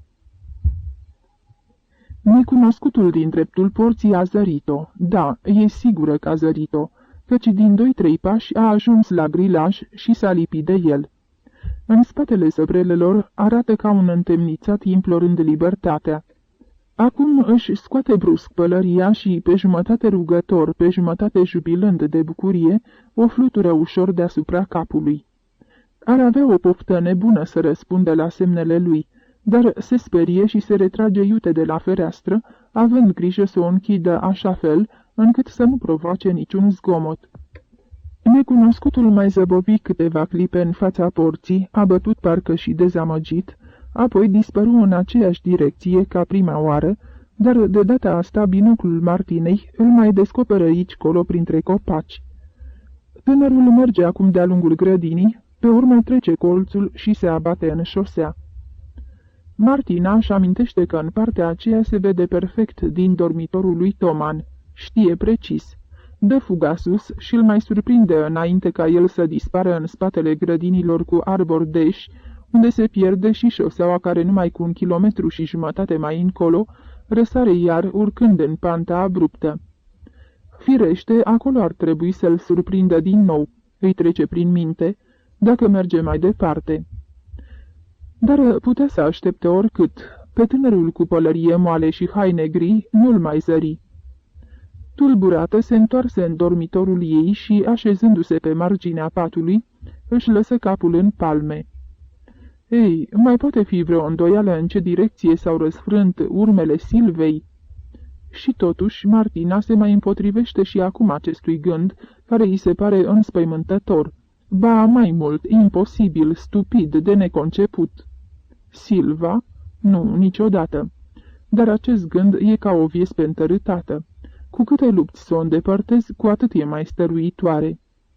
Nici prin minte nu-i trecea să mai aștepte până când Cilca avea să vină să o anunțe că masa e servită. Ar fi fost peste puterile ei. Sufrageria o atrăgea cu o forță în fața căreia se simțea mai neputincioasă decât un proiectil în fața unui munte magnetic. Da, trandafirii proaspeți erau în vasul lor, în mijlocul buchetului se aflau de data asta 2 crizanteme albe, iar între ele, smulse de acolo plicul alb, fără să-i pese că și zgârie mâna de ghimpii trandafirilor. Dar bilețelul o dezamăgi pentru a doua oară. Veniți, vă rog, veniți azi! Insistența chemării e gradată, deci, de la semnul întrebării la semnul exclamării. În rest, însă, nimic, niciun semn călăuzitor, nicio urmă indicatoare a drumului pe care ar fi putut să pornească. Veniți azi! Unde? Ah, dacă ar ști! Cu câtă sete s-ar avânta într-acolo, Cu câtă curiozitate pătimașă s-ar duce și în celălalt capăt al orașului, numai să afle, să dobândească o lămurire, o certitudine. Își petrecu 2 ceasuri fără răgaz, cercetând cu o înverșunată îndărătnicie toate sertarele din camera de lucru și din dormitor. Zadarnic însă, nicăieri nicio scrisoare, niciun bilet, nimic din ce ar fi putut obține o lămurire, ori un indiciu cât de mic. Dacă au existat vreodată niște scrisori, Silva le-a distrus cu siguranță ca o măsură de prevedere. Prevedere? Dar bine, Silva, abia căsătorită, și căsătorită din dragoste, n-avea totuși niciun motiv să se lanseze într-o astfel de aventură. Da, aventură. Martina nu se mai poate împotrivi acestui cuvânt și îl rostește cu întârziere, în ciuda faptului că are darul să o înspăimânte. Mâncă fără nicio poftă. Poșta de dimineață îi aduse o singură scrisoare, de la tatăl ei. O citi distrată. Era din nou la Viena și o invita cu insistență să vină la el. Nu se simte prea bine, dar cel mai mult îl supără ochii. Dacă starea sănătății nu se îndreaptă, va fi silit să se retragă. În ceea ce o privește pe ea, nu e în stare să o înțeleagă. S-o fi înstrăinat oare căsătoria atât de mult de familia ei, încât să nu mai aibă înțelegere pentru singurătatea în care își lasă. Pe mătușa Fani, care acum îi conduce menajul, nu poate totuși conta. Că n-a participat la înmormântarea Martinei, pentru asta a iertat-o în cele din urmă, de vreme ce starea sănătății a impus într-adevăr, surprinzător, cuvântul i-a scăpat Martinei, o perioadă de odihnă și tratament.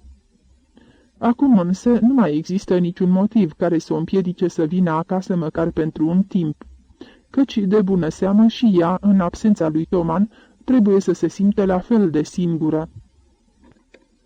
Parcurse scrisoarea în fugă, astfel că mesajul părintesc nu a avut darul să o emoționeze prea mult. Da, de unde? Acum când era asaltată de alte griji și de alte evenimente, mult mai arzătoare și mult mai presante. Încuie repede scrisoarea în sertar, se îmbrăcă la iuțeală și ieși. Porni pe același drum pe care îl văzuse mergând pe cel ce-i dăruise florile, apoi ca și el o coti pe șosea, străjuită de aleile de tei seculari. Pe partea dreaptă, grădinile de zarzavat alternau cu livezile de pomi fructiferi, multe din ele parcelate și puse în vânzare pentru amatorii de vile, așa cum arătau ispititoarele anunțuri întregite de adresele proprietarilor. În stânga se întindea grădina ei, împrejmuită de un grilaj de fier fixat pe un mic zid de temelie din cărămidă roșie, ce se prelungea la 600 de pași mai încolo, cu un gard vechi înnegrit de vreme pe alocuri spart, iar într-un loc întrerupt de o portiță de scânduri cu zăvor de fier ruginit.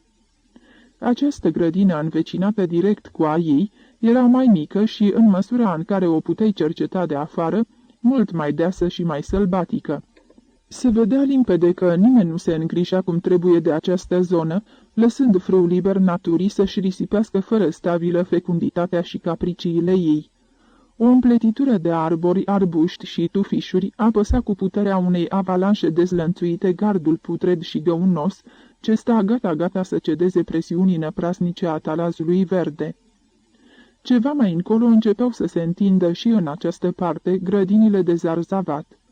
Martina merse încet pe șosea și nu se opri decât abia la poalele povârnișului ce se zărea din dormitorul lui Toman. Apoi se întoarse pe același drum. Pășind pe propriile sale urme, examina cu și mai mare atenție ambele părți ale șoselei, dar rezultatul fu același. Nicăieri printre îngrădituri sau prin preajma șantierelor în plină activitate, nu cotea vreun drum ori vreo potecă pe unde ar fi putut să dispară, în chip atât de misterios, enigmaticul vizitator matinal. Și nicio altă poartă nu se mai vedea în afara aceleia ce dădea în grădina învecinată. Acum însă, trecând pe lângă ea din direcția opusă, i se deschise pe neașteptate înaintea ochilor o perspectivă mai clară în adâncul desișului verde. Și tocmai această perspectivă îi scăpase la început. Era o mică secțiune prin care se vedea colțul unei clădiri, după toate aparențele fără etaj, nimic mai mult decât un colț cu o singură fereastră, dar suficient ca să trădeze șubrezenia ansamblului. Tencuiala cenușie și coșcovită se năruise pe alocuri, dezvăluind pe suprafețe întregi goliciunea roșie a cărămizii.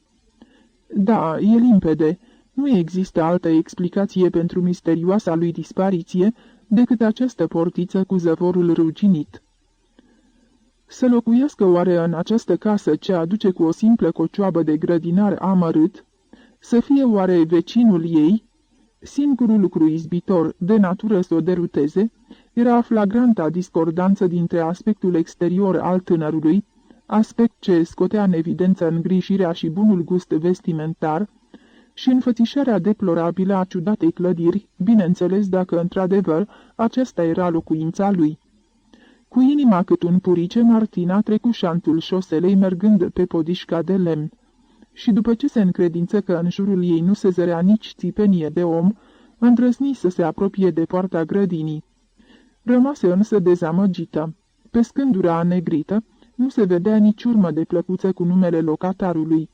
Totuși, în sinea ei, era convinsă că apucase pe drumul bun și, satisfăcută de această descoperire, se înapoie acasă pasionată de atractivitatea captivantă și provocatoare a acțiunii sale de recunoaștere. În timpul prânzului îi spuse Cilcăi pe neașteptate: "Nici nu știam că în partea asta avem un vecin." Apoi, văzând că subreta o privește cu prea multă mirare, se grăbi să o ajute, dându-și seama că, închisă între cei 4 pereți, se luptă cu punctele cardinale.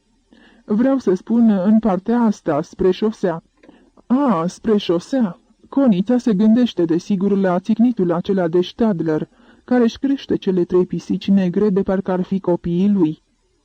Pe moment, Martina nu fu în stare să rostească o vorbă. Într-adevăr, numai la asta nu s-ar fi gândit. "Cum așa? 3 pisici negre?" "Da, Coniță, 3," confirmă subreta plină de zel. "Fiecare cu odaia, patul și tacâmul ei, și toți 4 mănâncă la aceeași masă. Țicnitul e văduv, dar nici cât a trăit soția lui n-a fost altfel. Tot ce era mai bun căpătau întâi pisicile. Ce mai, e un descreierat. Hadraba a fost pe la el luna trecută și, dacă vreți, vă poate spune și el cum stau lucrurile. S-a dus să-i dea înapoi un motan care hoinărea prin grădina noastră. Smintitul se îmbolnăvise de-a binelea, crezând că a pierdut pentru totdeauna javra aceea năpârlită. Se vedea limpede că subreta se simțea în elementul ei, manifestându-și bucuria pentru prilejul ce îi se ivise de a-și manifesta tot disprețul față de acest bătrân descreierat.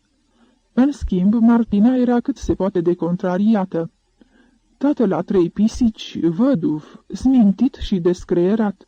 Ce ar putea să aibă comun acest Stadler cu cel ce i-a aducea trandafirii? Orice legătură îi se părea absurdă. Asta înseamnă că mai există totuși pe acolo un drum care i-a scăpat.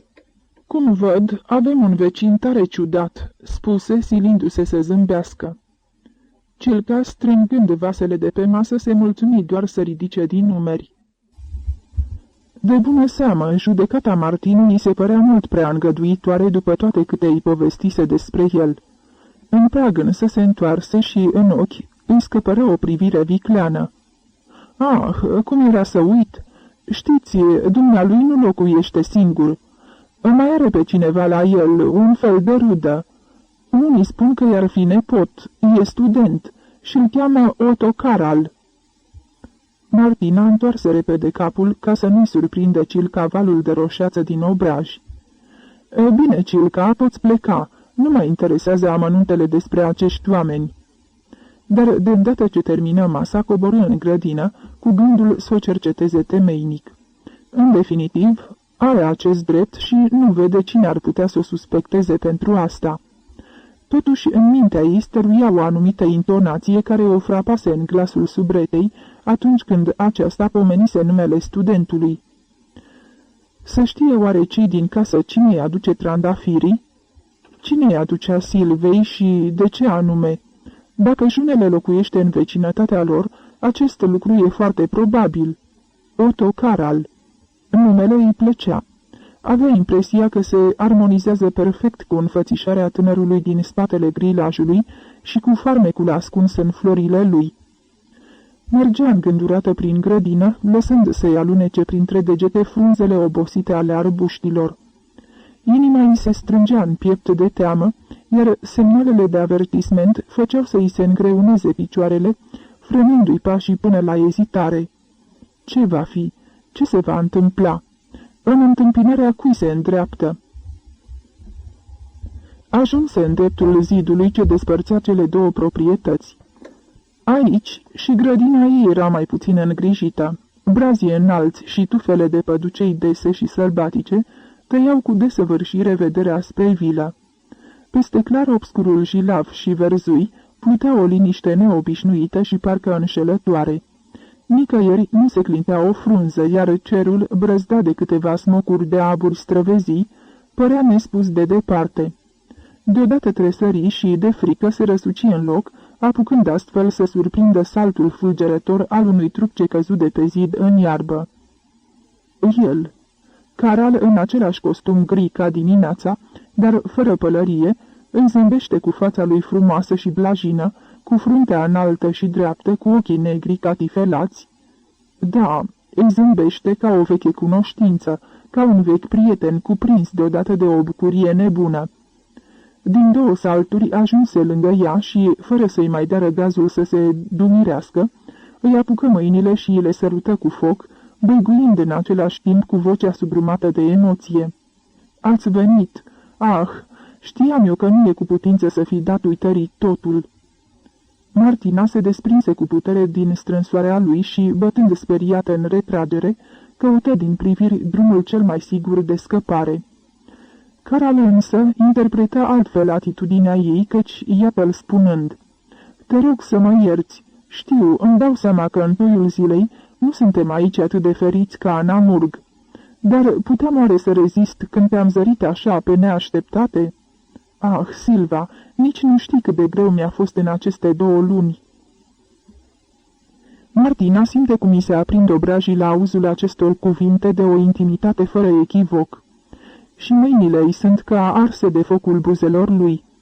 Nu e în stare să sufle o vorbă și nici să-și abată de la el ochii măriți de o spaimă ce nu avea nicio legătură cu el. Nu, nicio legătură, căci, de fapt, ea se uită prin el ca printr-o poartă larg deschisă.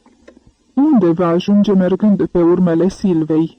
Caral o soarbe din ochi, privirea lui împroașcă văpăi care, cei drept, nu pârjolesc.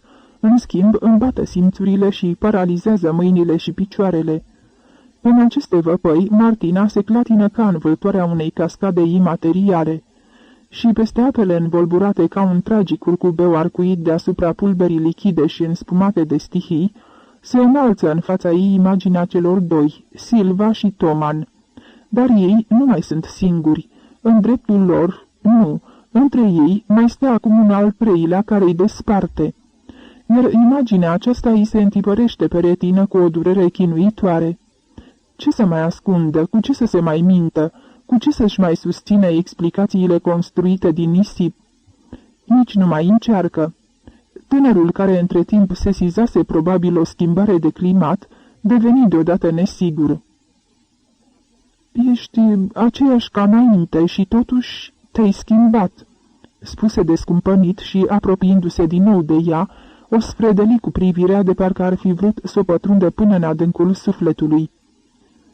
Apoi, fulgerată de o amintire, se grăbi să adauge: "Ah, iartă-mă, vorbesc prostește fără să gândesc. Ah, cum am putut să uit? Desigur, moartea surorii.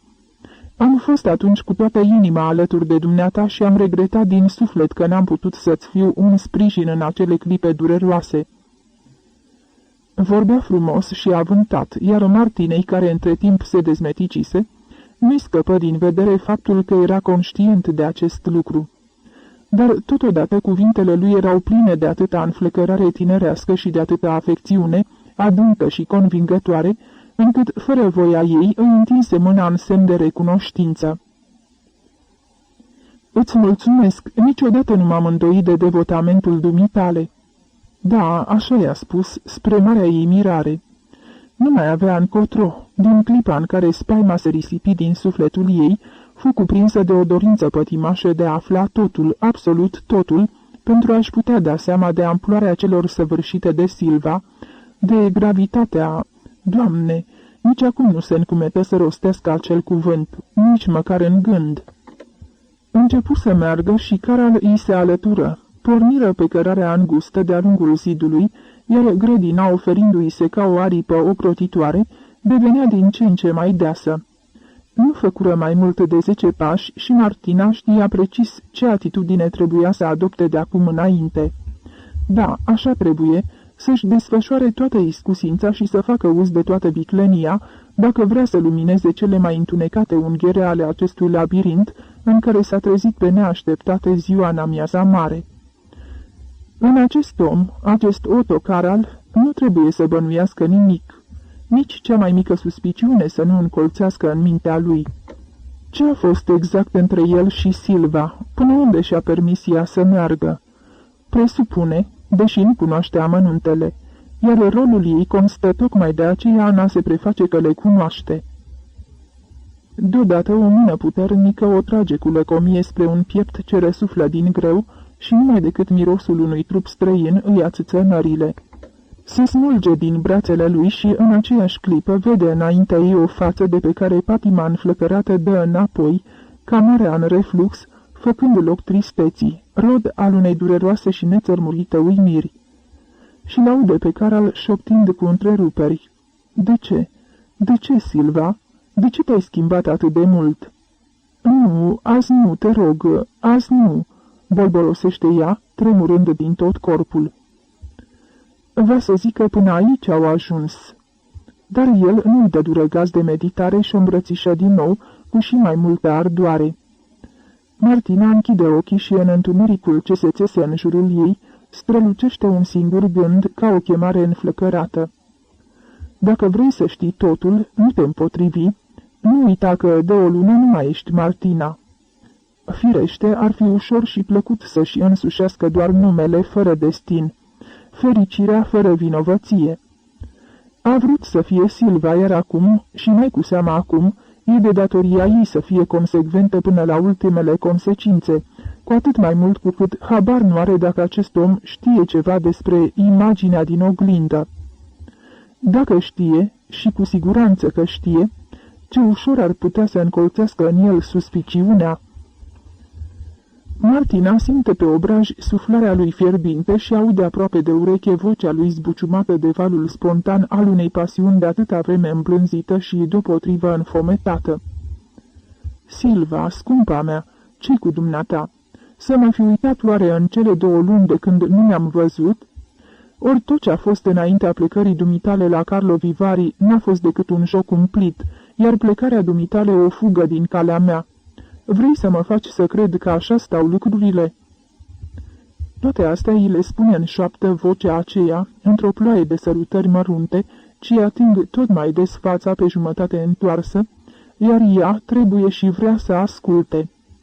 Și el șoptește mereu, căutând să o convingă cât a suferit de dorul ei, că zilele sale, încărcate de tristețea incertitudinii, s-au târât prin odaia lui ca niște pușcăriași legați în fiare, iar Martina, din ce în ce mai atentă și mai nerăbdătoare, tremură din tot trupul, nemai știind dacă de silă ori de fiorul simțurilor răscolite de atingerile lui.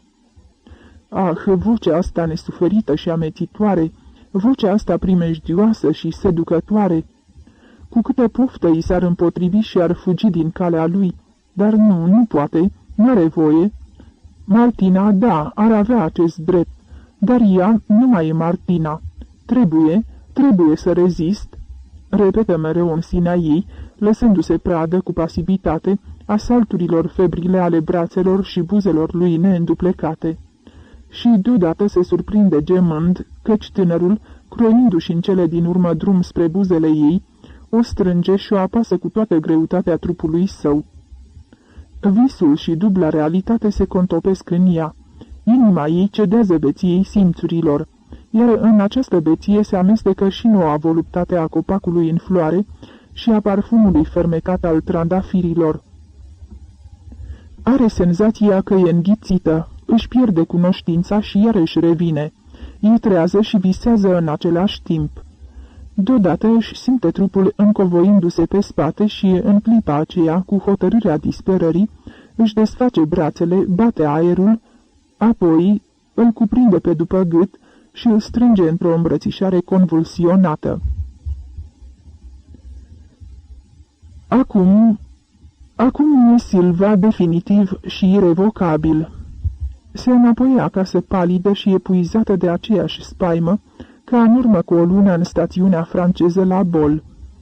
Se duse direct în baie și zăbovi acolo multă vreme, spălându-și gura, fața, mâinile, gâtul, dar apa ce curgea șuvoi îi se părea a nu fi destulă. Zadarnică strădanie, pe trupul ei stăruia ceva ce nu putea fi spălat, ceva invizibil, ce se lipea de ea tot mai mult, ca o pieliță vâscoasă aderentă și dezgustătoare. Pe urmă, retrăgându-se în camera ei, căzu într-o încremenire de statuie, incapabilă să mai perceapă trecerea timpului, incapabilă să plângă. Toate izvoarele lacrimilor se mistuiseră în ea ca niște puțuri secătuite. Va să zic că așa stau lucrurile. În suflarea acestei realități, toate îndoielile ei se risipiră ca un firicel de pudră în bătaia vântului. Așadar, Silva l-a înșelat pe Toman la câteva zile după nuntă. La numai câteva zile. Da, dar de ce? De ce? Cum a fost cu putință să uite de soțul ei abia plecat, de vreme ce s-a căsătorit cu el din dragoste? O dragoste cu care, în egoismul ei, a călcat și peste inima propriei sale surori. Martina strivește în palmă batista uscată și simte cum invidia de odinioară începe să se reaprindă în ea, în ciuda stratului de cenușă presărat peste vechiul foc de moartea necruțătoare. Pentru asta a vrut ea să-și găsească sfârșitul în adâncul fântânii, pentru asta toate sacrificiile, renunțările și suferințele ei. Ce mărșăvie și câtă nesocotință, într-adevăr de neînțeles. Și tot timpul la Carlo Vivari și în Franța, dumneai o făcea pe mironosița. Da, juca teatru. Martina își aduce aminte de cuvintele de dojană pe care Silva i le-a adresat după serata de la hotelul Pup și tot sângele îi năvălește în cap. Am mințit cu nerușinare. Tot timpul în cele 2 luni ce s-au scurs de la nuntă și până la moartea ei, n-a făcut decât să mintă și iar să mintă și iar să mintă. Iar Toman îl vede atât de clar în fața ei pe acest om cum se cade, veșnic încurcat de asemănarea lor nemaipomenită și stânjenit de prezența ei. Îi vede pe părinții lui, pe acești bătrânei sfrijiți, ce se agață de fiul lor cu ultimele puteri. Și, deodată, gura îi se umple de o amărăciune dezgustătoare. Își ascunde chipul în mâinile lăsate pe masă. Nu vrea să mai vadă nimic din această lume fățarnică și trădătoare ce se umflă în jurul ei cu penele de păun ale toamnei. Dacă Toman ar bănui, acolo sus în nord, în negura nopții polare, în vuietul furtunilor izbind în nava înghețată, dacă ar bănui cât de mult și cu cât mai mult îl iubește ea acum. Și din gura Martinei se strecoară un scâncet sfios, ca sângele ce se prelinge dintr-o rană subțire. Ea i-ar fi rămas credincioasă toată viața, acum însă e pângărită întocmai ca sora ei. Ah, de ce? De ce nu s-a smuls din îmbrățișarea acestui caral? De ce nu i-a spus că jocul s-a sfârșit? De ce nu i-a spus? De ce i-a îngăduit să o strângă în brațe, să o sărute? Nu-i așa. A doua existență a ei era totuși o rațiune, de a se convinge că, de fapt, ea trebuia să fie Silva cea autentică și legitimă chiar de la naștere. Oare marea, ucigând-o pe Silva, nu i-a scos la iveală faptul că fericirea Silvei și nenorocirea ei n-au fost decât jocul vremelnic al unei neînțelegeri? Și oare nu se află ea acum în pragul unei vieți noi și îmbucurătoare, iubită de 2 bărbați în același timp? Ea care până în clipa asta a avut parte întotdeauna numai de dezamăgiri? Da, dar se pune întrebarea, pe cine a sărutat Otto Caral? Pe cine a atins el? Pe ea sau pe Silva? În postura Silvei firește e stigmatizată de pecetea trădării, dar în postura Martinei se simte de parcă ar fi cusut-o cineva într-o piele de animal, în a cărei captivitate ea se zbate zadarnic, încercând să convingă întreaga lume că nu este ceea ce toți o consideră cu atâta înverșunare. Inima ei are deodată sute și mii de guri și toate strigă cerând ajutor cu stăruința desperată a necatului. Nu sunt Silva, eu nu sunt Silva. Amurgul pătrunde tăcut în odaie, stingând încetul cu încetul luminile zilei. Martina se împleticește în mulțimea crescând a umbrelor care o arată cu degetele lor lungi, imateriale, răspunzând la chemarea ei fierbinte cu o batjocură la fel de stăruitoare. Ești Silva, tu ești Silva. Da, i-am luat numele, da, mărturisește Martina cu umilință, ca și cum s-ar afla în fața judecății Atotvăzătorului. Dar glasurile din jurul ei răsună în cor. Și destinul, fericirea, numai fericirea ei. Și nu e oare fericire să fii iubită de doi bărbați în același timp? Nu, în privința asta lăsați-mă să rămân Martina. Imploră inima ei și Martina fuge spre oglindă, cufundându-se în adâncul ei cu speranța miloagă de a-i se împlini dorința. Nu mai știe cine e, totul în ea se confundă și se întrepătrunde. Inima, apărându-și puritatea, se ia la ceartă cu buzele care au sărutat, cu mâinile care au îmbrățișat. Dar oglinda lucește resemnată ca în ceasul morții și nu e în stare să spună nimic altceva decât ceea ce a spus întotdeauna, respirând mereu una și aceeași imagine, imaginea unicității și dublura ei. Și văzându-se pe sine, Martina o vede pe Silva înviată din morți, cu zâmbetul mincinos pe buzele infidele și cu semnul trădării pe frunte. Pe Silva reîntoarsă pe această lume spre a se cuibări în sufletul ei, ca să-i fure viața pentru a doua oară. Și deodată Martina bâșbâie cu mâinile în gol, din gâtleș îi țâșnește un strigăt puternic și ea se prăbușește și cade mereu, până când deasupra ei se trage perdeaua necunoștinței. Ceața din minte s-a risipit. Acum Martina știe perfect de ce a urât-o pe Silva. Dar steaua norocoasă a Silvei s-a stins, tomania al ei, și ea va avea grijă ca lucrurile să rămână așa, atâta vreme cât lumea se va mai oglindi în ochii ei. Odată cu lăsarea întunericului, coborâ din nou în grădină, lăsându-se condusă ca un rob de semi-obscuritatea albăstruie. El o aștepta pe aceeași cărare umbrită de zid și de arbuști. Cum o zări, îi alergă în întâmpinare, gata să o cuprindă în brațe pentru a doua oară. Martina îl respinge.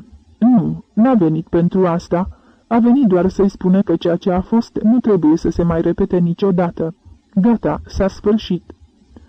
Mai să se sufoce de banalitatea propriilor sale cuvinte. Dar totul e banal și murdar pe această potecă îngustă, străjuită de buruieni. Urmă o tăcere îndelungată în care seara se scurgea neauzită ca printr-o apă adâncă. Apoi, după o așteptare ce îi se păru nesfârșită, se auzi glasul lui stins, trădând dezamăgirea. Cum adică? Dumneata nu mă mai... Nu pot, se grăbi să-l întrerupă, ca să nu-i dea răgaz să rostească temutul cuvânt.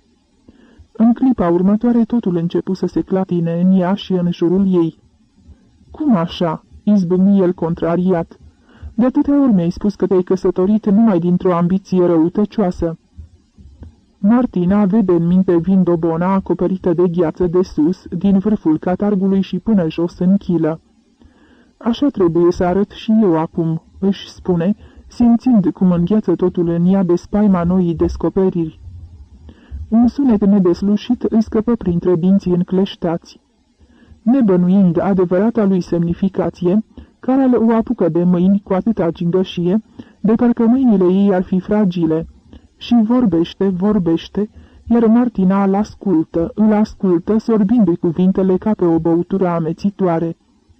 Și soarbe cu sete, chiar dacă băutura e deopotrivă otrăvitoare, și soarbe mai să se înnece. Ea te uită.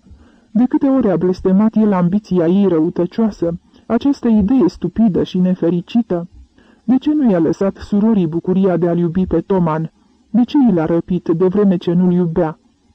Mă rog, a făcut asta numai pentru că nu suporta ideea ca sora ei să aibă mai mult decât ea. Dar oare în felul ăsta nu s-a pedepsit pe ea însăși? Ar putea oare să spună cu cugetul curat că viața ei între doi bărbați se numește fericire? Desigur, recunoaște că fără această căsătorie el n-ar fi întâlnit-o niciodată. E singurul lucru cu care se împacă. Și totuși îi pare rău de Toman, îi pare rău ca oricărui bărbat onest. De altfel nu intenționează să-i fure nimic. Oare nu i-a făgăduit ea că divorțează de Toman de îndată ce se întoarce? Totul e deci cât se poate de simplu. Nu-i va îngădui ca, din pricina unei căsătorii necugetate, să-și strice viața la 20 de ani. Nu, nici nu se gândește, că Martina nu se mai împotrivește, e lipsită de vlagă și tremură în brațele lui ca scuturată de friguri. La picioarele ei, de jur împrejur, oriunde s-ar uita, nu vede decât o prăpastie. Se ține de Caral cu încrâncenare, de altfel amândoi stau ca pe un vârf de ac, și are senzația că din clipă în clipă acul urmează să se rupă, după care se va produce iar acea cădere neîntreruptă, ca după amiază în fața oglinzii. Atingerea buzelor lui, prima din această seară, are darul să o readucă la realitate. Vorbești numai de mine și lui-ți pe Toman. Toman mă iubește. Și eu nu, îi ripostează cu amărăciune. Tremur pentru fericirea lui și a mea te lasă nepăsătoare? Și totuși, pe el nu-l iubești, în schimb, pe mine. Chiar din la bol mi-ai scris ultima dată cât de mult mă iubești, numai pe mine. Scrisoarea asta o port mereu asupra mea, nu mă despart de ea niciodată. Martina devine atentă și, în aceeași clipă, o dorință sălbatică o zgâlție lăuntric ca o vijelie. Scrisoarea! Ce n-ar da să poată citi scrisoarea Silvei? Simulează mirarea și neîncrederea. Se preface ca și când ar fi uitat ce a scris. Îl incită reproșându-i exagerarea. Să-i fi scris ea vreodată așa ceva? Nu-și amintește. Totul e numai fantezia lui care poetizează realitatea. Cu astfel de vorbe și râzând agresiv, ascultă lacomă foșnetul hârtiei în mâna lui. Da, peștișorul a și început să se zbată în undița atrăgătoare. Într-adevăr, Caral nu se lasă ruga de 2 ori și plicul ajunge în mâinile Martinei. Dar n-am lumină, cum să citesc pe întuneric? Caral mormăie ceva neînțeles și numai decât un fulger de lumină străpunge întunericul. Iată la ce mai poate fi bună lanterna, nu numai să-ți lumineze drumul când te întorci acasă noaptea sărind zidul din grădina vecină. Pe plic se putea citi numele lui, dar scrisoarea fusese expediată post-restant la poșta centrală din Praga. Așadar, în spatele ei, Silva întreținea cu el o adevărată corespondență. Desfăcu scrisoarea și începu să parcurgă rândurile din fugă. Da, aici e negru pe alb. Aici, în fața ei, aude cuvintele infame ale necredinței, cuvintele acelea înspăimântătoare și frumoase, care fără îndoială s-au prelins pe condeiul Silvei direct din focarul inimii încinse ca metalul topit. Da, Martina întoarce pagina. Aici sunt jurămintele și promisiunile ei, țâșnite din beția explozivă a pasiunii. Aici, deodată se clatină. A ajuns la semnătură și nu-i vine să-și creadă ochilor. O ia când cu frig, când cu fierbințeli. Semnătura asta... Martina!" exclamă ea cu durere de parcă ar fi mușcat o bucată de cremene. Caral îi interpretează însă strigătul în legea lui și râde tăios. Acum sper să renunți la prudența asta inutilă de vreme ce sora dumitale e moartă. Așadar, până și asta, până și această cruntă lovitură e nevoită să o îndure. Nu i-a fost de ajuns că i l-a furat pe Toman dintr-o ambiție răutăcioasă, dintr-un simplu capriciu al invidiei. I-a furat și numele pentru corespondența sa amoroasă, ca să-i țină de scut pentru orice eventualitate, în timp ce ea, Martina, i-a înlesnit de fapt această mărșăvie, prin strădania ei de a o imita cât mai mult în toate. Lăsă să-i cadă scrisoarea care, evadând din câmpul conului de lumină, se pierdu în beznă.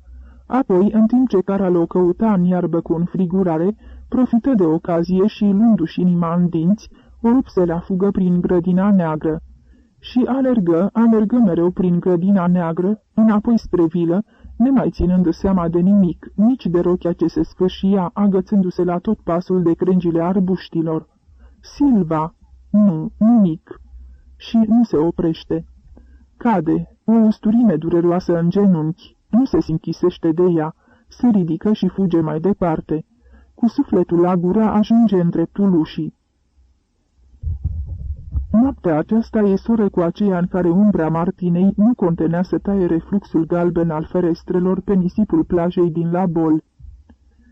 Va să zic că așa a fost Silva în realitate. Asta e fața ei adevărată. Fața ascunsă atâția ani sub masca drăgălășeniei, a marinimiei și a distincției exterioare. Așadar și ea, Silva, s-a îngrozit atunci de imaginea din oglindă, deși s-a prefăcut a fi indiferentă. Ba a urât-o chiar mai mult, mai elementar și mai activ.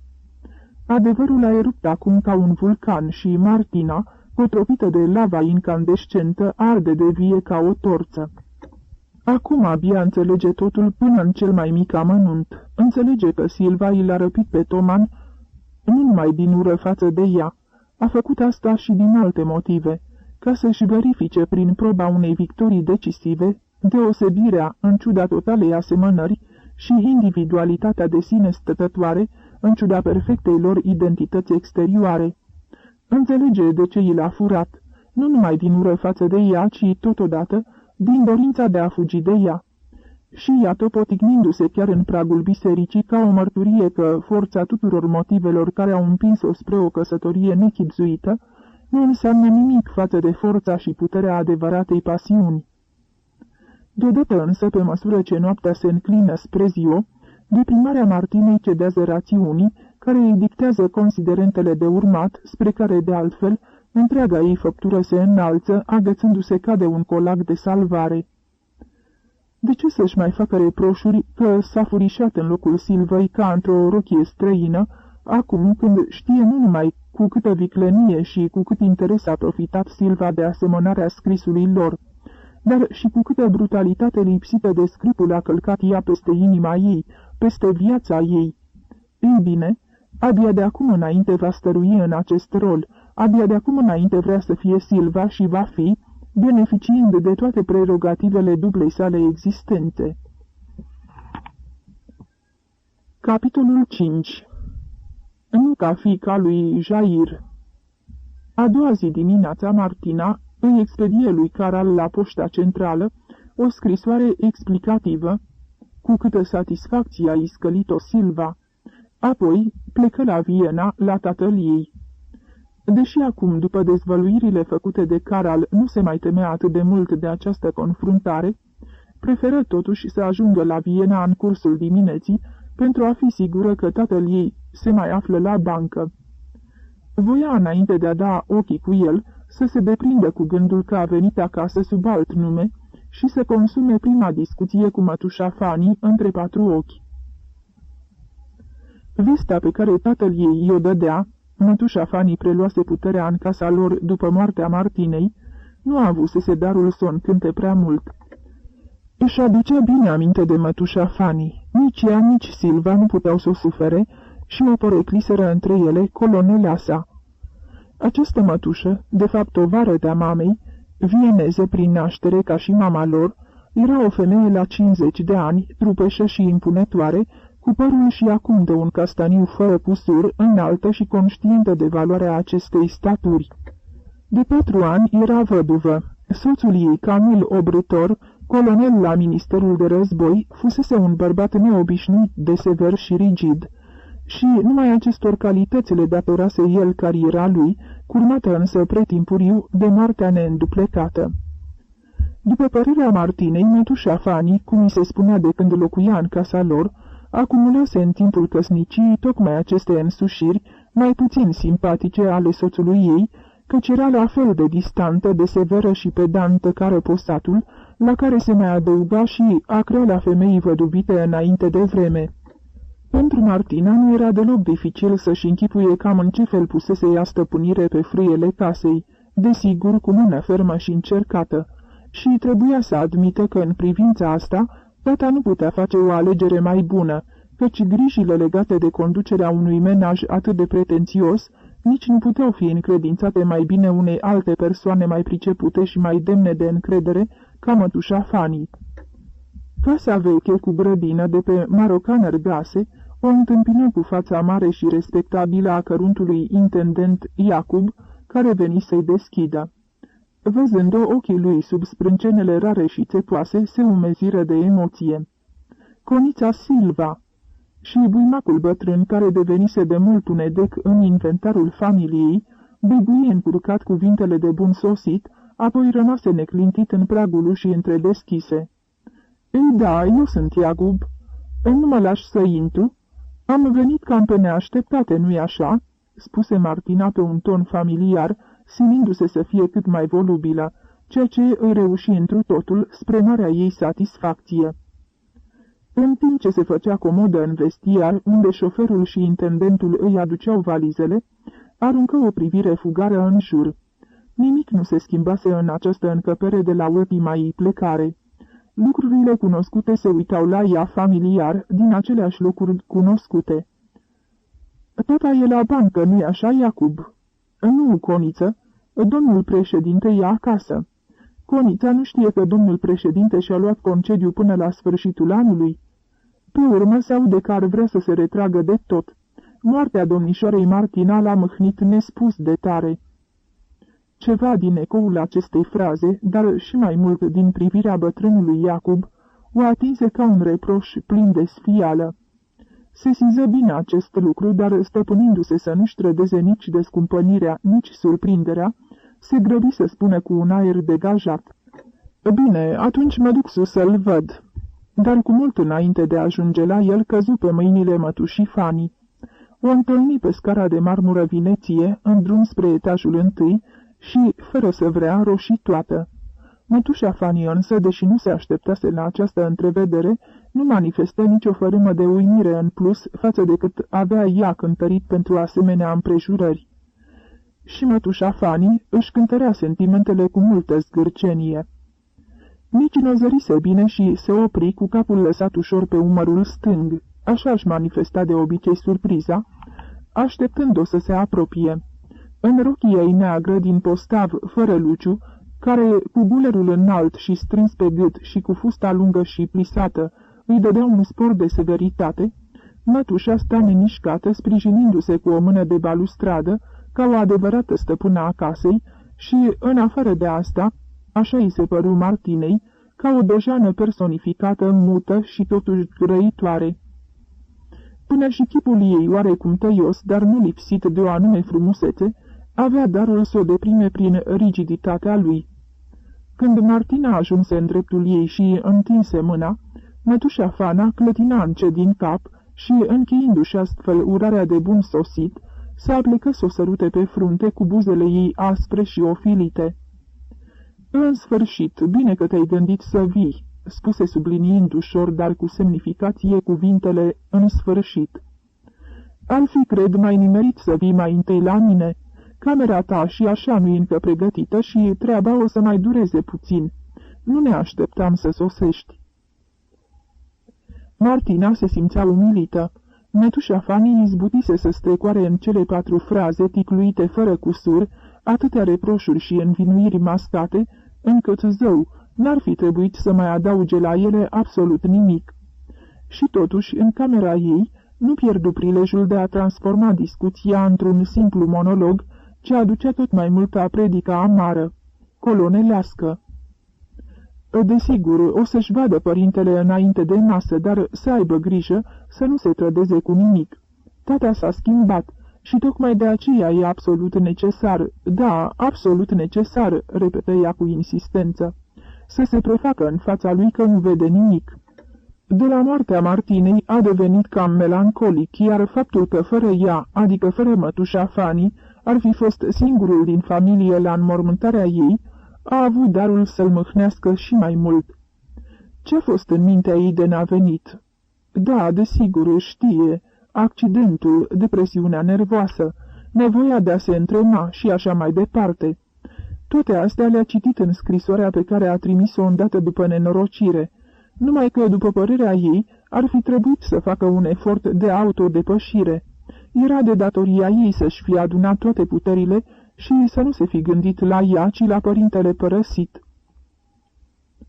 Martina încercă să se apere, recunoaște că mătușa are dreptate, dar cine știe, s-ar putea ca asta să se datoreze faptului că, prin căsătorie, s-a desprins de căminul părintesc. De altfel, orice femeie se desprinde într-o zi. Și apoi, oare ea e mai puțin părăsită cu soțul undeva la polul nord și fără certitudinea că se va mai întoarce vreodată? Rosti aceste cuvinte cu o emoție într-adevăr nesilită și a avut impresia că ele nu rămaseră fără ecou în sufletul rece al mătușii Fanii.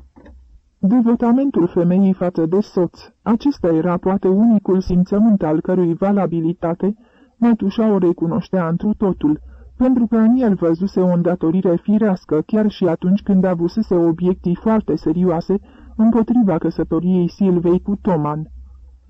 Scutură din cap și într-un colț al gurii se strânse o cută de amărăciune.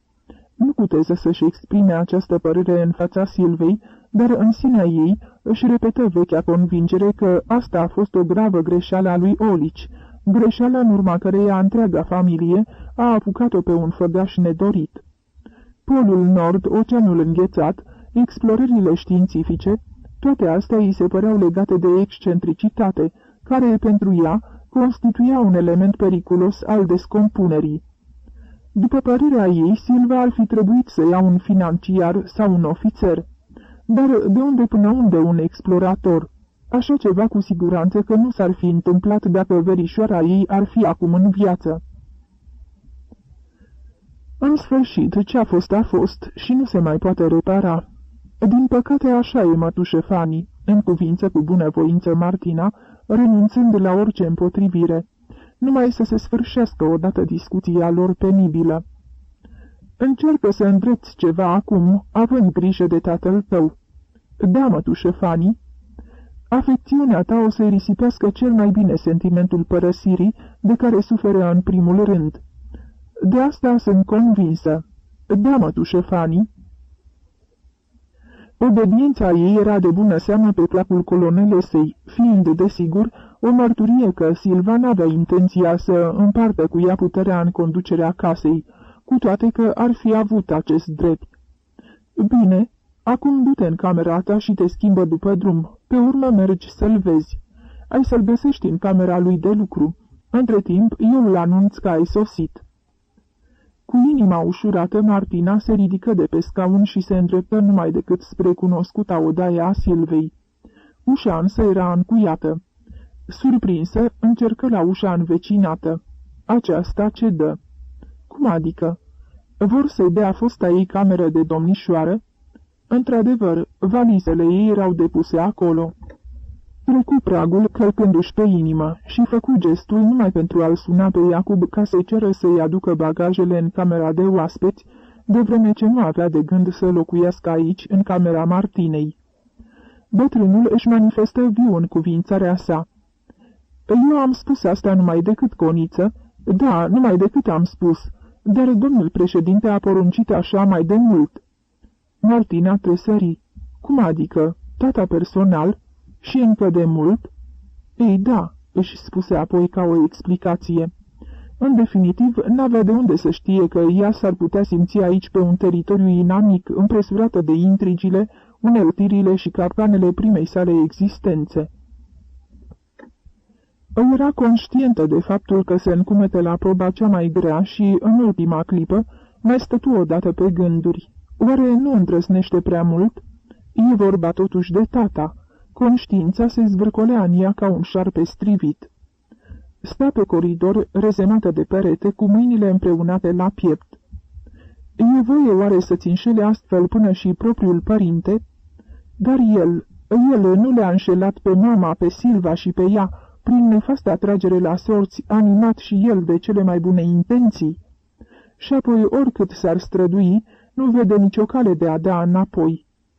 Lupta din răsputeri să-și păstreze calmul și stăpânirea de sine. Singurul lucru important acum era ca tata să nu-și dea seama de înșelăciune. Suita lungă de întâmplări, începând cu trezirea pe patul spitalului din La Bol, îi se perinde încă o dată fulgerător pe dinaintea ochilor. Și vede, toți au căzut pradă unei sugestii extinse treptat. Și nu numai persoanele străine, ci și bătrânii Toman și Caral și mătușa Fani, toți au sucombat în fața acestei sugestii. Deci în asta constă principalul, în această sugestie extinsă treptat. Cu inima bătând să-i spargă pieptul, ciocăni la ușa camerei de lucru a tatălui său. Știe, în clipa în care dinăuntru va răsuna cunoscuta voce sonoră și acel râh râitor, nu-i va mai rămâne decât să desfacă draperia grea din catifea roșie, după care va păși în vechiul și familiarul birou al tatii. Camera pe colț cu 4 ferestre, pereți îmbrăcați în cărți de specialitate juridice, financiare și de economie politică, așezate frumos în rafturi de stejar lustruit, masa de lucru lungă de 3 metri, nepodită de vrafuri mari de hârtii, reviste și cărți. Da, așa era și, totuși, Martina se opri în prag înmărmurită. Cel ce ședea pe scaun în fața biroului și care la intrarea ei își ridică privirea, era cei drept tatăl ei, cu obrajii lucinde între favoriții albi și moi ca vata. Și cu toate astea nu era tatăl ei. O schimbare radicală se produsese pe chipul lui, o schimbare ce părea împlântată până în adâncul sufletului său, făcând din el un moșneag străin și morăcănos, închis parcă în sine cu 10 lacăte. Aceasta fu prima ei impresie, lovitură neașteptată, în ciuda lucidei preveniri a mătușii Fani. Se uită cu spaimă la cele 2 discuri mari de sticlă neagră ce luceau mat în locul ochilor. Aceste discuri îi păigubeau fața de orice expresie vie, împrumutându-i în schimb un fel de tensiune iscoritoare, tensiune ce-i deveni insuportabilă în scurtul răstimp, mai bine zis, din clipa în care se grăbi să ajungă la el, străbătând vasta încăpere. Sub presiunea privirii deșarte a ochelarilor săi negri, privire ce nu era privire, ci doar zgâirea a 2 orbite moarte acoperite cu sticlă neagră, distanța dintre ușă și biroul lui îi se păru nesfârșită. Bătrânul îi întinse mâna înainte ca Martina să se fie apropiat de el. Până și în această mișcare obișnuită, atât de cunoscută, se vedea o anumită schimbare nedefinită, dificil de surprins. Martina a avut o strângere de inimă. Chiar și aerul din birou era altul, greu de respirat, de parcă ar fi fost înțesat de un praf dens și înăbușitor. Se aplecă și îl sărută pe tâmplă și, abia la atingerea pielii calde și moi, izbuti să biruie prima impresie apăsătoare, aceea că în locul tatii avea în față o mașină, un automat lipsit de viață. În sfârșit, bine că ai venit," spuse ca și cum ar fi repetat din adins și cu același accent cuvintele mătușii Fani. Apoi, continuând să o țină de mână, o sili să se dea un pas înapoi. Ia să văd, cum arăți?" Discurile negre se mișcau ușor de sus în jos și din nou de jos în sus, și Martina simțea cum ochii invizibili o cercetează din cap până în călcâie. Ah, dacă și-ar scoate ochelarii ăștia măcar pentru o clipă!" striga ceva din adâncul ei, și, în ciuda efortului de a se stăpâni, o roșeață întunecată îi acoperi obrajii ca o spuzeală. Te-ai schimbat. Va să zic că e totuși adevărat că măritișul schimbă femeile. Și, cum văd, chiar și într-o căsnicie de scurtă durată." Fără voia ei, Martina se concentră toată asupra auzului. Ar fi preferat să închidă ochii în așa fel, încât urechile ei să poată aprofunda mai bine cuvintele și intonația glasului părintesc, acesta fiind unica ei posibilitate de orientare, atâta timp cât, pe chipul lui, inexplorabil sub masca opacă a sticlei, nu era cu putință să descifreze nimic, absolut nimic. Din păcate însă, efortul ei era zadarnic. N-avea experiență cu un instrument melodic atât de gingaș cum e glasul omenesc și, oricât s-ar fi concentrat, nu reușea să extragă din el nimic altceva decât incertitudine, dublată de niște îndoieli chinuitoare. Tatăl ei, Evada, nu era în stare să se apropie de el pentru a stabili o legătură mai intimă. Abia acum își dădea seama ce punte sigură e luciul grăitor al ochilor vii, care îi apropie pe oameni infinit mai mult decât o strângere de mână. Dar pentru un mic în lume nu ar fi cutezat să-i ceară să-și scoată ochelarii aceștia înfiorători.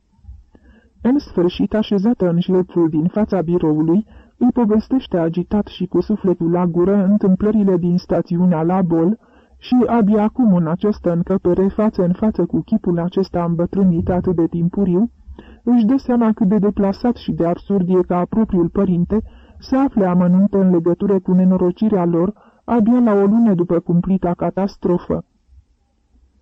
Olici n-a întrerupt-o niciodată. În timp ce trabucul gros de culoare cafenie se stingea mistuindu-se deasupra scrumierei într-un fir subțire de fum, președintele ședea în jilț neclintit, cu mâinile încrucișate la piept ca o centură de siguranță, și asculta cu atenție.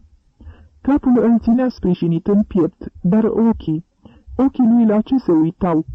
La hârtiile de pe masă, ori ceva mai sus la ea. Martina nu știe și de aceea preferă să privească în jos sau la lumina din fereastră, la colțul zgâriat al unuia dintre rafturi sau la dâra de fum ce se înalță deasupra scrumierei. Bâșbâie căutând puncte de sprijin, renunțând la unul în favoarea altuia mai promițător și numai de cele două discuri impenetrabile se ferește cu o teamă mereu crescândă. O stânjenesc în timp ce vorbește și, din când în când, e nevoită să se întrerupă spre a se odihni, de parcă ar urca o pantă abruptă, iar în clipele de tăcere cu greu își trage răsuflarea. Și toate astea le aflu abia azi," spuse Olici, mai curând pentru sine, când Martina termină de vorbit. Iartă-mă, și mie îmi pare rău, acum chiar mai mult decât în clipele acelea tragice," rosti în șoaptă. Cum văd, omul devine egoist tocmai atunci când își dă seama cel mai puțin de egoismul lui." Președintele se îndreptă în jilț, întinse mâna să-și ia un alt trabuc, dar la jumătatea mișcării se lăsă pe gubaș. Știu că dacă n-ai fi fost... Te-ai ales atunci cu răni serioase, nu-i așa?" Cu o clipire fulgerătoare a ploapelor, Martina surprinse ochii lui invizibil și se grăbi să-i răspundă. Nu atât mari cât dureroase, o luxație a antebrațului stâng și pe trup numai răni, bandaje și plasturi. Dar nu asta a fost lucrul cel mai grav. Cel mai grav a fost aci înăuntru, nu-i așa?" o întrerupse părintele. I s-a părut oare? În glasul lui parcă s-ar fi revărsat în clipa aceea o tonalitate nouă, străină. O cuprinse o înfiorare convulsionată, ca și când o flacără subțire i-ar fi șfituit inima pentru o fracțiune de secundă. Ochii îi se împăienjeniră. Încăperea înțesată de un abur tulburiu începu să se învârtească într-un iureș amețitor. Dar numai decât se opri și totul se lumina din nou. Trabucul din scrumieră se stinsese de tot. Da, în cuvință orbește. Am fost distrusă, te cred. Și a trebuit să fug, să evadez. Să evadezi? Da, textual, să evadez, să mă vindec în singurătate. Singurătatea e bună uneori pentru tratarea nervilor zdruncinați. Uneori. Așa e. Am stat un timp nu departe de Parame, într-o mică pensiune cu vederea spre Mont-Saint-Michel. Priveliștea muntelui solitar în largul mării mă liniștea cel mai mult. Rostise oare bine aceste cuvinte? Se legăna pe valurile incertitudinii ca o luntre pe luciul unei ape agitate. De data asta, președintele Olici luă într-adevăr un trabuc din cutie, ba mai mult îl și aprinse. Singur asedia din toate părțile de stihia deslănțuită și primejdioasă și totuși neclintită pe poziția lui, nu-i așa? Într-adevăr, te exprimi atât de exact, asta vrei să spui, nu-i așa? Știu și eu ce înseamnă asta. Același sentiment m-a încercat și pe mine. Nu ți-a spus mătușa Fani că am fost bolnav? Nu. Va să zic că totuși a ținut seama de porunca mea. Asta se întâmplă foarte rar, dar crede-mă, scumpa mea, am fost într-adevăr lovit rău de tot. Mi s-a luxat ceva aici, înăuntru. Nu, n-a fost decât o iluzie. Acum glasul lui e din nou același, ca întotdeauna. Trebuie să mă adun, își spune. Tatăl ei continuă domol, cântărind parcă fiecare cuvânt. Dacă ai ști că abia după nenorocire mi-am dat seama de fapt cât de mult am iubit-o pe biata Martina. Da, foarte mult am iubit-o. Răsuflă din greu. Ca să vezi, și ea a avut întotdeauna impresia că eu eram preferata ta, că toată lumea mă prefera pe mine. Președintele clătina un timp din cap, fără să scoată o vorbă, apoi reluă. Biata Martina, vezi, tocmai asta mă face să sufăr acum și mai mult. N-ar fi trebuit să-i spun atunci. Martina știe bine, chiar prea bine la ce se referă, dar o inspirație fulgerătoare îi dictează cum să se comporte în această clipă. Ce? Izbucnește tulburată. Președintele Olici făcu în jilț o mișcare atât de bruscă încât sticlele ochelarilor scăpărară scântei. Ei, acum nu mai are nicio importanță, răspunse el, însoțindu-și cuvintele cu un gest energic, care îi dădu de înțeles Martinei că orice efort de a mai simula interesul ar fi fost de prisos. Cât de mult se rușinează în sinea ei pentru acest joc necinstit, dar în același timp e și plină de admirație față de ea însăși. Ea te uită, a intrat atât de bine în rolul Silvei încât nu s-a dat de gol nici măcar într-o asemenea clipă, când ar fi fost atât de ușor să se trădeze. Tremura din tot corpul, auzindu-l pe tatăl ei vorbind despre ea cu atâta duioșie, și totuși o parte din ființa ei veghea desprinsă de cealaltă, de parcă ar fi stat în gardă în timpul unui duel. Cred că a suferit din pricina asta, spuse deodată sub presiunea unei hotărâri pripite. De unde știi? Mai curând bănuiesc decât știu, se grăbi să răspundă, strângând cu mâna transpirată muchia mesei. Bineînțeles, nu mi-a pomenit niciodată direct despre acest lucru. Ar fi trebuit să-mi atrage atenția chiar și asupra celor mai vagi indicii. Și crezi că asta ar fi ajutat? De fapt, dacă stau și mă gândesc bine, nici măcar despre indicii nu se poate vorbi. Cum să spun? Nu știu de unde se trezește în mine acum această certitudine, dar cred pur și simplu că am sesizat acest lucru. Da, l-am sesizat. Și aș spune că această convingere era atât de puternic implantată în ea, încât ar fi fost cu neputință să-i o dezrădăcineze cineva. Ne socotea pe toți vinovați, pe mine, pe tine, pe toți. Uneori aveam impresia că se simțea la noi în plus. N-a spus oare prea mult, dar, în definitiv, puțin îi pasă. Setea neînduplecată de a-și răni părintele se dezlănțuise ca o avalanșă, răspândindu-se în ea ca flăcările într-o claie de fân aprinsă. N-are decât să afle, da, să afle asta acum, când, în sfârșit, i s-a invit și ei prilejul să vorbească fără teamă și cu certitudinea că tatăl nu va mai avea cum să se înțeleagă vreodată cu fiica dispărută. Să regrete, să sufere, niciodată nu va putea să sufere așa cum a suferit ea. Președintele Olici nu mai ședea acum la biroul său. Cu pas greu, măsura încăperea în lung și în lat, de la fereastră spre draperia roșie.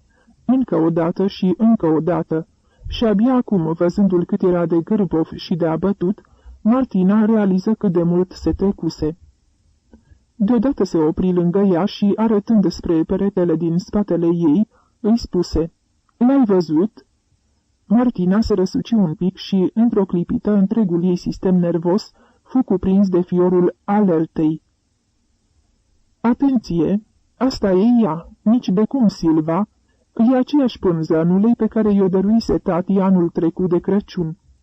Pe latura de jos a ramei e prinsă o plăcuță de alamă cu dedicația gravată la cererea ei.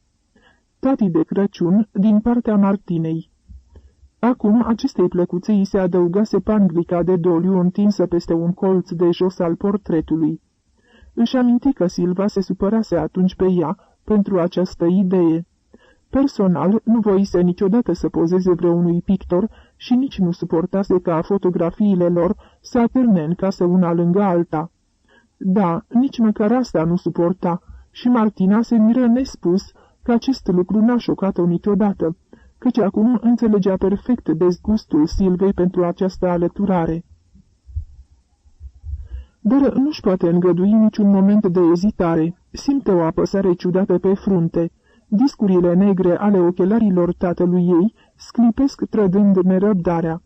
Pentru prima dată de când a intrat în biroul lui, are sentimentul neîndoielnic că privirea părintelui a țintită stăruitor asupra ei, numai asupra ei. Eu te uită, și când mă gândesc că pentru tabloul ăsta am pismuit-o cândva pe biata Martina.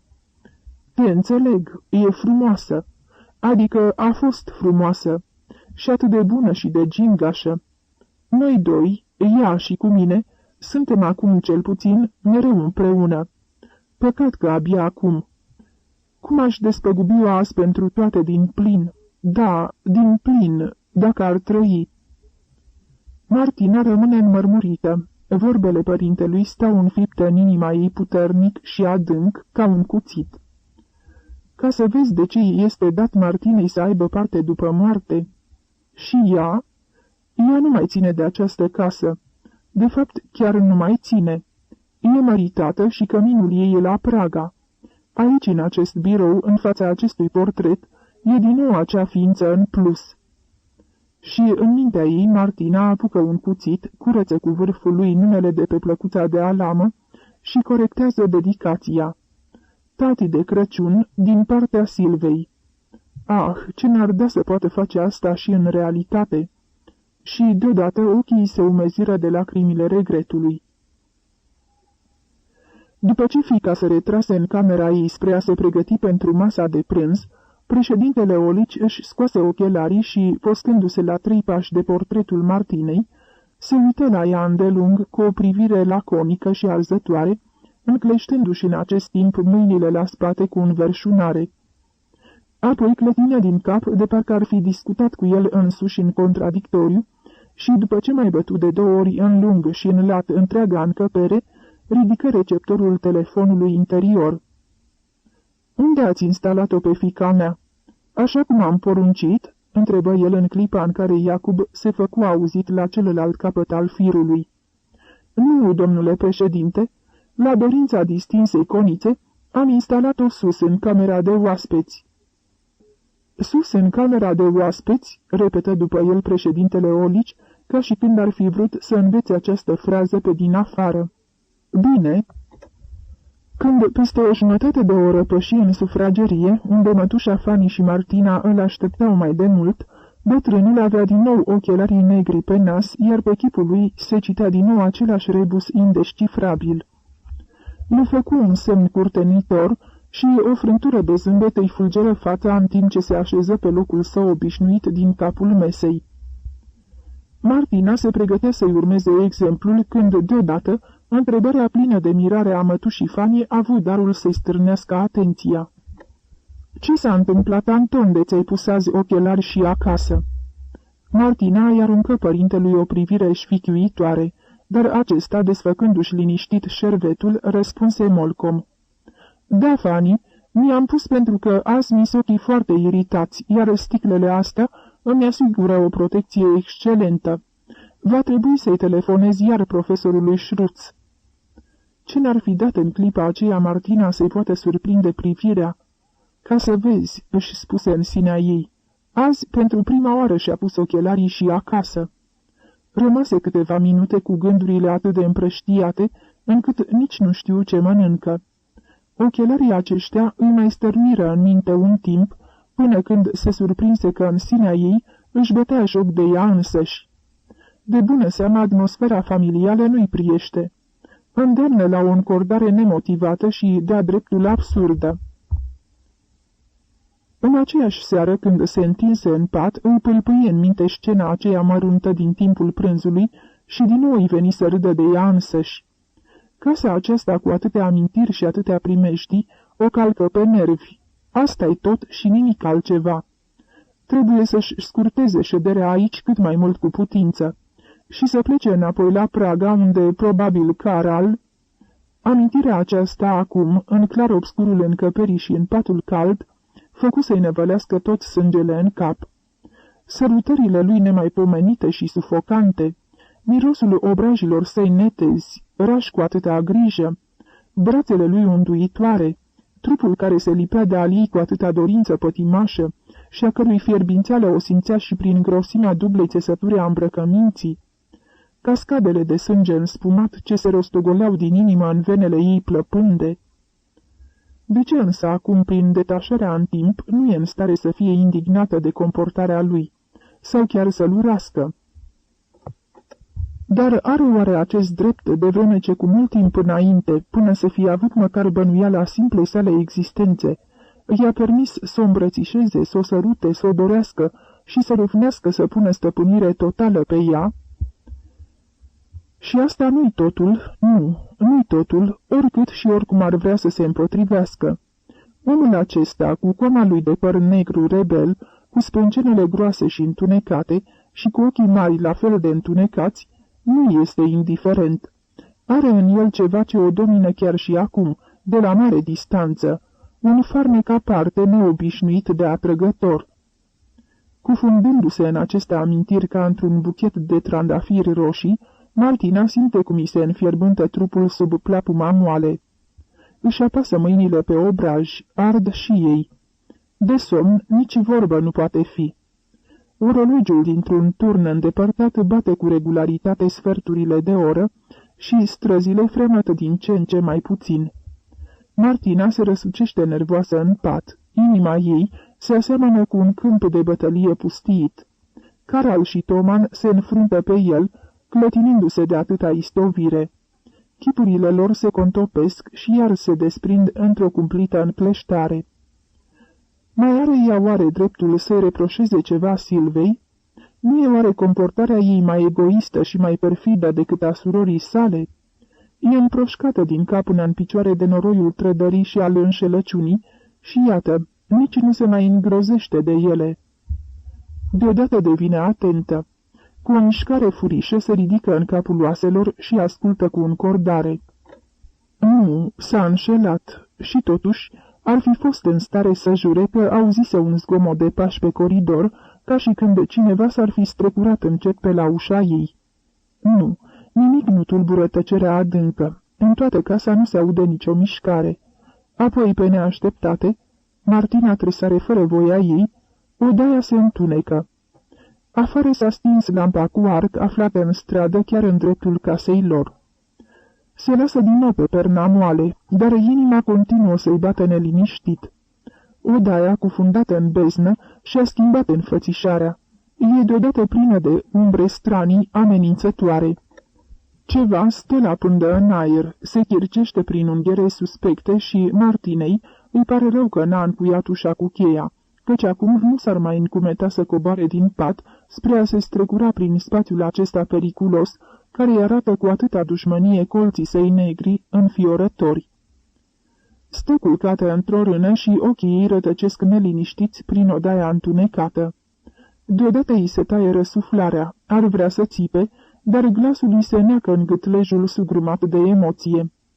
Ochii măriți de groază privesc înspăimântați spre fâșia de lumină albastră cenușie, ce se proiectează pe perete și se lărgește încet, nespus de încet, pe măsură ce cineva deschide cu băgare de seamă ușa ce dă în odaia ei.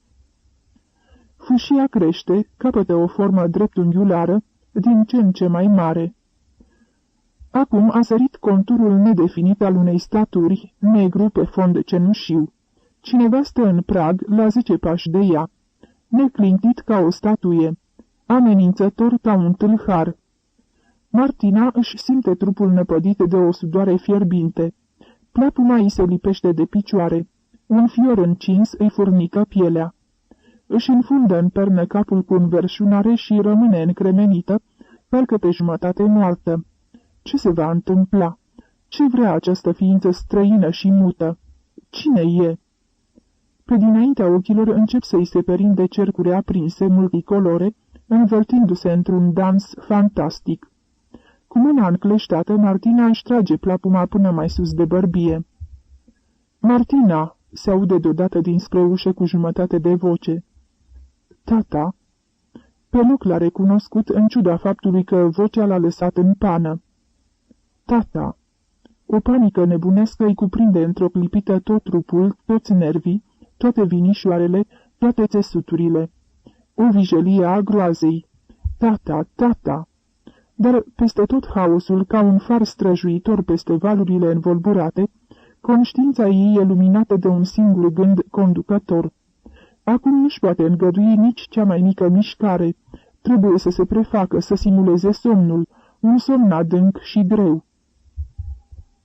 Dreptunghiul cenușiu de pe perete se lărgește și mai mult. Martina! Acum strigătul se răspândește limpede în tăcerea nopții, ca o chemare insistentă. Dar nu e atât de naivă încât să se trădeze. Nu va cădea prada acestei viclenii. Doarme. Somnul e unicul ei refugiu, unica salvare. Cu toate acestea, sudoarea îi se prelinge picătură cu picătură pe tâmple, pe frunte. Ce se face dacă tata îi aude inima care bate în noaptea mută, ca un clopot de incendiu? Va să zică intenționat și-a pus ochelarii cu lentile negre. În felul ăsta a pus-o pe ea la încercare, iar el s-a pus dinainte la adăpost. Dar mâine, când va coborî în sufragerie și se va întâlni acolo cu el, cum va fi? Se va preface că, într-adevăr, habar n-are de nimic și atâta tot? Dar oare va fi în stare? Trebuie? Dacă ar putea să se înarmeze și ea cu niște ochelari negri! Ce fortăreață puternică și invincibilă ar fi! Și câtă ușurare i-ar aduce! Cu nemărginită ușurare constată acum că dreptunghiul albastru cenușiu de pe perete se îngustează, se stinge și dispare. Un păcănit ușor și ușa s-a închis. Martina însă tot nu se încumetă să miște măcar un deget. Dacă trage cu urechea din spatele ușii. Secundele picură în beznă ca o veșnicie. Deodată un geamăt prelung, o cădere surdă, ceva greu s-a prăbușit la podea. În clipa aceea nervii Martinei cedează sub asaltul unei presiuni înspăimântătoare. Toată structura voinței trosnește în ea și se năruie. Cu un strigăt de groază, țâșnește din pat, se repede spre ușă, smulge clanța cu violență și se aruncă asupra părintelui care zace în prag, abia trăgându-și răsuflarea într-un horcăit ușor. Martina nu mai știe ce face. Chemările ei de ajutor se împrăștie în toată casa, în timp ce ea, îngenunchiată lângă tatăl ei, îi saltă capul în poală. De undeva de jos se aude un zgomot de ușă trântită, apoi niște glasuri zăpăcite, strigăte, toate luminile se aprind într-o clipită și cineva alergă precipitat pe scară, în sus. Cu multă trudă izbutiră Iacob și șoferul să ridice trupul voluminos al președintelui Olici și, gâfâind din greu, să ducă povara lipsită de vlagă jos în dormitor. Și în timp ce mătușa Fani, cu capotul aruncat pe ea în mare grabă, alerga la telefon să caute un doctor, Martina pășea plângând în urma catafalcului viu, format din cei doi bărbați ce-l purtau pe al treilea, tatăl ei.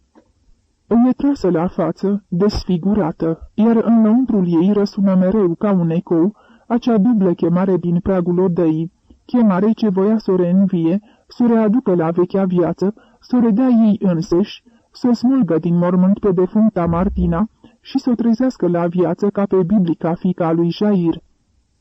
Da, acum înțelege totul. Și acea tainică încordare ce plutea în toată casa ca un nor de fum invizibil, și aluziile misterioase ale tatii, și rostul ochelarilor săi negri. Totul. Așadar, el n-a crezut. Singurul care n-a crezut și știe, singurul care știe. Nu știe, bănuiește doar, știe, a aflat de la ea, ea însă și-a spus totul prin tăcerea ei. Nesfârșită îi se pare calea până la patul care, cine știe, s-ar putea să fie patul de moarte. Ce bucuroasă ar fi să cadă în genunchi și să se târâie în urma lor. Disperarea obiciuiește cu nuiele de foc, o sfâșie și o macină fără milă. O disperare a furiei împotriva propriei sale ființe, a cărei minte slabă n-a avertizat-o la timp că, prin tăcerea ei, avea să trădeze secretul mai curând decât dacă l-ar fi trâmbițat în gura mare. Numai un vinovat în stare de veche se ascunde sub plapumă la o astfel de chemare și tremură și tace. nici de cum o ființă nevinovată care atunci când doarme, nici n-ar auzi rostindu-i se numele în somn, ci pur și simplu s-ar trezi speriată la simplul semnal al glasului ce s-ar năpusti pe neașteptate asupra ei din bezna mută. Da, aceasta este realitatea și nimic nu se mai poate îndrepta.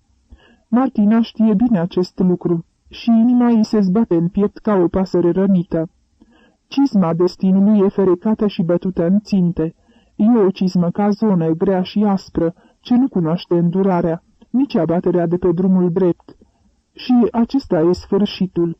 Așadar, n-a ajuns departe cu viața furată. L-a întins în pat cu comprese reci pe frunte și pe inimă și acum zace în imediata ei apropiere, cu jumătate de față căzută, cu jumătate de corp lipsită de vlagă. Prin ușa închisă răzbat până aici tânguirile la telefon ale mătușii Fani. Martina însă nu-și deslipește ochii de pe chipul părintelui care, până și în lupta aprigă cu moartea, păstrează o expresie de demnitate nefirească, ba chiar supranaturală. Va muri ducând cu el secretul în mormânt, ori va trăi și, pe urmă, o haită de sentimente contradictorii s-a asmuțit asupra Martinei și o zgâlție fără milă. O clipă dorește cu dezlănțuită disperare să moară cât mai repede, înainte de a-și reveni din comă, ca în clipa următoare să bată în retragere, înspăimântată de acest gând nelegiuit. Deodată se apleacă și mai mult asupra lui. Masca țeapănă a părintelui e străluminată de primele tresăriri ale vieții, ca zorile ce se ivesc pe neașteptate, luminând bolta întunecată a nopții. Vede ochii lui mari și congestionați, deschizându-se și rătăcind în gol, odată și încă o dată, până când se fixează asupra ei. Ar vrea să fugă de această privire, dar nu poate. Rămâne încremenită de parcă s-ar fi prefăcut într-o stană de piatră. Pleacă. Horcăitul acesta, însoțit de un gest energic al mâinii, se înfige în ea ca o secure, dându-i senzația că se va prăbuși sub lovitura ei. Dar mâna tatii în mișcare încă se transformă deodată într-o gheară de fier, într-un clește uriaș care îi prinde brațul, îl strânge și o trage mereu tot mai aproape, tot mai adânc, ca pumnul necruțător al duhului apelor ce te apasă și te împinge la fund fără milă. Vrea să strige, dar nu e în stare să scoată niciun sunet. O forță supraomenească o smulge din jilț. Martina se prăbușește pe pat lângă tatăl ei. Îi simte răsuflarea în obraj, îi vede buzele învinețite descleștându-se și aude țâșnind printre ele cuvinte, crâmpeie de cuvinte, silabe rostite cu convulsionată încrâncenare, aparent fără sens, dar ea le înțelege. Înțelege că tata vrea să audă din gura ei mărturisirea, dar în același timp și jurământul că, într-adevăr, nu și-a ucis sora, că, într-adevăr, totul n-a fost decât o nenorocire întâmplătoare. Ce să-i răspundă? Cum să-l convingă? Clătinea sălbatic din cap și murmură într-una al său, nu. Murmură gângav în șoaptă, deși ar vrea să jure și să conjure. Deodată se simte cuprinsă din spate de brațele cuiva și trasă înapoi pe scaun, parcă deposedată de simțiri. Se apără, se zbate, se împotrivește, încearcă să se desprindă din mâinile mătușii Fani, să se întoarcă la tatăl ei, înainte de a fi prea târziu, căci nu i-a spus încă totul, poate nici nu l-a încredințat pe deplin de nevinovăția ei. Dar în același timp, sub ochii ei, bolnavul se înalță pe pat într-o maximă încordare. Mâinile lui se întind de parcă ar vrea să se agațe de ceva, iar din gură îi se strecoară un strigăt prelung, horcăitor, de nimeni înțeles. Numai Martina are impresia că deslușește în el frânturi din numele ei. Deodată, în timp ce mătușa Fani, nepricepând de nimic din tot ce se petrece, mai continuă să strângă la pieptul ei capul Martinei, strigătul bolnavului se stinge. Trupul lui încetează să se mai zbată, rămâne neclintit în capul oaselor, ca apoi pe neașteptate, o tăcere adâncă și solemnă să pună stăpânire pe tatăl Martinei, care, umil și smerit, se întinde pe spate, supunându-se parcă unei porunci numai lui adresate și numai de el auzită. Martina începe să geamă și, alunecând de pe scaun, se lasă ușor în genunchi. ar fi vrut să se dea cu capul de podea și să repete la nesfârșit cu voce tare una și aceeași frază. Eu n-am ucis, dar pe tine, tată, pe tine te-am împins la pieire. Dacă, firește, pocăința ei nu s-ar fi îngemănat cu o uimire, pe cât de ușurătoare, pe atât de înspăimântătoare. A murit ducând cu el taina ei în mormânt. Capitolul 6. Ajutor. O săptămână întreagă a zăcut Martina la sanatoriul Kramer, scuturată de fierbințeli puternice. Zi și noapte s-au luptat medicii pentru viața ei, străduindu-se din răsputeri să-i alunge din preajmă primejdia meningitei. Pojarul aprins în venele și vasele sanguine încerca să răzbată prin țesuturi, urcând de tot mai sus spre cap și creier, iar lupta medicilor amintea de încleștarea aprigă cu un foc sălbatic, împiedicat să se întindă și să mistuie în flăcări trupul tânăr și nespus de frumos al pacientei. Îi izbutiră să înăbușe și să stingă flăcările amenințătoare, dar mai trebuie să treacă o săptămână ca Martina să se poată întoarce în casa sumbră și mută din Marocanărgase. Se întoarse acolo slăită de puteri, trasă la trup și palidă la față, schimbată în lăuntrul ei, cu inima învăluită parcă de o cenușă fierbinte. Între timp, tatăl ei fusese înmormântat cu toată pompa de a cărei strălucire se îngrijise Viena, acea înfumurată și fastuoasă Vienă, care parcă ar fi presimțit atunci că înmormânta în pământul ei pe unul dintre cei din urmă reprezentanți ai acelui fălos regim al vechilor palate, al fracurilor cusute cu fir de aur și al monumentelor paterice, regim căruia pe neobservate îi sunase ceasul neînduplecat al vremii. Martina nu știa nimic despre grandiosul cortegiu ce șerpuise pe străzile orașului, în urma somptuosului car mortuar, despre catafalcurile mobile de flori, despre corporațiile ce mărșăluiseră printre culoarele curioșilor spectatori, despre discursurile funebre rostite peste capetele cu cilindre lucioase în fața criptei din cimitirul central, despre lanțurile sclipind ceremonios la gâtul membrilor Senatului Universitar, despre mitrele strălucind de albeață pe capetele episcopilor oficianți, despre delegațiile dietei imperiale, căci, la întoarcerea ei acasă, toate acestea nu mai erau decât o amintire în tăcerea sumbra odeilor pustii, iar panglica de doliu de pe portretul ei și ochelarii negri de pe vaful de hârtii și dosare ce zăceau pe biroul defunctului președinte, erau ultimele înregistrări ale trecerii și risipirii ființei lui în neființă. În arena dăreticată a vieții îi ieși în întâmpinare mătușa Fani, înfășurată ca o mumie în veșmânt de doliu, mai sobră, mai distinsă, mai distantă, mai glacială și mai puțin comunicativă decât înaintea nenorocirii, înghețată parcă de singurătatea acestei case prea mari și prea neospitaliere pentru o singură persoană. Întâlnirea lor fu și ea glacială și rezervată. Mătușa Fani era roasă de viermele curiozității, care creștea în măruntaiele ei odată cu scurgerea timpului de la neașteptata catastrofă. Ce s-a petrecut atunci între tată și fiică? De ce s-a dus președintele la Silva în toiul nopții și cum se face că atacul de apoplexie l-a răpus tocmai în pragul odăii ei? Și ce anume a stârnit pe urmă jos în dormitor acea cumplită scenă și de ce Silva repeta mereu acel demențial "nu, nu"? Și de ce arăta Olici pe patul de moarte ca un om care ar fi vrut parcă să amenințe viața propriei sale fiice? Mătușa Fani era o femeie destul de deșteaptă ca să înțeleagă că, între cei doi, se întâmplase ceva foarte grav, dar nu și destul de dibace pentru a fi în stare să descopere vreo urmă. Martina tăcea. Tăcea cum tăcea și cripta de la cimitirul central. Zadarnic îi întindea mătușa Fani tot felul de lațuri și capcane. Martina nu răspundea. Martina ridica doar din numeri. Martina n-a auzit decât căderea surdă a trupului, apoi un strigăt la care s-a trezit din somn speriată și această descriere monofrazică i s-ar fi părut mătușii Fani firească și satisfăcătoare dacă... dacă nu s-ar fi evit întrebarea. De ce la toate aluziile ei în legătură cu această întâmplare, Ochii Silvei căpătau o expresie atât de ciudată, pe care ea nu putea compara cu nimic altceva decât cu teama și îngrijorarea.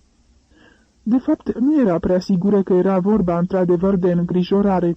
Adeseori avea îndoieli, iar acestea, la rândul lor, aveau darul să-i atâțe și mai mult neliniștea și curiozitatea. Dar nu numai asta. La mijloc mai erau și acele scrisori pentru Silva ce soseau de la Praga cu o regularitate surprinzătoare. Când în sfârșit își dădu seama că Silva rămâne neclintită pe poziția ei necomunicativă, mătușa Fanny se închise și mai mult în ea. Cine știe, la urma urmei s-ar putea ca într-adevăr să se înșele. Și într-o bună zi descoperi niște necazuri serioase în legătură cu bunurile ei imobiliare din localitatea Fribach, aflată undeva în Alpii austrieci. În definitiv, aici avea de pe acum conștiința datoriei îndeplinite și nu mai vedea rostul pentru care ar mai fi trebuit să aștepte până când casa avea să fie vândută așa cum hotărâse Silva. Și totuși, la rugămintea Martinei, pe care ideea singurătății o înspăimânta mai mult decât prezența mătușii, aceasta consimți să mai rămână. Și mai rămase încă multă vreme, nu de alta, dar executarea testamentului prin care Olici îi lăsase și ei o parte substanțială din averea lui, se prelungi până în decembrie. După aceea însă nimic nu mai putu reține și, cu puține zile înaintea Crăciunului, părăsi Viena. În ziua în care vânzarea fu perfectată, își luară rămas bun cu acea artificială cordialitate, în spatele căreia, de o parte și de alta, se ascundea sentimentul ușurării prilejuit de clipa mult așteptatei despărțiri. În aceeași zi părăsi Viena pentru totdeauna și Martina, încărcată de moștenirea rămasă de pe urma tatălui ei, față de care, după părerea mătușii Fanny, dăduse dovadă de o nepăsare extravagantă și de-a dreptul ipocrită. După ce se instală în tren și apoi, din mersul acestuia, surprinse pe fereastra vagonului peronul gării de nord, pierzându-se cu viteză mereu sporită în urma ei, Martina a avut același sentiment puternic și foarte limpede al lucrului încheiat și al hotărârii irevocabile, întocmai ca atunci în stațiunea la Bol, când se mutase din odaia ei în odaia Silvei. Și totuși acum e conștientă de deosebirea dintre cele două situații. Atunci acționase sub impulsul speranței în reușita hotărârii, sub un impuls fără scăpare, pe când azi nu mai e atât de sigură de nimic. Firește a izbutit să ocupe locul surorii în lumea oamenilor și a lucrurilor. Dar ea a vrut totuși ceva mai mult. A vrut să depășească și acea oră nefastă dintre cele două nașteri, acea cumpănă a apelor ce desparte cursurile a două vieți și destine diferite. Acum nu mai e atât de convinsă că a izbutit și acest lucru. E oare de altfel cu putință așa ceva numai printr-o simplă schimbare de nume? Și totuși, ea nu e o corabie ce navighează sub un pavilion fals. Simte prea bine că s-a lansat în torentul unei vieți străine și plutește în el. Da, plutește în el cu toate consecințele și cu toate riscurile ce decurg dintr-o asemenea întreprindere. Nu e oare Caral cea mai bună și mai concludentă mărturie? E singură în compartiment și această singurătate o ispitește să scoată din valijoară scrisorile lui Caral. Le are pe toate rânduite cu grijă, în ordine cronologică. De câte ori nu le-a citit, și totuși acum, recitindu-le în timp ce acceleratul înghite depărtarea dintre ea și el, obrajii îi se aprind ca atunci când le-a citit pentru întâia oară. Fiecare cuvânt în aceste scrisori arde, pâlpâie și luminează, dintre rânduri răzbate suflarea unei dorinți fără astâmpăr. Ceva cotropitor se lășluiește în aceste semne de exclamare de la capătul frazelor. Martina citește cu nesaț, căci niciodată până acum nu i-a fost dat ca niște scrisori atât de înflăcărate să-i fie destinate cu adevărat și direct numai ei, și nici de cum pe ocolite, prin mijlocirea surorii dispărute. Oare el n-a îmbrățișat-o, n-a sărutat-o și n-a atins-o cu mâinile sale pătimașe? Și pe deasupra mai are și posibilitatea de a compara. Ce sunt scrisorile lui Toman față de scrisorile lui Caral? E drept, și din celelalte glăsuiesc dragostea și devotamentul față de ea. dar exprimarea lor e parcă lipsită de flacăra pasiunii. Sunt mai curând cristal decât foc, floricele albe și firave ale duioșiei, pe când din astea simte dogoarea fierbinte, țâșnind parcă din cuptorul încis al înflăcărării pătimașe.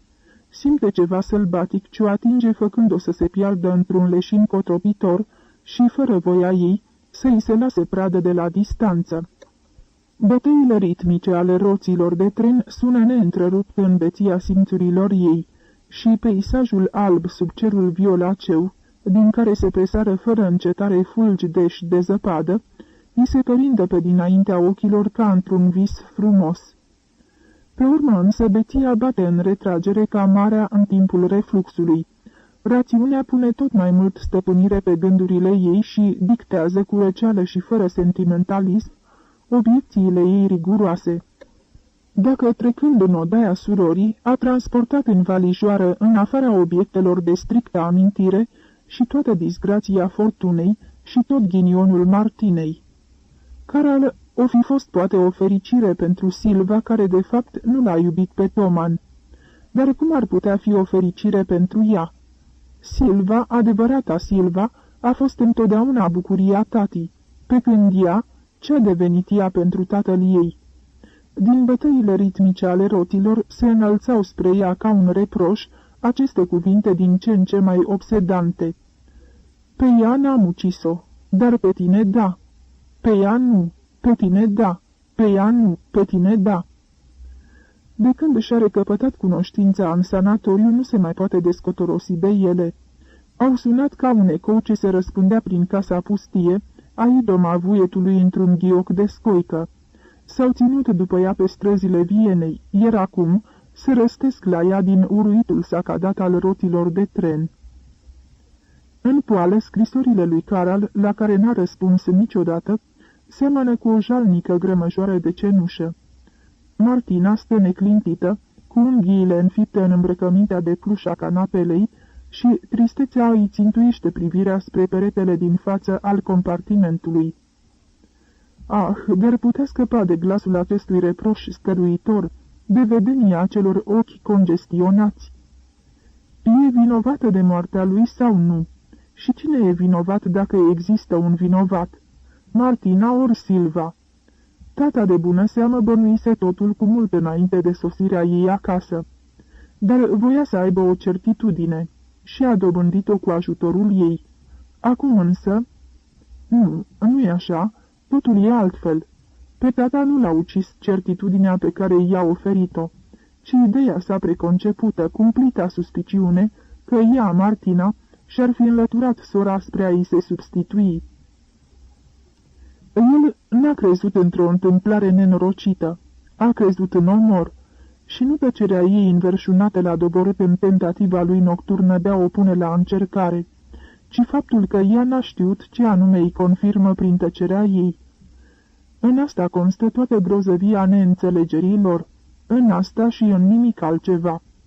Și în asta constă și eliberarea ei de orice vină, eliberarea totală și absolută. Își repetă și acum în sinea ei, ca întotdeauna când se străduiește să înăbușe în ea glasul chinuitor al conștiinței, ce o scormonește până în străfundul ființei. În drum de la gară, singura ei dorință era să se strecoare acasă neobservată. Ideea de a-l întâlni pe Caral avea darul să o înspăimânte.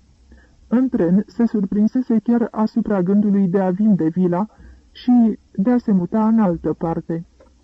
Dar treaba asta, firește, nu era cu putință, ținând seama de simplul motiv că pentru vânzare ar fi fost nevoie și de consimțământul lui Toman, căruia vila îi aparținea pe jumătate. Și cine știe unde se află el acum? În sinea ei își făcuse o socoteală. Din cele 14 luni ale expediției se scurseseră abia 5. Acestea, cei drept, au trecut pe lângă ea pe nesimțite, într-un zbor de-a dreptul vertiginos. Evenimentele făcuseră timpul să gonească fără răgaz, dar gândul la celelalte 9 cei mai rămâneau de trăit într-o neputincioasă așteptare, avusese darul să întristeze inima.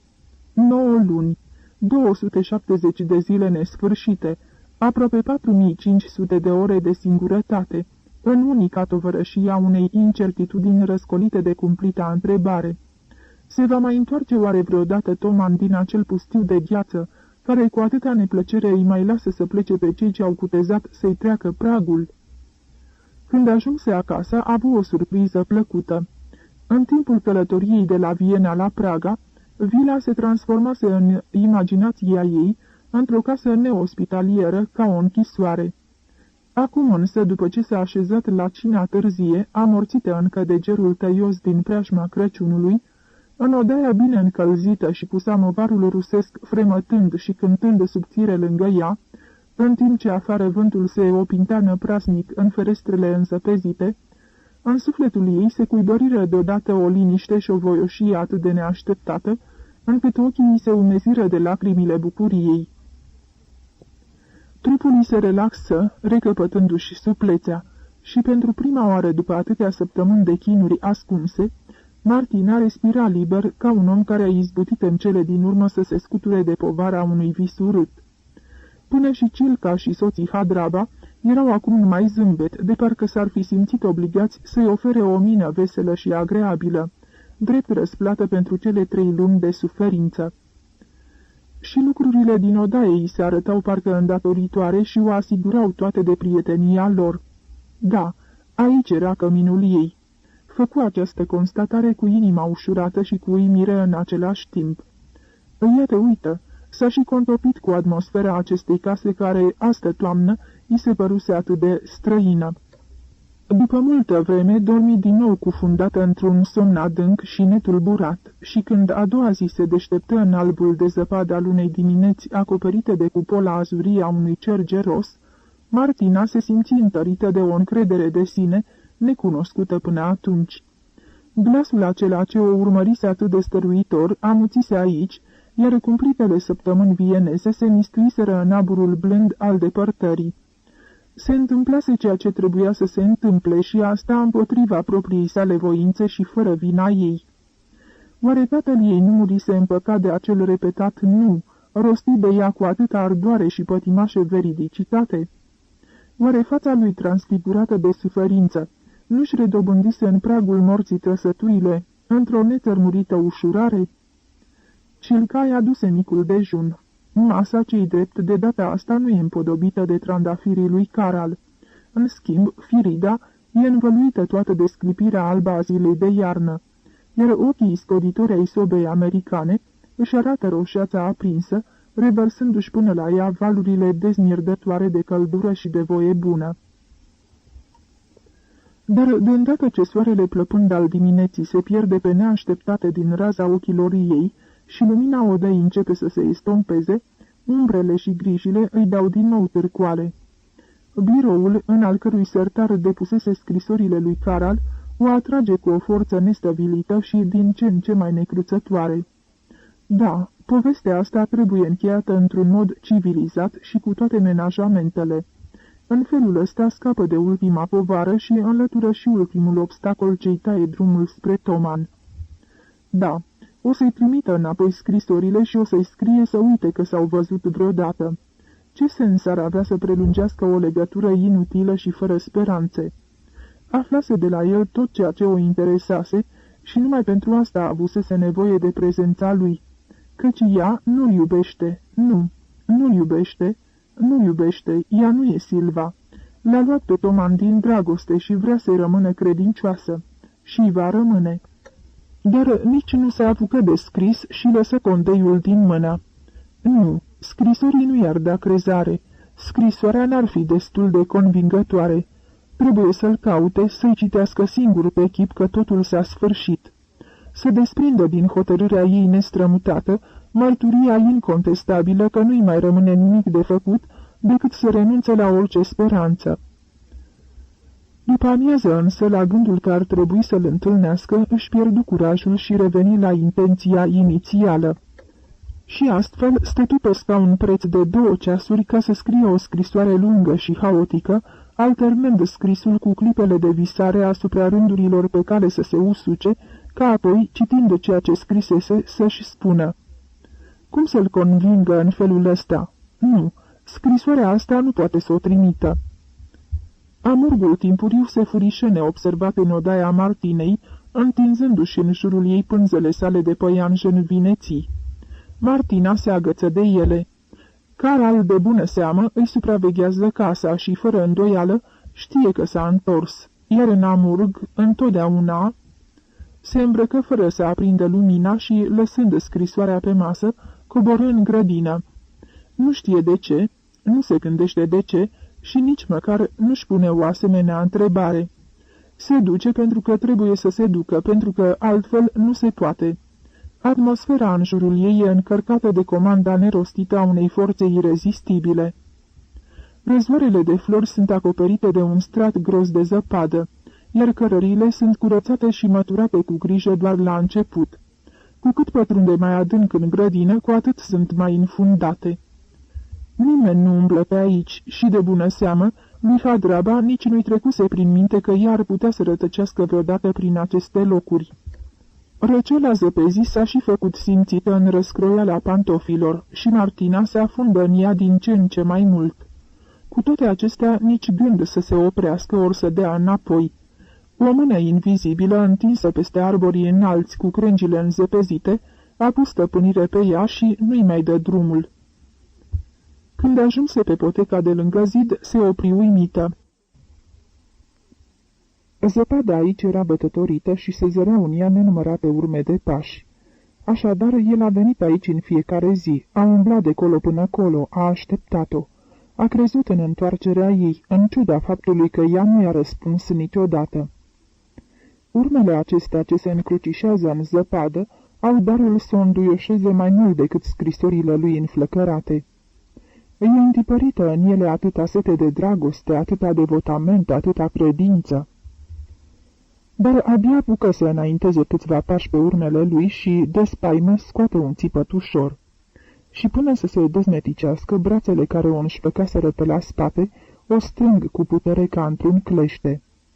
Totul în jurul ei prinde să se învârtească într-un vârtej amețitor și, ca o grindină fierbinte, încep să se năpustească asupra ei sărutările lui nestăvilite. Martina se aprinde pe loc, e parcă învăluită în flăcări. Trupul ei se moleșește și se supune docil mângâierilor pătimașe.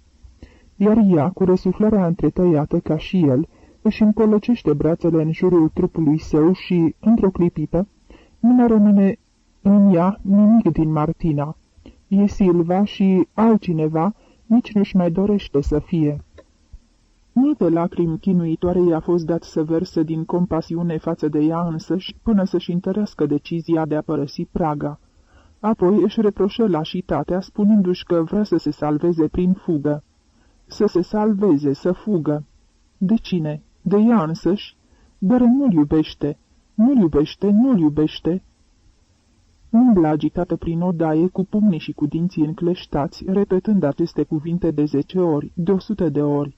Nu, ea nu e Silva, nu va fi și nici nu poate fi vreodată. În privința asta, nu. Când Toman se va întoarce, ei se va dărui neprihănită, pentru că numai pe el îl iubește. Pe nimeni altul n-a iubit și nici nu va iubi vreodată. Ceea ce s-a petrecut ieri în Amurg n-a fost nimic decât o cumplită urgie a simțurilor, care însă nu i-a atins inima și tezaurul de sentimente ascuns în ea.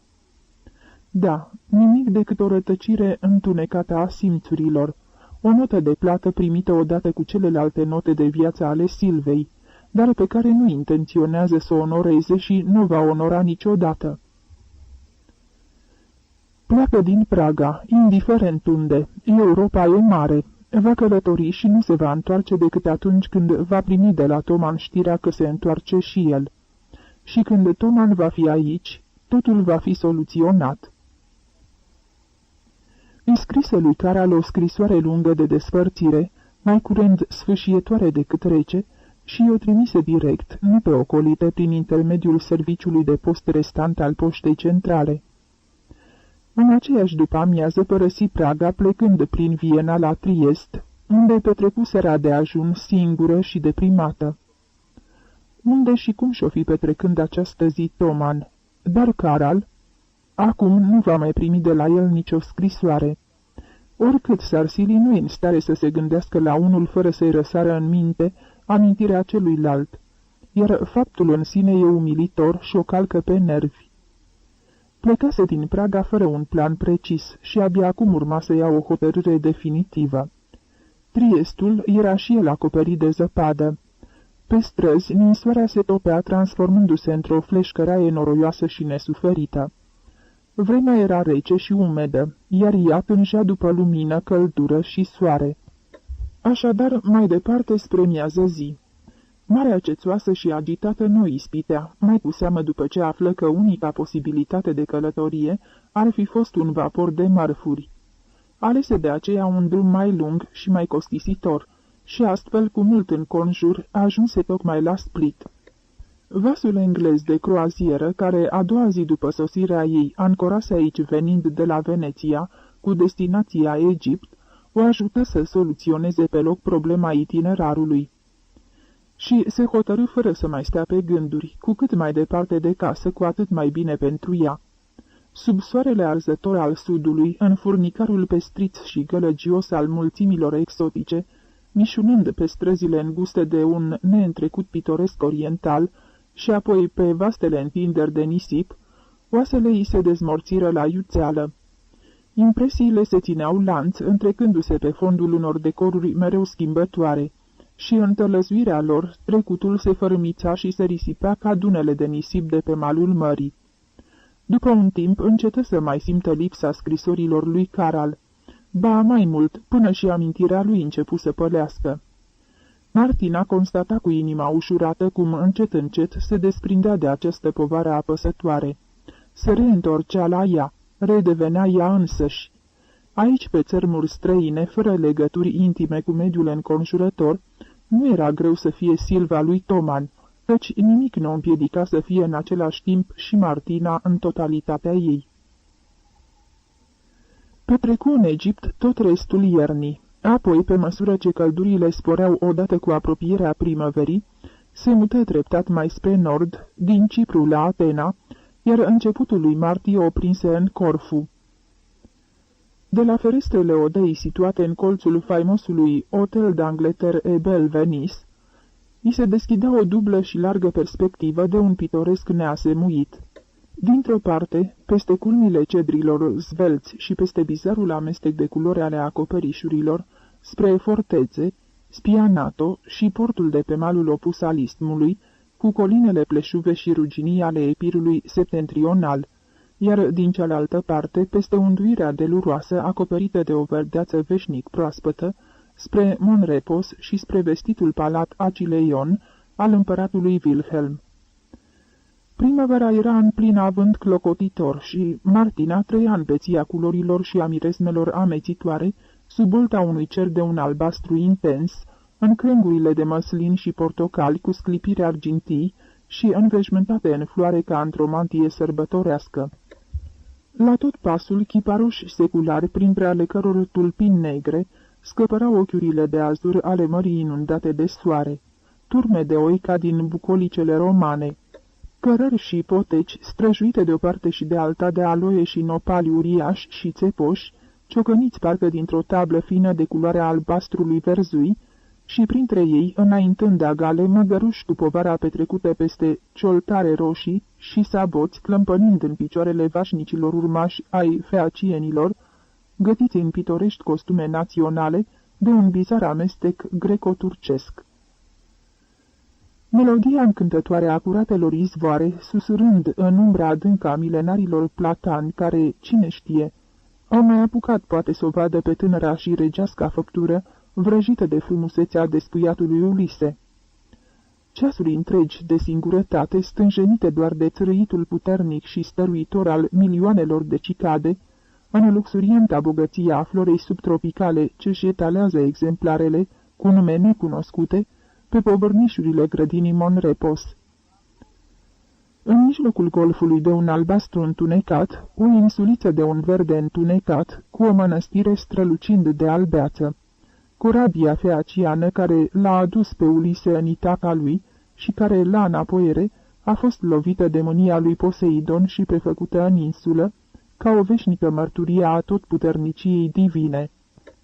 O, tu, Ponticonisos, Câtă mângâiere aduce în inima fetei farmecul frumuseții tale neîntrecute, în pâcla trandafiria a înserării ce se apleacă smerită peste chiparoșii tăi boclineni, îngârnată de murmurul melodios al mării, în timp ce, departe, în colibele pescarilor de la palele Achileionului, încep să se aprindă primele lumini în amurgul violet și vrăjit, ca strugurii din viile corfiene. Martina făcea plimbări îndelungate pe jos, ori se lăsa purtată în încântătoarele și fragilele trăsuri adăpostite de mici baldachine albe cu ciucuri multicolori.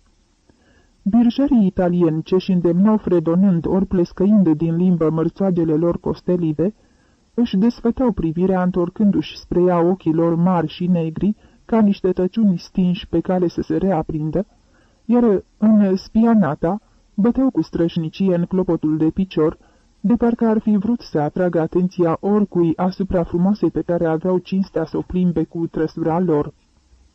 Se îmbăta de frumusețea naturii stârnită de soare până la splendoarea curcubeului, de minunăția unui peisaj vesel și încins, de parcă în zăvoaiele și izvoarele lui, în pâraiele și arborii lui, pe pajiștile și crestele abrupte, s-ar mai fi zbenguit și acum zvăpăiații și viclenii satiri de odinioară.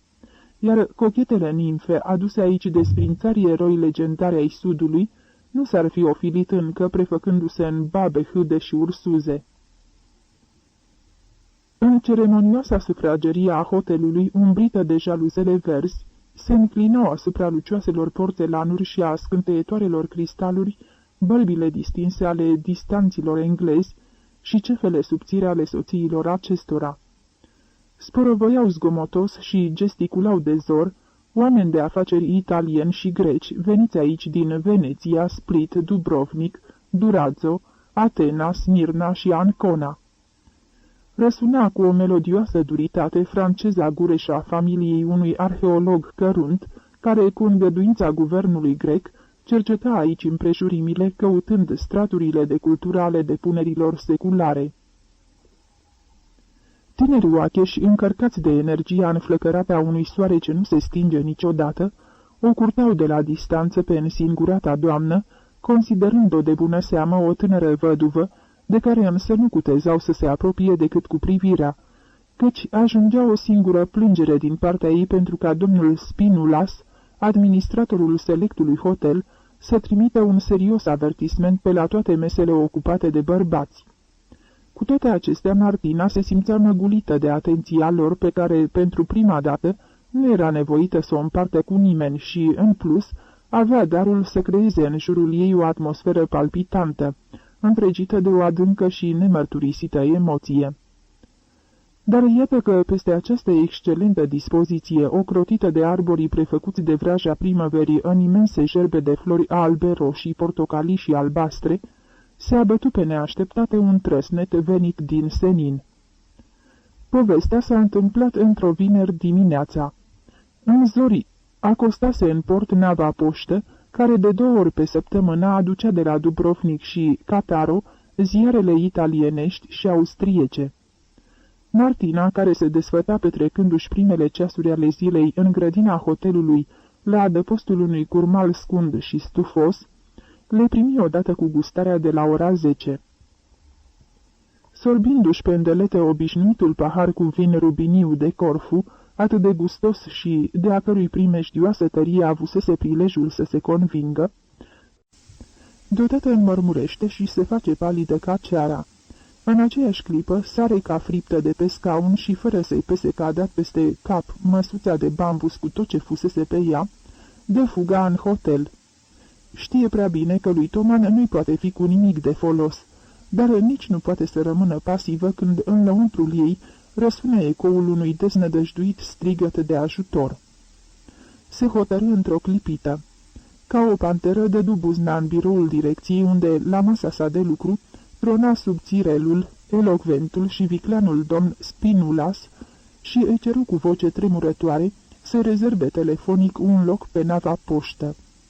Apoi, nemai ținând seama de uluirea personalului care rămăsese gură cască, porni ca o vijelie spre camera ei, urcând scara câte 2 trepte deodată. Într-o jumătate de oră fu gata de plecare și până să se dezmeticească din adânca uimire încercatul director, nota de plată era achitată, iar ea gonea cu mașina spre portul orașului. Se suie în ultimul minut pe puntea Sribnei, care ridică numai decât ancora și porni spre nord, înaintând de-a lungul țărmurilor aride și pustii ale Albaniei. Avea de gând să meargă cu vasul până la Split și de acolo să plece mai departe cu trenul, dar văzând cât e de grăbită, capitanul îi dădu un sfat mai bun, să debarce la Cataro, unde putea să închirieze o mașină până la Zelenica și de acolo să-și continue călătoria cu trenul prin Medcovici și Sarajevo până la Zagreb, de unde avea legătură directă pentru Viena. În felul acesta câștigă 2 zile. 2 zile. Și așa Martina tremura toată de nerăbdare. 2 zile și o noapte avea să dureze drumul până la Cataro, iar știrea din ziar era veche de 3 zile. Până să sosească ea la Viena, se va învechi cu încă 4. O săptămână de la publicarea ei. Unde va fi în acest timp profesorul Rauchberger? Ah, de ce nu există un mijloc de transport mai rapid? De ce aeroplanele în jurul cărora se face în presă atâta vâlvă n-au fost inventate cu 10 ani în urmă? Acum s-ar fi putut zbura cu ele în cursă obișnuite. Îi aduse capitanului ziarul și cu acest prilej îi împărtăși grijile de care era frământată. Capitanul însă n-avea nevoie să mai citească odată. Cunoștea întreaga poveste pe din afară. Nici nu se putea altfel. Orice ape am brăzda, înghețate sau neînghețate, pentru noi, marinarii, tot una e, și de la distanțe de 10 de grade tot colegi și prieteni suntem. Ca fulgerul se răspândi pe vas știrea că Martina era soția unuia dintre membrii acelei părți a expediției polare austriace, dispărute cu vas cu tot undeva în dreptul arhipelagului Franz Iosef, și astfel deveni deodată centrul unei atenții pline de o caldă și prietenească afecțiune. Cu toții se străduiau să-i aducă o mângâiere în funcție de fantezia fiecăruia. Niciunul însă nu era în stare să treacă peste realitatea că profesorul Rauchberger, salvat printr-o adevărată minune, împreună cu alți 7 colegi ai săi, de o expediție maregrafică engleză în spațiul dintre țara Alexandrei și țărmul de nord al Spitzbergului, se întorcea în Europa într-o stare jalnică, fără vas și fără 14 oameni, și cu puține speranțe ca aceștia să mai fie recuperați de o expediție de salvare. Martina își atrăgea admirația prin curajul și dârzenia ei. Într-adevăr, aparent era calmă, dar calmul ei era nefiresc și glacial, transformându-se într-un automat viu. Slăbise și, până și prin pielea arsă de soare, răzbea adevărata culoare a chipului ei, culoarea galbenului de ceară. Nu plângea, dar nici să râdă nu mai știa. Ochii se ascutiră într-o stranie privire seacă, în care ardea încremenită flacăra unei întârșiri fanatice.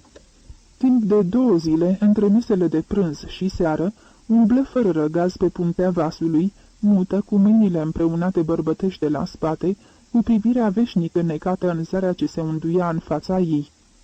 Noaptea nu închidea un ochi, întinsă pe pat, lângă ferestruica rotundă a cabinei strâmte și înăbușitoare, asculta uruitul monoton al motoarelor, zornăitul strident al lanțurilor care cădeau de undeva la fiecare oprire a vasului, în timp ce, de sus, de pe punte, răzbea până la ea un tropăit puternic, însoțit de strigăte în italiană și într-o limbă de ea neînțeleasă, probabil albaneză, își spunea în gând. Pe urmă, lanțurile începeau din nou să zornăie, elicea vasului prindea din nou să spintece apa. Ceasurile se scurgeau, noaptea se risipea pe nesimțite, iar ea, întinsă mereu pe spate, cu mâinile sub ceafă și cu privirea ațintită în beznă, apoi în clar obscurul ce trecea domol în albastrul dimineții, nu era în stare să se gândească decât la ea, iar dacă se gândea și la Toman, o făcea numai și numai pentru că era preocupată de propria ei persoană. Din când în când, buzele ei se schimonoseau și, în asemenea clipe, cabina îngustă era scuturată de ecoul unui râs isteric lipsit de vlagă, ca răspuns unui glas, glasului surorii ei care parcă îi șoptea în batjocură. Vezi, orice-i face, tot Martina ai rămas. Ce a aruncat ea atunci la repezeală în valijoara aceea înainte de a se furișa din odaia ei în odaia Silvei?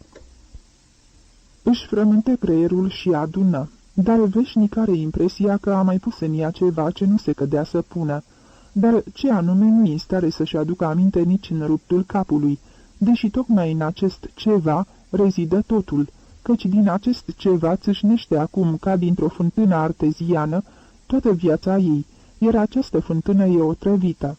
Pe ghizdul fântânii sta cocoțată broasca râioasă din poveste. Ar fi cumplit dacă acum, după ce și-a croit drum prin noianul atâtor suferințe... Nu, la așa ceva nici nu trebuie să se gândească. În prăpastia asta n-are voie să se uite, dacă vrea ca amețeala să nu tragă la fund. Fără îndoială se va produce o nouă întorsătură și totul se va sfârși cu bine. Trebuie, de nu, înseamnă că pe lumea asta nu există justiție și în acest caz viața nu merită a fi trăită. Aceste izbucniri înflăcărate ale revoltei alternau însă cu crize subite de pioasă umilință. Doamne, nu mi-l lua. Dacă asta e pedepsa pentru vinovăția mea, nu-l pedepsi pe el, ci pedepsește-mă pe mine, repeta într-una cu vocea rugătoare a ființei neputincioase, a cărei inima amenința să plesnească în pieptul plăpând.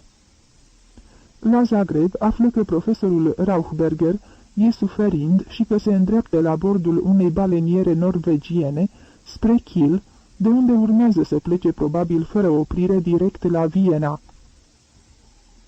Așadar, în loc să pornească fără a zăbovi în întâmpinarea naufragiaților, așa cum intenționase inițial, Martina se îndreptă și ea spre Viena. Ajunse acolo seara târziu, se instală la hotel și pentru prima oară după atâtea zile a dormit răpusă de oboseală, cufundându-se într-un somn adânc, fără vise. A doua zi, primul drum îl făcu la locuința profesorului. Profesorul Rauchberger ocupa într-o casă din apropierea Politehnicii 4 încăperi amenajate simplu, în stilul burghez al anilor 80, pretutindeni unde te uitai, numai draperii grele cu falduri bogate, palmieri artificiali, etajere încărcate cu tot felul de obiecte mărunte, dantelă croșetată pe scaunele capitonate. Nu găsi acasă decât pe menajeră, înconjurată de cei 6 copii ai profesorului, 4 fete și 2 băieți, între 4 și 12 ani, care o salutară sfioși și apoi, lipiți unul de altul, o urmăriră nedumeriți din colțul odăii în care o condusese grijulia doamnă Wolf. Martina îi cercetă cu o privire fugară și împrăștiată. Avea alte griji, toate gândurile ei erau legate de țelul pe care îl urmărea. Copiii aceștia n-au pierdut pe nimeni. Aproape nici nu se siză când se strecurară unul câte unul din odaie, căci nu vedea în fața ei decât pe doamna Wolf. Aceasta, plângând cu sughițuri și ștergându-și mereu nasul cu o batistă murdară, revărsa asupra ei o cascadă de fraze pline de compasiune și de acuzații la adresa destinului crud și nemilos. Abia după ce torentul se potoli, află de la ea ceva mai precis. De îndată ce a primit telegrama profesorului, doamna Rauchberger a plecat să-și întâmpine soțul la Kiel. Profesorul e bolnav, poate chiar grav de tot. Cine poate ști? În telegramă era vorba de o mână ruptă. Dar telegramelor nu trebuie să le dai niciodată crezare. Și e mai bine dacă omul se pregătește pentru răul cel mai rău. Când vor sosi la Viena, habar n-avea. O sfătui însă să-i lase adresa și numărul de telefon, dându-i toate asigurările că o va înștiința de îndată ce va primi vești noi de la ea. Trebuie să se declare mulțumită cu atât, căci, într-adevăr, menajera nu știa mai mult și, mai cu seamă, nu știa nimic de soarta celor dispăruți. Ziarele erau și ele scârcite cu știrile și, în general, acordau în coloanele lor cât mai puțin spațiu neizbutitei întreprinderi expediționare. Condamnată la o așteptare inactivă, Martina se chinuia în camera de hotel, răscolită de cele mai cumplite închipuiri. Nu ieșea aproape deloc, iar seara izbutea să adoarmă numai după ce lua o doză serioasă de narcotic, căpătat cu rețetă specială. După 2-3 zile nu mai fu în stare să reziste acestei tensiuni extenuante și se repezi din nou până la locuința profesorului, unde obținu adresa acestuia de la Kiel și, în aceeași zi, ceru să-i se dea legătura telefonică cu soția lui.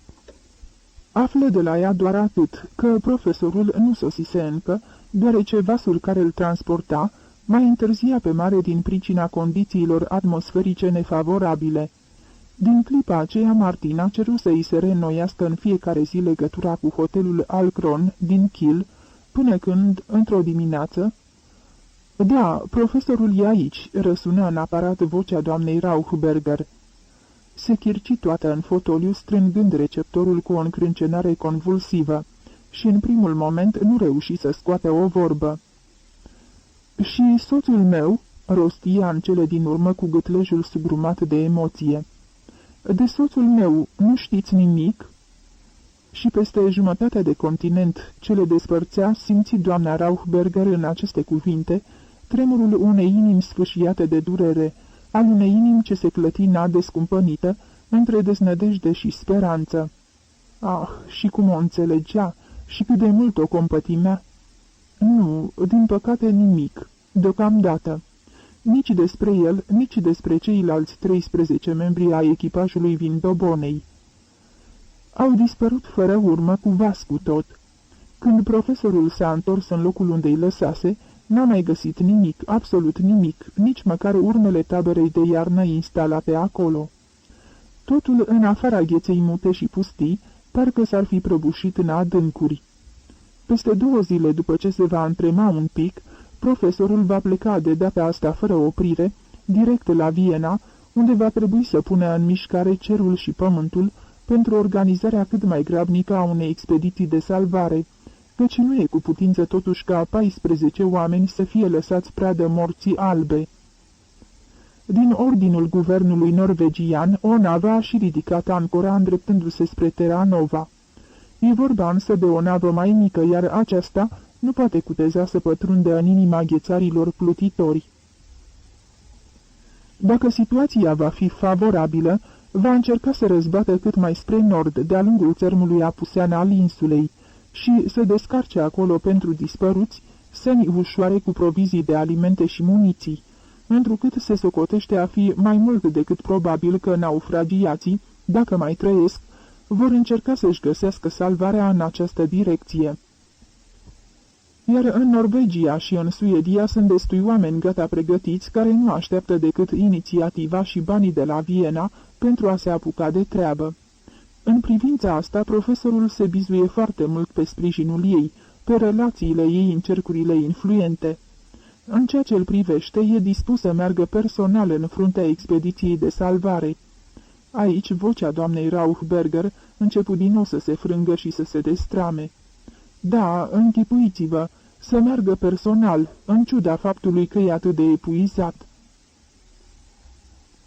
Din toată sporovoiala ei, Martinei îi rămăsese fixat în minte un singur lucru, expediția de salvare. Ceasurile și zilele întregi de inactivitate chinuitoare fură deodată înlocuite de goana febrilă în căutarea ajutorului. Îl vizită mai întâi pe succesorul tatălui ei la conducerea băncii, dar holteiul domn von Elp se arăta a fi în privința asta de cu totul altă opinie decât răposatul ei părinte. Nu-i vorbi cei drept nici despre înclinațiile romantice ale predecesorului său de a sfori prestigiul monarhiei imperiale într-un loc nepotrivit, nici despre inutilitatea întreprinderii unor expediții maritime în zone geografice lipsite de interes pentru imperiu. Cu toate acestea, Martina desprinse din frazele lui rotunde și bine meșteșugite că așa gândește atunci când s-a referit la vremurile grele, cum n-au fost în urmă cu 2 ani, când s-a luat decizia privitoare la finanțarea expediției, vremuri care acum, ținând seama de situația politică generală în Europa, obligă la cea mai mare precauție în plasarea banilor statului și în expunerea prestigiului acestuia în întreprinderi riscante sau chiar îndoielnice. Reieșea limpede că o asemenea întreprindere îndoielnică era considerată de el tocmai această expediție de salvare. Da, are toată înțelegerea pentru situația ei și, omenește, e animat de cea mai caldă compasiune, dar personal nu cunoaște în Viena niciun om pe al cărui sprijin ar putea conta. Mă rog, până la urmă cu chiu cu vai, s-ar găsi o posibilitate de a se angaja niște oameni experimentați și de a se încropi de bine de rău o expediție. Dar pentru asta e nevoie de câteva luni. Dacă în acest timp dispăruții n-ar da niciun semn de viață, și acest lucru nu e încă nici pe departe exclus, e mai mult ca sigur că salvarea ar veni pentru ei prea târziu, și asta eventual cu prețul unor noi pierderi de vieți omenești. Cu ochii țintă la aceasta pleșuvă și lucioasă a elocventului domn von Elp, în fostul cabinet de lucru al tatălui ei, unde cunoștea pe din afară toate desenele de pe ornamentația parchetului încrustat, Martina avea ciudata senzație că în vinele ei, în loc de sânge, circulă zgrunțuri de gheață. Acumulase destulă experiență în aceste încăperi și tocmai acum avea prilejul să o descopere în ea, pentru a-și da perfect de bine seama că acest discurs îndelungat avea semnificația unui refuz scurt și fără echivoc. Se ridică din fotoliu cu buzele încleștate de mândrie. Nu, nici prin gând nu-i trecea să se milogească. Așadar, dacă am înțeles bine, domnule președinte, dumneavoastră respingeți ideea unui ajutor. Trecură câteva clipe bune până să se înalțe de pe scaun trupul lung și subțire al președintelui. Resping, replică el, exprimându-și mirarea cu o voce domoală. Dimpotrivă, distinsă doamnă, dacă ar depinde de mine, dar eu, unul, nu văd pentru noi o cale de acces. Există însă Norvegia, o țară care dispune de oameni capabili, de specialiști în expedițiile arctice, de experiență și tradiție, de vase speciale și de tot ce trebuie pentru o asemenea întreprindere. În locul dumneavoastră, acolo m-aș adresa. Uitați-vă, au și trimis un vas din proprie inițiativă. Poate e de ajuns, cine știe. Se aprinse singur de improvizația lui și continuă cu și mai multă ardoare. Iată, distinsă doamnă, calea ce duce spre țintă și cu minimum de întârziere, și fără îndoială și cea mai puțin costisitoare. De altfel, între noi fie vorba, nici nu văd de cine ar mai sta să facă socoteala cu creionul în mână, atunci când e vorba de viețile atâtor oameni și, mai cu seamă, când printre aceștia se află soțul dumneavoastră, dacă nu mă înșel. Nu, acum se vedea că în vinele ei nu circulau totuși zgrunțuri de gheață, căci într-o clipită Martina roșit toată, nu de mânie, ci de rușinea interlocutorului ei, care rămase uluit, cu mâna întinsă în gol, în timp ce ea îi întorcea spatele și părăsea biroul fără să-i adreseze un cuvânt. Ei da, dacă tatăl ei ar mai fi în viață. Pe când așa... Acum abia își dădea seama că relațiile care mai rămăseseră erau bune cel mult pentru a-i menține ușile deschise în societate. Atâta tot. Un sprijin care să coste bani, o expediție pentru a cărei organizare ar trebui pus în mișcare interesul adormit a cel puțin 6 persoane cu dreptul de a decide? Nu, azi nu-și mai poate îngădui să emite asemenea pretenții. Nu trecură nici 2 zile și se convinse de justețea aprecierilor ei. În acest timp îi vizitase pe toți prietenii influenței tatălui ei, chiar și pe cei despre care știa că erau îndatorați. Dar tot ceea ce izbutise să obține de la ei nu erau decât niște promisiuni de-a căror valoare nu-și făcea nicio iluzie. Sosirea la Viena a profesorului Rauchberger fu trecută aproape sub tăcere. Șeful expediției aducea cu el, cei drept, un numeros material științific însoțit de observații prețioase, nici de cum însă gloria unui mare cuceritor. În definitiv, nici n-apucase să facă tentativa de atingere a polului nord. Nu era deci un erou, ci autorul unei rușini universale. Martina îl întâlni în sala de așteptare a gării, înconjurat de un grup de ziariști și de un cârd de gură cască, aflați acolo întâmplător. Îl păstrase în minte așa cum le văzuse înainte de plecare, iar acum avea în fața ei doar o ruină a acelei imagini, un om trecut, cu chipul pământiu brăzdat de cute adânci, gârbov, încurcat și foarte neîndemânatic, stânjenit de mâna dreaptă pusă în gips, care îi atârna neputincioasă, într-o fașă neagră legată în jurul gâtului. Martina își birui cu bărbăție crizele de plâns, dar profesorul nu se lăsă înșelat. O apucă de mână și, pentru o clipă, o strânse cu putere la pieptul său. Îi cerea probabil iertare, ori era poate în gestul lui și o manifestare a recunoștinței, întrucât era cu neputință să-i fi scăpat din vedere faptul că, dintre toți membrii familiilor lovite, ea singură venise să le întâmpine la gară. În drum spre casă, un singur gând o frământa cu insistență. Ce va fi în stare să facă acest om pe jumătate distrus, de vreme ce ea n-a izbutit nimic? Curând însă își dădu seama că se înșelase, căci în trupul lui uscat și chinuit de suferință, voința, energia și hotărârea ardeau mocnit ca focul sub cenușă. După ce își îmbrățișă copiii de bun găsit și rămase singur cu Martina și soția sa în fața unei cești cu cafea neagră, primul lucru pe care îl făcu fu să întrebe: "Ați întreprins ceva?" Martina se aștepta la această întrebare, dar își făgăduise în sinea ei să nu-i mai amărască această primă zi, și așa destul de amară. "Încă nu, sau, cel puțin, nimic care să merite vreo atenție. Am așteptat să veniți." "Înțeleg," rosti el cu o voce caldă, "prea multe v-au lovit deodată. Sora, tatăl, soțul. Știu totul de la soția mea. De altfel, bine ați procedat. Am un plan al meu și chiar mâine ne punem pe treabă. Împreună, firește." Și numai decât s-apucă să-și divulge intențiile, nebănuind râsul amar care răscolea sufletul Martinei. Voia să înceapă ca și ea cu succesorul tatălui ei. "Mâine mă duc la el, dar singur. Dumneavoastră vă anunțați după mine. Eu înfig cuiul și dumneavoastră îl ciocăniți până la capăt. Da, unul câte unul, o gradație eficientă." Martina șovăia. Să-i mai ascundă și acum că acest pas e inutil și zadarnic? Și totuși se hotărâ să tacă. "Oricum nu mi-ar da crezare," își spuse în sinea ei și, apoi, cine știe, și-ar mai putea închipui că n-am fost destul de iscusită.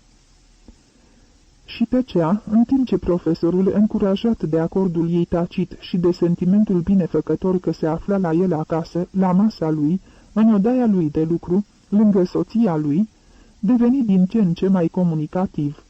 Și astfel, încet încet, Martina află de la el tot ceea ce voia să afle și nu s-ar fi încumetat să întrebe.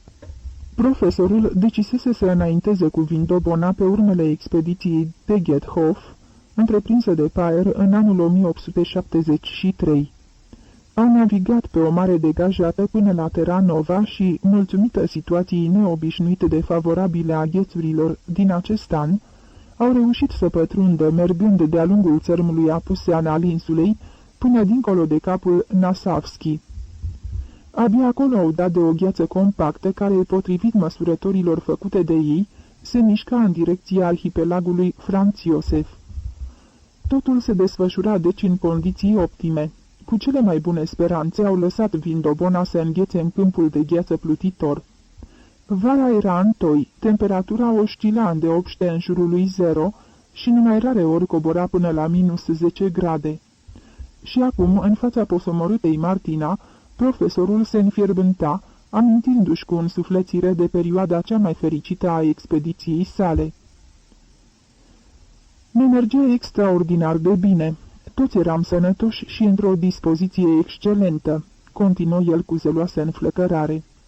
În unele zile puteam chiar să încingem cazanul și să plutim câțiva kilometri pe canalul larg de apă ce se deschidea printre fisurile gheții. Și înaintam așa tot mai spre nord. În prima jumătate a lunii august am surprins la orizont promontoriile sudice ale țării Alexandrei. Asta e cea mai apuseană insulă din arhipelagul Franz Iosef, îi curmă vorba Martina. Și, văzându-l pe profesor cum o privește cu neascunsă admirație, se grăbi să adauge: "Am învățat toate astea pe din afară." În jurul mesei se așternu deodată o tăcere stânjenitoare. Doamna Rauchberger nu-și pierdu însă prezența de spirit și, mângâindu-i părul cu un gest încurajator, îi spuse pe un ton blajin: "Foarte frumos, îmi place. Soțul dumneavoastră ar putea fi mândru de o asemenea soție."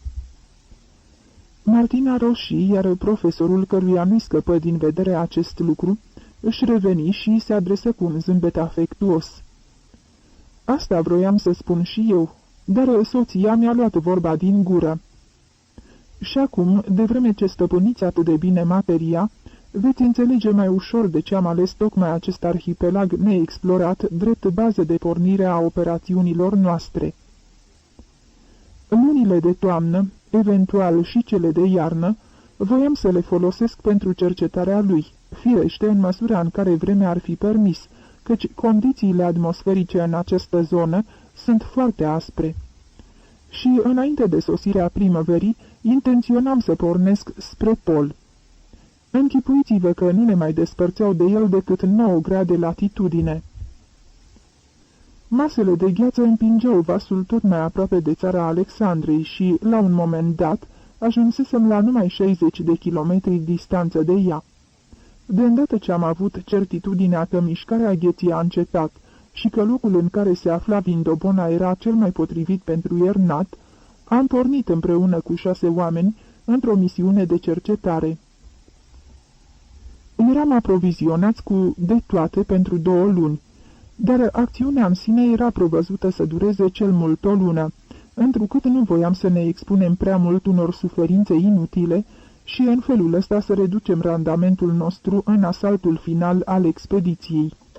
În ziua de 20 august am pornit la drum, ca apoi să nu ne mai fie dat să-i vedem pe cei rămași la bordul Vindobonei cu sarcina de a face între timp pregătirile pentru iernat.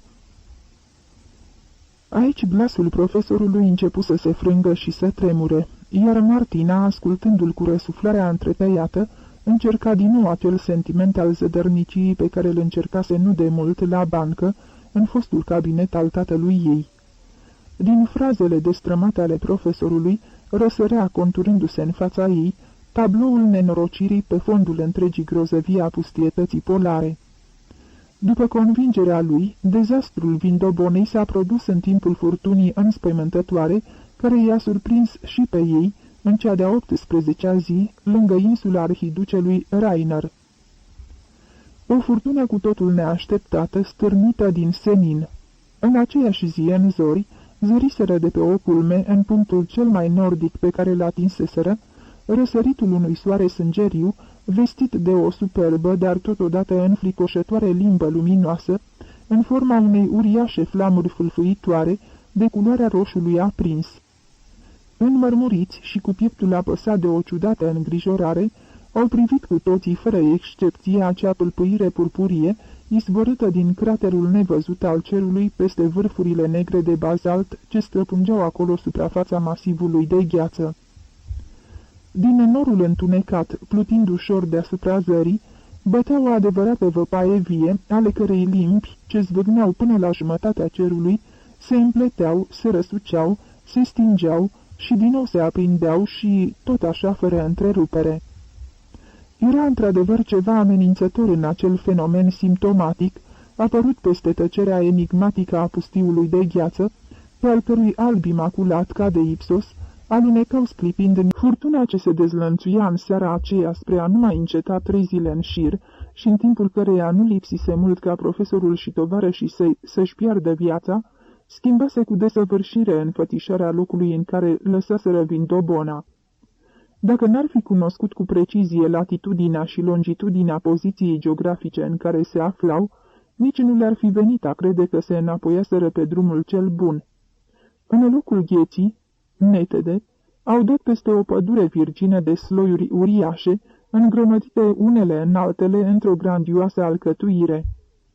Vijelia năprasnică ce bătuse dinspre sud-vest împinsese de bună seamă ghețarii spre țărmurile insulei Alexandra, comprimându-i cu o forță inimaginabilă în lanțuri muntoase de gheață. Nu încăpea deci nicio îndoială că Vindobona zăcea strivită undeva sub acel fioros conglomerat. După 2 zile de căutare zadarnică, profesorul s-a decis să pornească spre apus, de-a lungul paralelei 80, presupunând că, dacă a izbutit să scape de urgie, echipajul vasului s-a îndreptat și el în aceeași direcție, cu intenția de a-și căuta salvarea la expediția mare grafică a capitanului Dawson, despre care li se comunicase la Vardo că se află într-o zonă situată la răsărit de Spitsbergen. Nu-și mai puteau îngădui să întârzie nici măcar o zi, deoarece cu maximum de economie, munițiile și proviziile de alimente abia le-ar mai fi ajuns pentru o singură lună. Și iarna bătea la ușă. După ce termină de povestit cum fuseseră salvați el și tovarășii săi, profesorul făcu o pauză mai îndelungată, cu capul lăsat în piept, de parcă s-ar fi rușinat în fața Martinei de norocul lui. Martina trebuie să-și adune toate puterile pentru a se încumeta să pună acea penibilă întrebare, la care acum, după ce cunoștea amănuntele, se aștepta să audă un răspuns lipsit poate de orice speranță. Mai exista vreo perspectivă de salvare a naufragiaților? Profesorul ridică încet privirea și rosti cu oarecare sfială. Există câteva ipoteze. Voi începe cu cele mai puțin agreabile. Deci, s-ar putea ca membrii echipajului să fi pierit până la unul în dreptul insulei Alexandra, sau să nu fi pierit și, în cazul ăsta, să fi pornit numai decât spre apus, dar neavând norocul nostru, să fi rătăcit drumul și, atunci, totul depinde de rezervele alimentare și de echipamentul pe care îl mai aveau la dispoziție. Dacă privim lucrurile cu optimism, puteau să treacă iarna cu bine și n-ar fi exclus să fie salvați încă în decursul acestui an de expediția capitanului Dawson. Dacă le privim altfel, soarta lor a fost de mult pecetluită. Dar mai există și o a treia posibilitate, susținută împotriva mea de capitanul Dawson, și anume aceea ca un motiv foarte serios să fi determinat pe oamenii noștri să-și caute salvarea la sud-est, pe țărmul insulei Terra Nova. De pildă starea Gheții, sau amintirea exploratorului Paer care, făcând același marș, a izbutit să se salveze după catastrofa Tegethofului. Așa se explică de ce guvernul norvegian a expediat pe loc un vas cu provizii spre capul Nassavski. Principalul însă este pregătirea cât mai grabnică a unei expediții de salvare. În 3 săptămâni ar putea fi echipată și, cel mai târziu, la sfârșitul lui mai, ar ajunge la destinație. Dacă prezumtivii naufragiați reușesc să reziste cu bine peste iarnă, salvarea lor nu-i câtuși de puțin exclusă. În clipa aceea, Martina își dădu seama că nu-și mai poate îngădui să tacă și hotărâ să-i spună tot. Și, în timp ce-i povestește pățaniile ei din ultimele zile, profesorul stă lângă ea încremenit ca o statuie. Câteva clipe doar, pe urmă sare ca fript de pe scaun și, în culmea indignării, începe să umble agitat prin odaie, împungând aerul cu mâna sănătoasă, de parcă s-ar bate cu cineva în duel. Da, asta e Viena, nici nu putea fi altfel. Așadar, dumnealor refuză, pretinzând că a zvârli bani pe fereastră, fără niciun rost. Pretexte, nimic altceva decât pretexte. Martina îl lăsă să-și verse tot năduful, socotind că după refluxul mâniei, când va realiza și el consecințele acelei situații, indignarea va ceda locul unei și mai puternice deprimări. Și nu s-a înșelat. De îndată ce se lămuri în forul său lăuntric că în felul acesta fusese pronunțată de fapt sentința de condamnare la moarte a celor 14 oameni ce se mai aflau poate în viață și așteptau cu înfrigurare o mână de ajutor, profesorul se prăbuși într-un fotoliu și își acoperi fața cu palmele. Profitând de acest moment, Martina spuse încet, dar cu toată fermitatea: "Domnule profesor, dispun de o avere de care prea puțin îmi pasă. Voi finanța eu această expediție. Întocmiți-mi scrisorile de recomandare și plec imediat în Norvegia, în Suedia, oriunde veți socoti că trebuie să mă trimiteți, spre a începe neîntârziat tratativele necesare." Ar fi preferat să evite Praga, dar nu era cu putință. Dacă voia să nu piardă timpul fără rost, trebuia să discute personal cu banca pragheză și cu notarul care îi administra averea. Sosi la Praga dimineața de vreme și, fără să mai zăbovească, puse toate pârghiile în mișcare.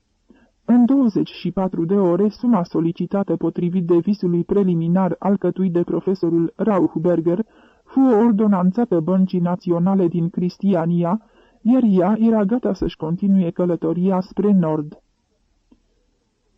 Și așa trecuse o lună de la acea înfiorătoare după amiază când îi fusese dat să afle vestea cumplitei catastrofe. O lună întreagă, în ciuda faptului că personal nu avea să-și reproșeze nici măcar o zi în această întârziere. Acum, când în sfârșit toate treburile fuseseră aranjate, simțea în ea focul mistuitor al unei duble nerăbdări. Uneori totul depinde de o singură zi, de un singur ceas.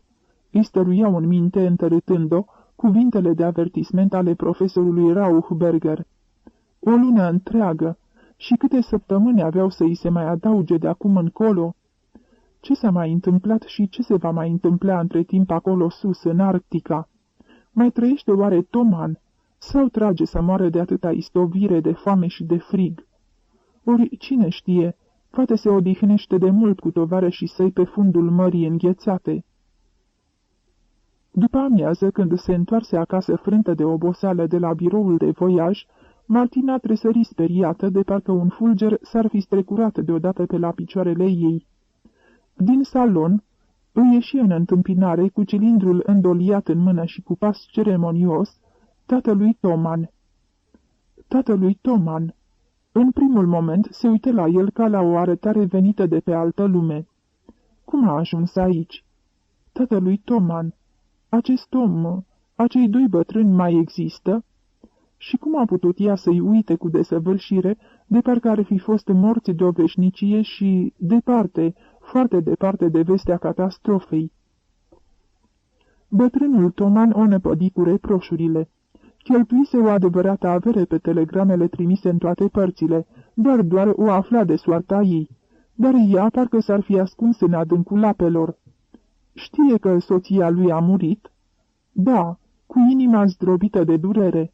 În ziua în care a sosit știrea aceea îngrozitoare. Au citit-o în ziare. Da, în ziare. Se înțelege că primii săi pași s-au îndreptat încoace. A alergat cu sufletul la gură. Telegrama lui Rauchberger era aici, dar ea nicăieri. Cum a putut să plece și, timp de 4 luni, să nu dea niciun semn de viață, ca și când n-ar fi meritat de la ea nici măcar o ilustrată? Nu se plânge, constată doar o situație. Ea poate nu realizează, după cum n-a realizat nici avertismentele lor, ale bătrânilor, în urmă cu o jumătate de an, dar acum va recunoaște poate că ei au avut dreptate, că s-a ajuns la vorbele lor în legătură cu participarea lui Vladimir la expediția Rauchberger.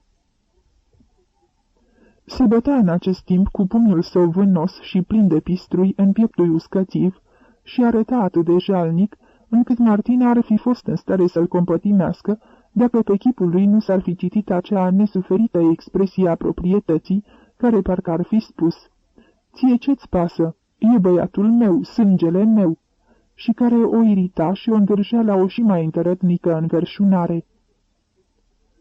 De bună seamă, ceva din această pornire răzbise până în privirea ei, căci, pe neașteptate, bătrânul amuți speriat și cu chipul lui brăzdat se zbârci și mai mult într-o jalnică descumpănire. Atunci Martina rosti cu voită nepăsare ca să-l rănească: "Da, am călătorit. Și ce-i cu asta? De altfel, mâine dimineață plec din nou." Și așteptă plină de curiozitate să vadă în ce măsură se va socoti mâhnit de atitudinea ei. Bătrânul duse mâna la gulerul înalt și scrobit al cămășii, de parcă ar fi vrut să-și îndrepte cravata, dar poate și cu intenția de a se apuca de gât. Capul lui micuț început deodată să se scuture. Mânia, disprețul, neîncrederea și în cele din urmă uimirea și nedumerirea se perindară succesiv pe fața lui săpată de cute. "Nu se poate," izbucni el la un moment dat. Și atâta tot. Apoi își încleștă buzele, hotărât parcă să nu mai vorbească niciodată în prezența nurorii, care, la mormântul soțului ei, nu se gândește la nimic altceva decât la călătoriile sale, și care nici pentru dubla lui durere nu găsește măcar un cuvânt de mângâiere. Martina se mulțumi cu atât. Balaurul nesățios din adâncul ei se culcă și a dormi, iar ea adăugă de data asta cu o voce înseninată de tonul compasiunii. Și chiar nu vrei să iei loc în casa mea?" O clipă bătrânul urmări cu oarecare nedumerire mișcarea mâinii, care îi arată fotoliul în care să se așeze, pe urmă însă clătină energic din cap și spuse: "Nu, mulțumesc, mă duc. Când pleci?" "Ți-am mai spus, mâine dimineață." "Așa, mâine dimineață. Și mi-e îngăduit să știu și unde?" "La Cristiania și poate la Tromsø. Nu știu încă. Am încercat să obțin un sprijin la Viena, dar mi-a fost refuzat. De toți, până la unul. Mă duc deci să mai încerc și în Scandinavia. Am scrisori de recomandare către cei mai remarcabili specialiști. Cu ajutorul lor sper să aranjez acolo o expediție de salvare. Am credința că încă nu-i prea târziu." Dacă n-ar fi fost vorba de viața lui Toman și dacă ea însăși, în înfrigurarea ei, ar fi fost capabilă de așa ceva, ar fi izbucnit fără îndoială într-un hohot de râs exploziv, căci în timp ce-i vorbea, bătrânul îi oferea tabloul unei consternări atât de perfecte și într-o înfățișare atât de pură, cum nu-i mai fusese dat să-l vadă vreodată. Căci el era convins că fiul murise de mult. Cel puțin așa înțelesese din știrile publicate în ziar.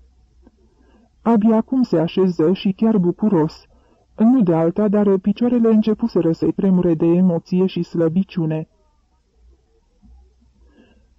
Așadar, le-a terminat pe toate, reflecta ea după cină, odihnându-se în jilțul de sub lampa înaltă cu picior, care o îmbrățișa într-un cerc larg de lumină, lăsând restul încăperii pradă unui clar obscur molatic.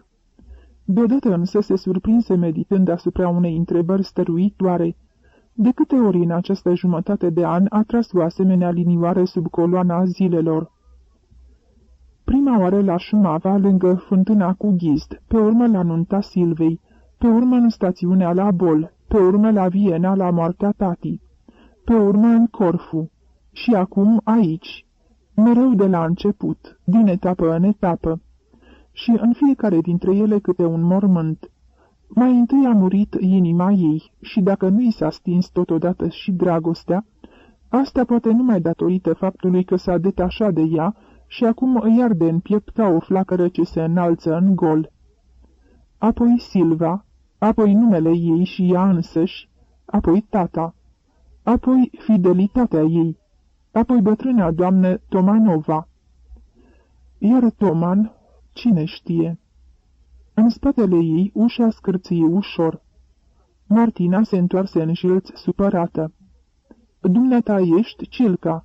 Ți-am mai spus doar." În aceeași clipă sărie în picioare. "Ce cauți aici? Cum v-ați permis?" În loc de răspuns, Caral trecu pragul și trase ușa încet în urma lui. Îl urmărea cu ochii măriți de uimire și de teamă în același timp. Da, a închis ușa în urma lui și acum, liniștit, ca și când ar fi fost la el acasă, înaintează pe covor apropiindu-se de ea. Cel puțin așa îi se pare că merge cât se poate de liniștit și totuși, într-o fracțiune de secundă, e lângă ea. Abia acum, după ce a spart cercul de aur al luminii, Martina îi zărește mai bine chipul. E răscolit de pasiune ca un ținut răvășit de furtună. Această imagine îi redă într-o clipită puterea asupra brațelor și picioarelor. Se repede în spatele mesei ca la adăpostul unui zid.